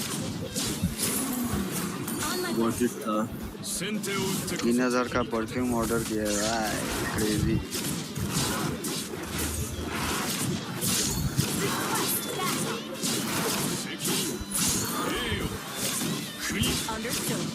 वाइसिस जंगल काउंटर क्या है? You can go higher, Joy. Guys, I read your chat in a bit. Bye.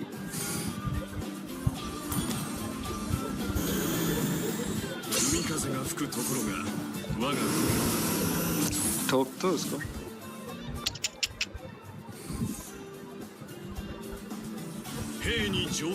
Bot आ जाओ। ओए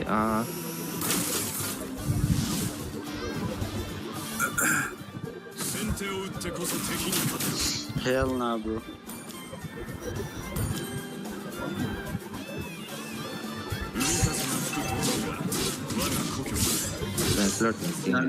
इधर है लैंस। रुकना उसको। ड्रैगन बनना। मैं आधा HP पे आ रहा हूँ ब्रो।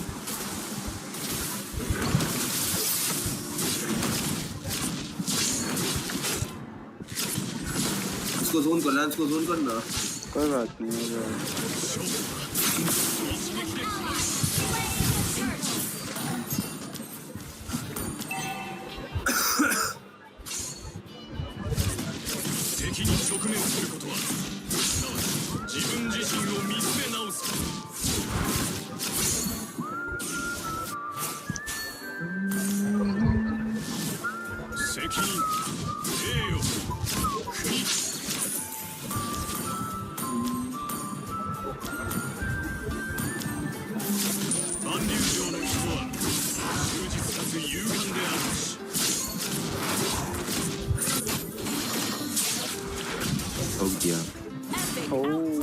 शिट, अच्छा तेरे को भी तू भी वो बनाने लग गया क्या? विंग्स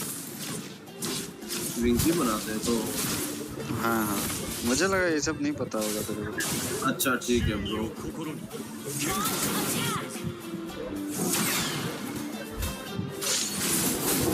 ओए पकड़ना भाई, पहुंच नहीं पा रहा वो।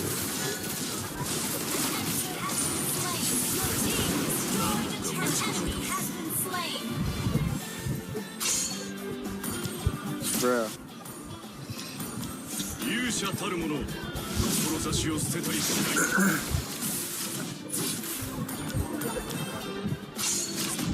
The dialogue missing है रे। नीचे का जाएगा टावर।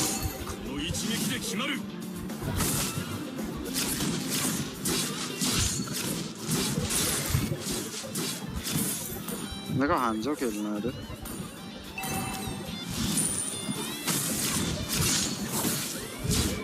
आजा इधर, ये लोग गैंग करेगा, टोटल है।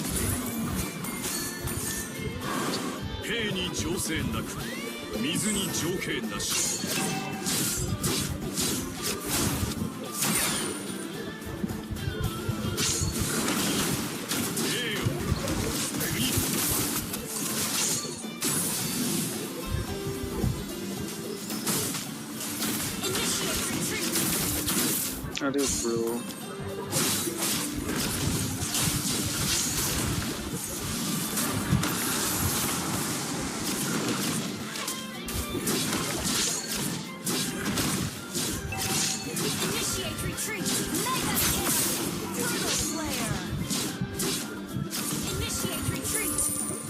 अरे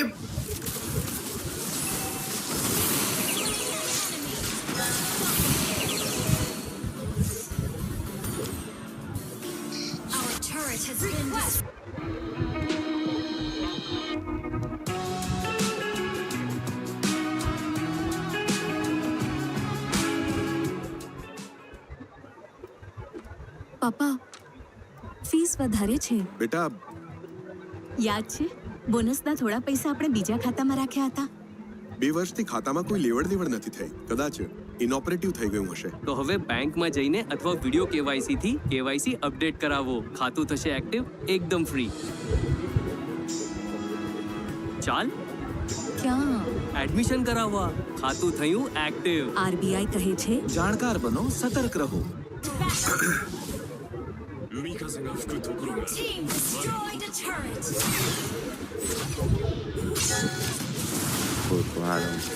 उड़ाओ बे।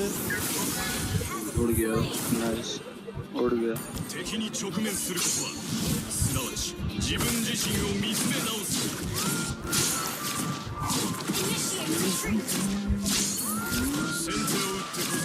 आज तो ट्रियो में तुम लोगों को कैरी करना पड़ेगा। करो। नहीं फिलहाल तो मैं वो कैरी वाला वर्ड नहीं ले सकता। 0-4 वाला ड्रैगन है हमारी टीम में। ब्रो ये कलेक्टर स्किन कितना कोटेड है ड्रैगन का, मेरे को एकदम बेकार लगता है। कितना क्रेजी है। एग्जॉस्ट अच्छा लगता है, ये बेकार लगता है। मेरे को ना मिनिमलिस्टिक वाले स्किन्स बहुत अच्छे लगते हैं, जिन पे ज्यादा इफेक्ट फ्लैशी नहीं होता। चप चप वाली आवाज आती है। ये कौन है? ये कौन है?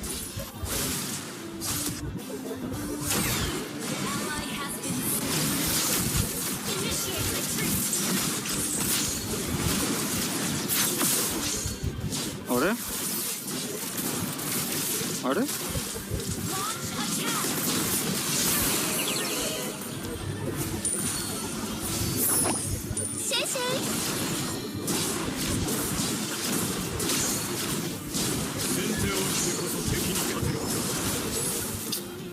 अरे अरे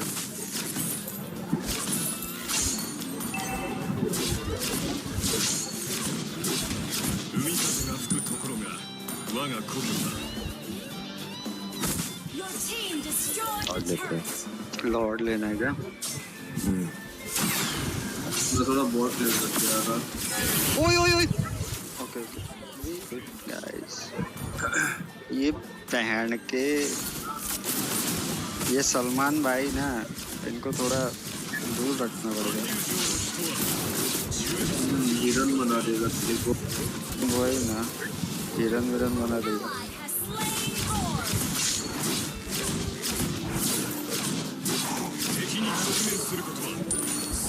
बस लूप है।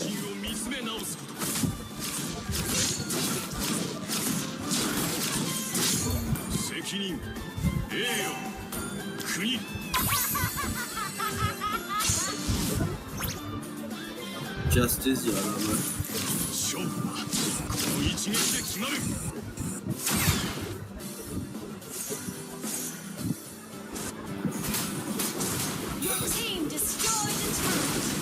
Oh shit. Oh good shit. भाई माँ कसम इतना घटिया है ना ये स्पेल पेट्रीफाई, ये सब डबल पेट्रीफाई है। मारो भाई, सलमान भाई को मारो भाई। मतलब अभी लाइव करने नहीं, जब सब लोग को नींद आ, अरे ऐसा मत बोलो गाइस, सो जाओगे क्या मुझे छोड़ के? सब लोग मेरे साथ रहो गाइस। सलमान भाई से मस्ती नहीं, वही ना, मिनी हार्ट अटैक। अरे इतना जोर से चिल्ला दिया क्या मैंने? आज भी एमएम करोगे क्या हिकारी? करूंगा मॉस्को खेलने का प्लान है गाइस।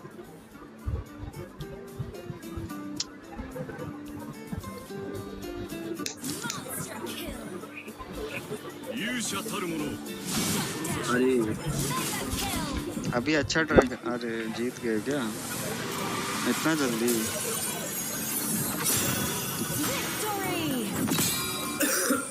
वाओ 210 हो गया।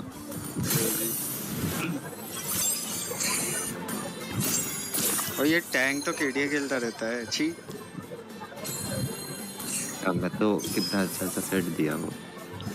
रैंडम के लिए सेट देता है ये टैंक। नहीं, तेरे को ये इसको सपोर्ट किया हुआ है।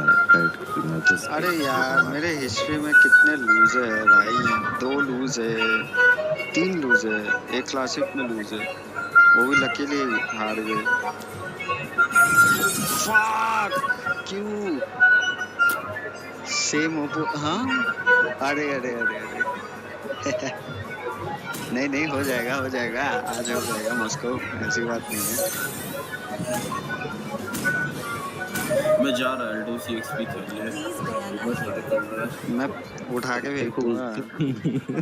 उस दिन मैं जब नहीं होता हूँ ना तब खेल ये सब। तो इसको उस दिन बोला था, पता है, क्लासिक लेके गया था। मैं बोला था इसको कि अल्डो पिक कर, नहीं किया।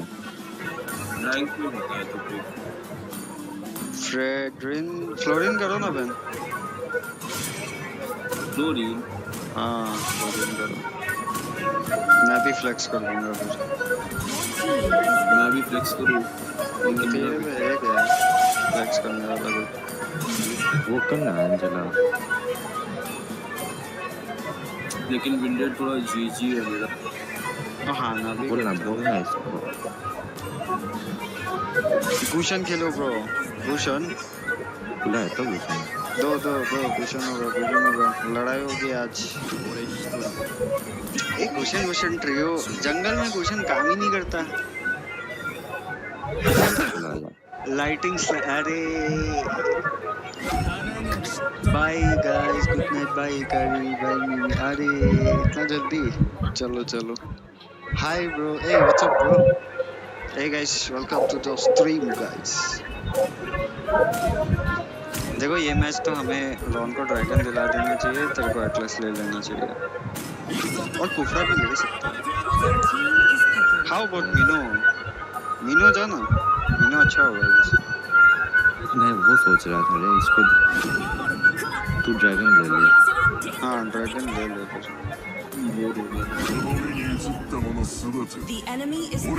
देखना उनका अगर सेट वाला टैंक नहीं आता है तो हिल्डा कैसा रहेगा? अभी क्रेजी को टकला क्वेश्चन देखने मिल जाएगा। क्रेजी ओए मैं म्यूटेड क्यों? मुझे पता ही नहीं। कहाँ पे म्यूटेड है? मैं म्यूट हूँ। नहीं मैं म्यूट हूँ भाई, मेरा नहीं निकलेगा चैट। तेरे को बैन लगा है? हाँ बैन लगा है मुझे।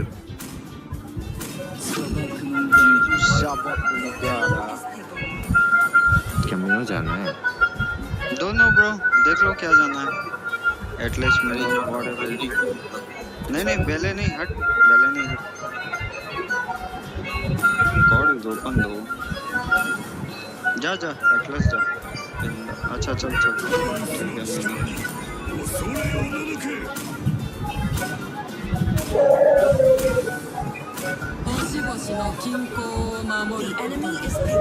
जंगलिंग करने में कितना मजा आता है, मुझे ठीक से करना नहीं आता ठीक है। जंगल में मजा ब्रो, ट्रस्ट मी। जंगल से ज्यादा मजेदार साइड लेन्स है, एक्सपी गोल्ड लेन ये सब है। गोल्ड लेन तो फिर भी थोड़ा ठीक है, बोरिंग है गोल्ड लेन। मैं आया, रुक जा। हिकारी भाई गुवाहाटी में है क्या आप? नहीं ब्रो, मैं शिलचर को। I don't only try to use saber dairo thumbs, फिर भी अरे वो सब हीरो थोड़ा मेटा नहीं है ना। मेटा जंगल करोगे तो थोड़ा स्नोबॉल भी कर पाओगे।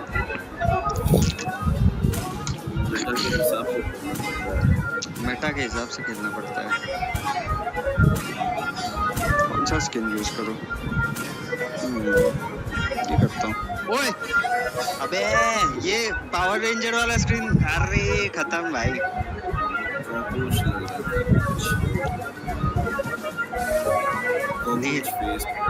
कॉकरोच लग रहे हो। कॉकरोच जनता पार्टी लग रहा है। See this? Made with Envato without a production budget, and you can do the same. As a video creator, I need high quality visuals that stand out but don't come with a Hollywood price tag. With an Envato subscription, I get access to video gen for B-roll, music gen for soundtrack, AI voiceovers and images all in one place. Plus unlimited downloads of motion graphics, LUTs, transitions, templates and fonts, everything I need to edit faster. With more than 26 million assets. Cut the cost, cut the time, and make better videos. Now that's seriously great value. If you're a creator, this is your sign to try Envato today.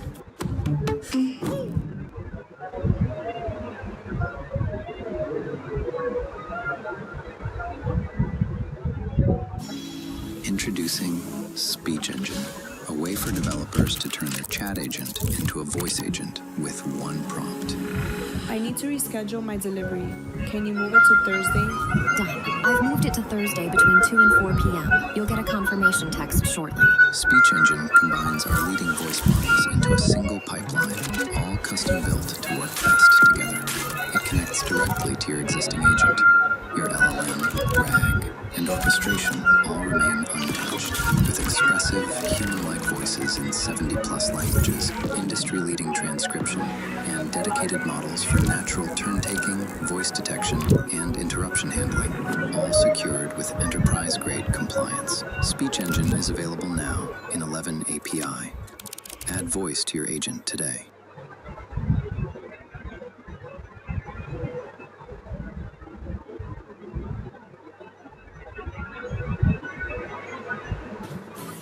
वो सब देखा क्या तूने? Controversies. Shit is so messed up, bro. 5 seconds till the enemy reaches the battlefield. Smash them. Shields deployed.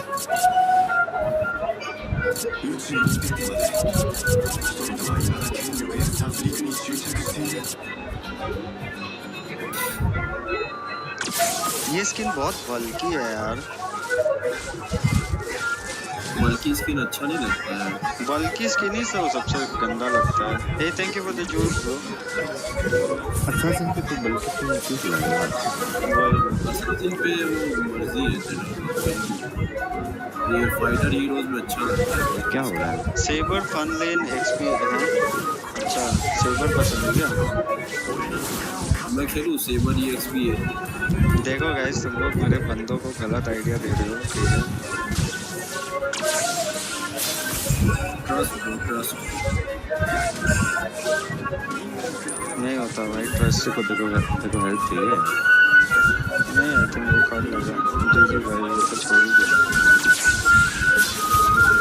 उसका पेट्रीफाई नहीं है, जाना क्या करना?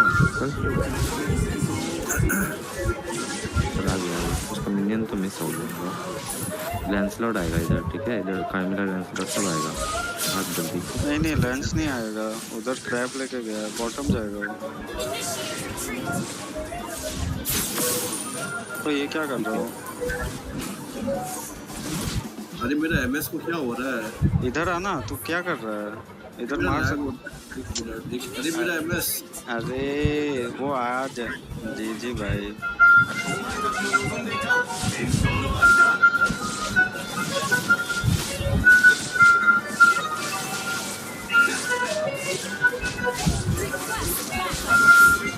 भाई तुम लोग खेल बिगड़ चुके हो।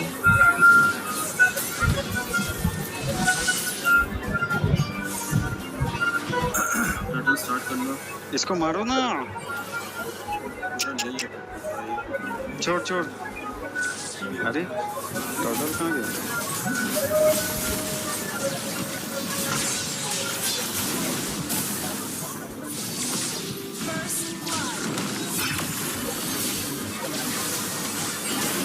अरे व्हाट? जी भाई।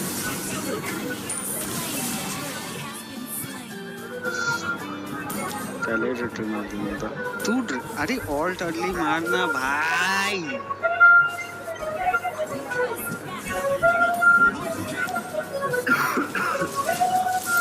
अरे ये एमएन क्या कर रहा है?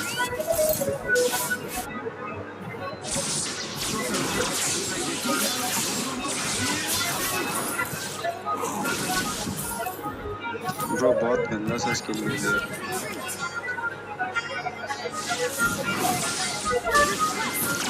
कभी अर्ली गेम में हिल्डा आंजो आता मजा आता है। अच्छा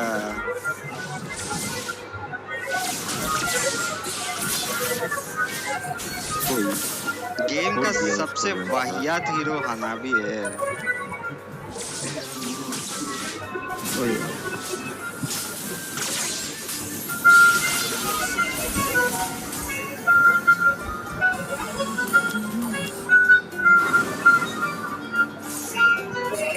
आएगा क्या ये?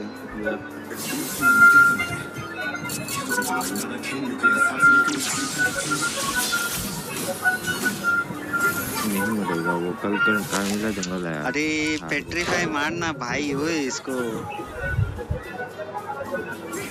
मार तो।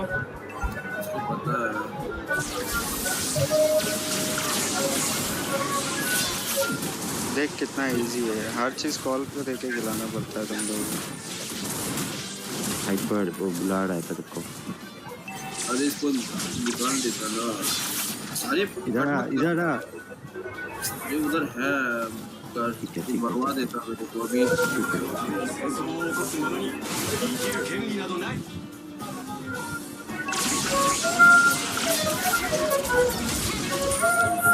लैंसलॉट आ रहा है। वाओ सिल्वाना भी आ गया। ब्रो एक्सपी डी को ड्रैगन। अरे कितना देर? The fuck. ड्रैगन कितना देर में है?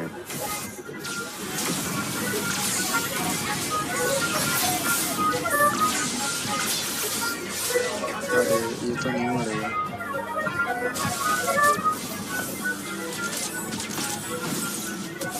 अरे बाप रे।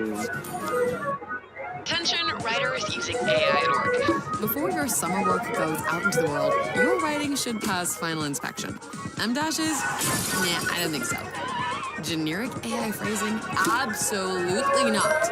Corporate buzzwords? Eliminated. AI Detector helps you spot the moments where your writing stops sounding like you. So when you hit publish, your voice is still the thing people remember. AI Detector, the final check before you check out.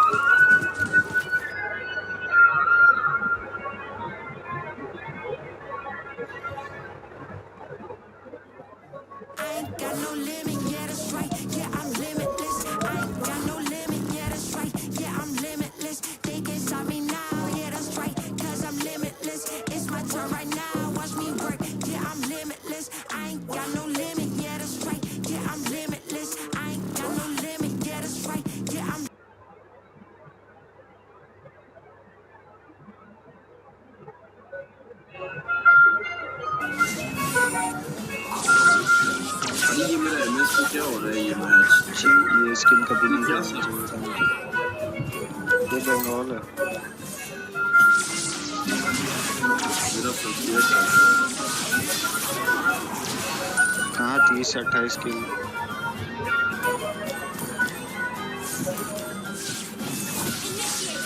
Translate tax.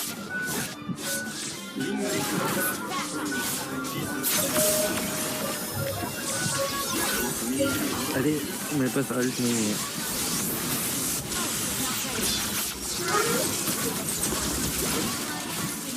अभी अपना वाला कहाँ है but?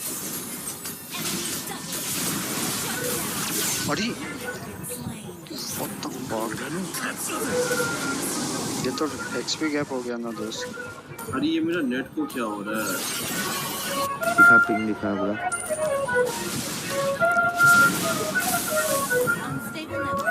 अरे बाप रे, ये क्या तो है बंगाल सर्वर है ये देख। अरे ये मेरा एमएस देख ना। इधर बहुत फार्म है। तो जल्दी रोटेट कर दो। ये गुशन नहीं खेलना चाहिए था मुझे। रुक कंसंट्रेट करने दे।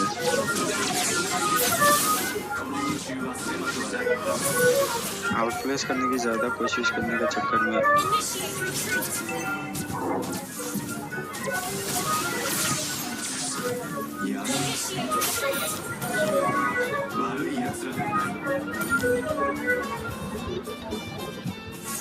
मिड निकलेगा क्या? मिड निकालो।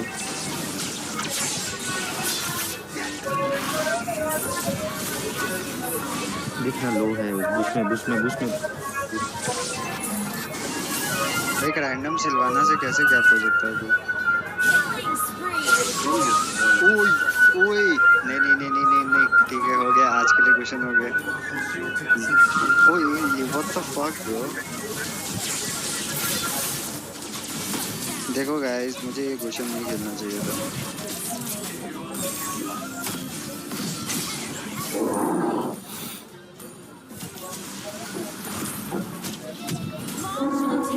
मैं जिंदगी में ये लेजेंड स्किन नहीं खेलने वाला कभी भी।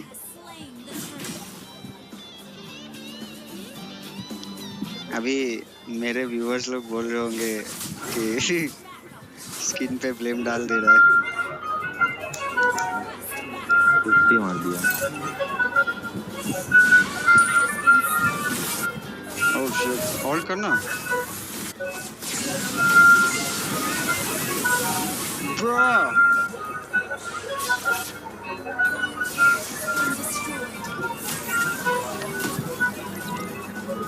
सिल्वाना है आगे सिल्वाना है।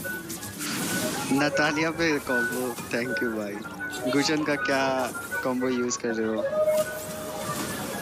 2-3-2 यही नॉर्मल वाला। Bro this shit feels heavy bro. देखो पता तो है कि लेजेंड स्किन में ऐसा होता है, क्यों लिया है? गलती से लिया है।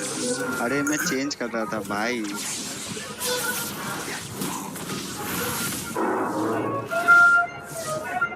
अरे अपना टर्रेट नहीं पुश हुआ वो।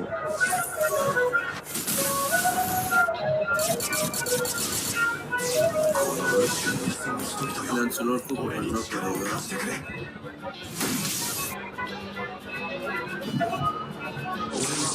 Have faith, guys, have faith. रुक। मेरा ड्रैगन कैरी करेगा। ओए सिल्वाना आ रहा है क्या? आ गया सिल्वाना, आ गया। और मेरे पे ऑल्ट नहीं है गाइस।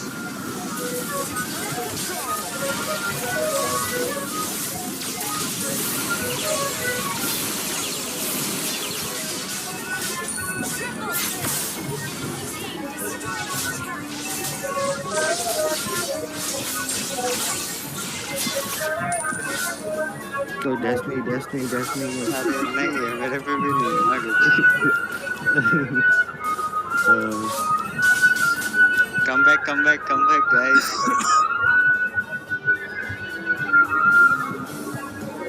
सर मुझे करिश्मा दो, विन स्ट्रीक होगा आपका, देना पड़ेगा लग रहा है तो। गेशन लॉल, अरे टकला गुशन है ये। टकला गुशन गाइस। हकला गुशन। हकला एरा गुशन। कुछ दिख रहा है वो। ओ ये तो ओए ये तो लॉर्ड स्लेयर बन रहे ओए। अरे बन गया लॉर्ड स्लेयर वो। ओए बैक।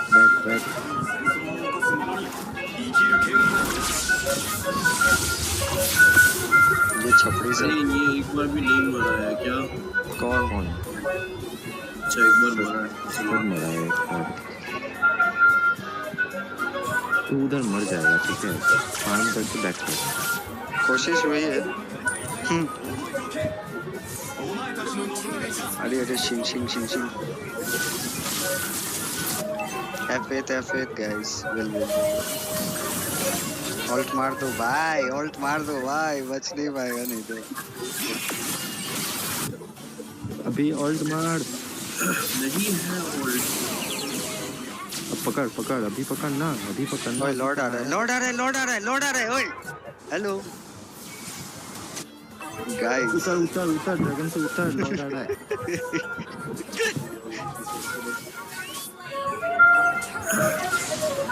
इसको स्टन करना। स्टन कर। बढ़ गया होगा स्टन कर। देखा बोला तो लॉर्ड आ रहा है। चलो it's fine, good trade I guess.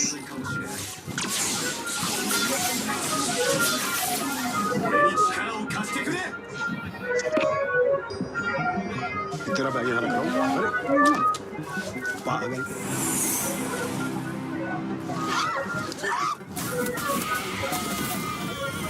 Mummy के साथ वो क्यों किया उन लोगों ने? आपके साथ हुआ ऐसा कुछ? एक ही बेटा है, आप तो बस आंकड़ा बोलिए।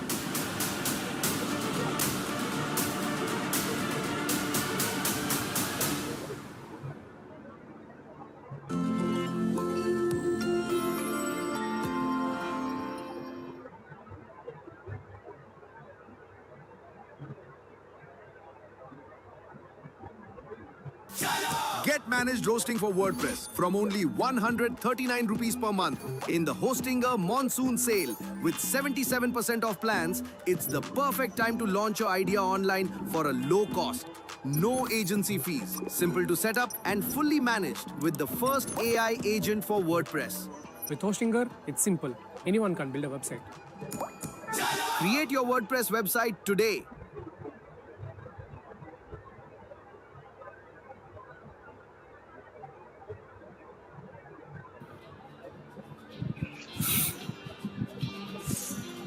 अरे ये तो टिकटॉक दिखाने आ रहा है।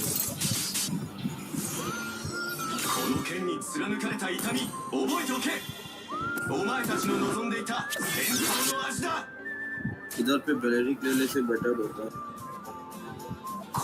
ओए ये फार्म ले रहा है।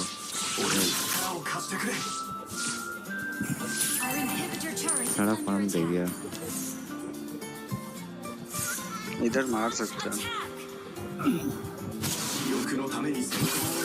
अल्ट मार तो भाग जाएगा वो, जल्दी कर। हमने देख लिया। डैश मार दिया। अरे यहाँ पे आ गया, सब आ गया वहाँ पे। और मेरा ऑर्डर तो माइनस हो रहा है गाइस। सन अच्छा है, हाँ अच्छा है ना।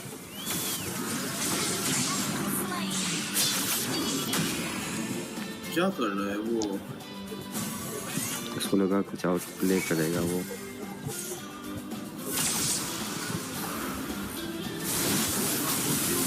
ओए क्या मुझे क्या पता क्या हुआ। ये भाई ये क्या बना रहा है ये? ओ ये डीमन हंटर फिर मेलेफिक रोड भी गया है। कुछ कर नहीं सकते क्या हम लोग?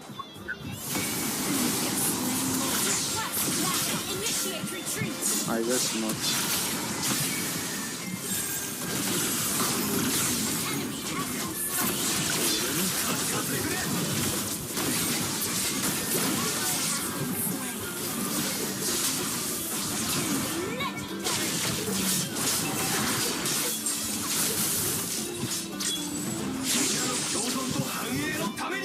बैक सब मर जाएगा तो बैक मार के गाइस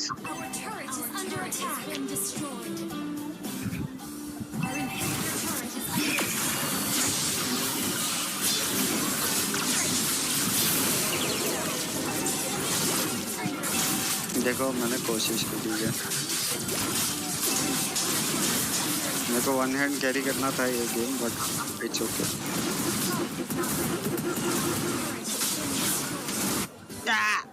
नेवर माइंड कमबैक तो नहीं हुआ गाइस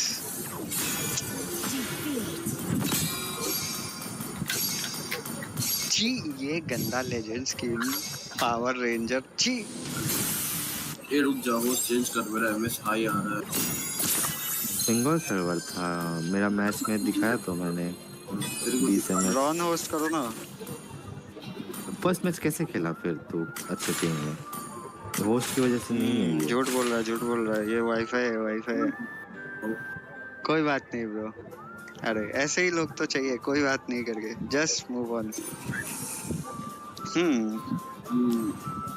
मुझे ब्लेम करके मूव ऑन कर लो yes let's blame on our XP and room and let's move on guys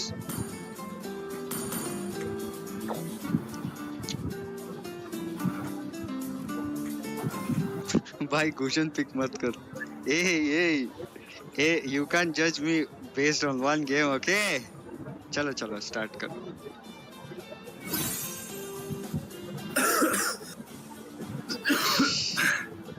shit not 5 man nah not 5 man I'm playing with my old friends bro just having fun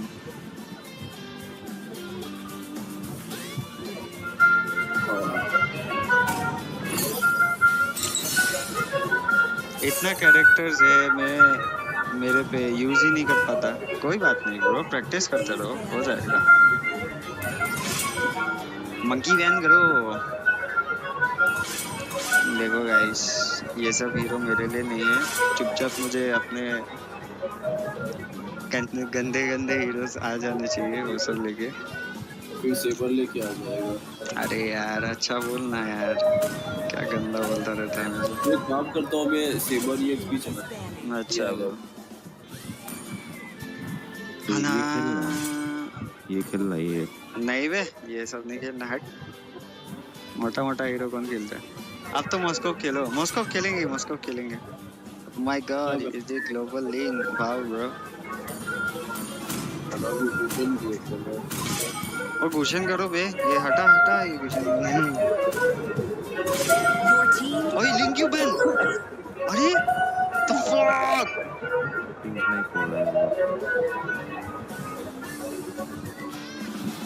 और मेरा hero पुल खत्म हो गया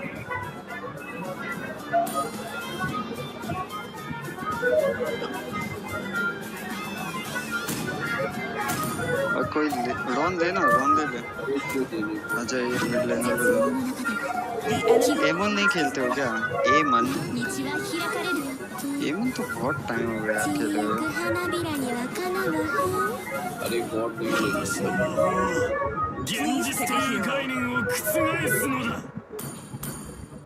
I gave myself 24 hours and one Envato subscription to build an entire brand campaign. And honestly, I'm actually pretty proud of this one. So I challenged myself to create literally everything using only Envato tools and assets. Fonts, mockups, stock assets, AI-generated visuals, templates, literally the whole campaign. Now, normally this kind of campaign would mean jumping back and forth between a million different platforms and subscriptions, but having everything in one place genuinely made the process way faster. And honestly, the amount that you get in one subscription is kind of insane. If you create content, brands, campaigns, or honestly anything visual online, Envato makes the whole process feel way less chaotic.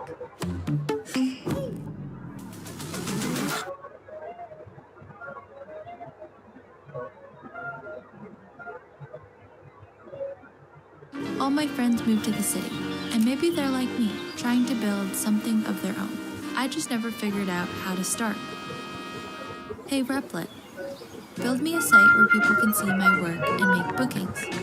Turns out, the first step didn't have to happen at a desk. It could happen the second an idea hit.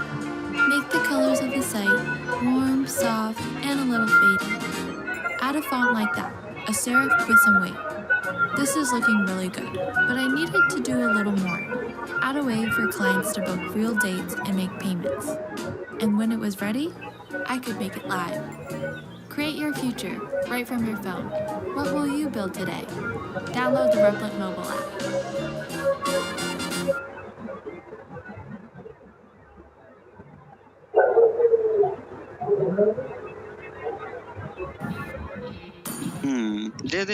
दे शो दे हुए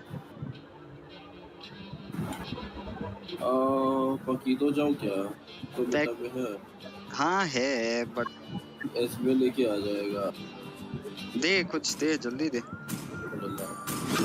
क्या खेलेगा टैंकी ले कुछ बे दे कब तक लाइव करोगे पता नहीं ब्रो हाया का क्या हो गया है करीब भाई हाया क्या हुआ नहीं खेलता हाया छोड़ दिया ग्लोबल 1 मिल गया तो क्या ही करूँगा अब ये सब करके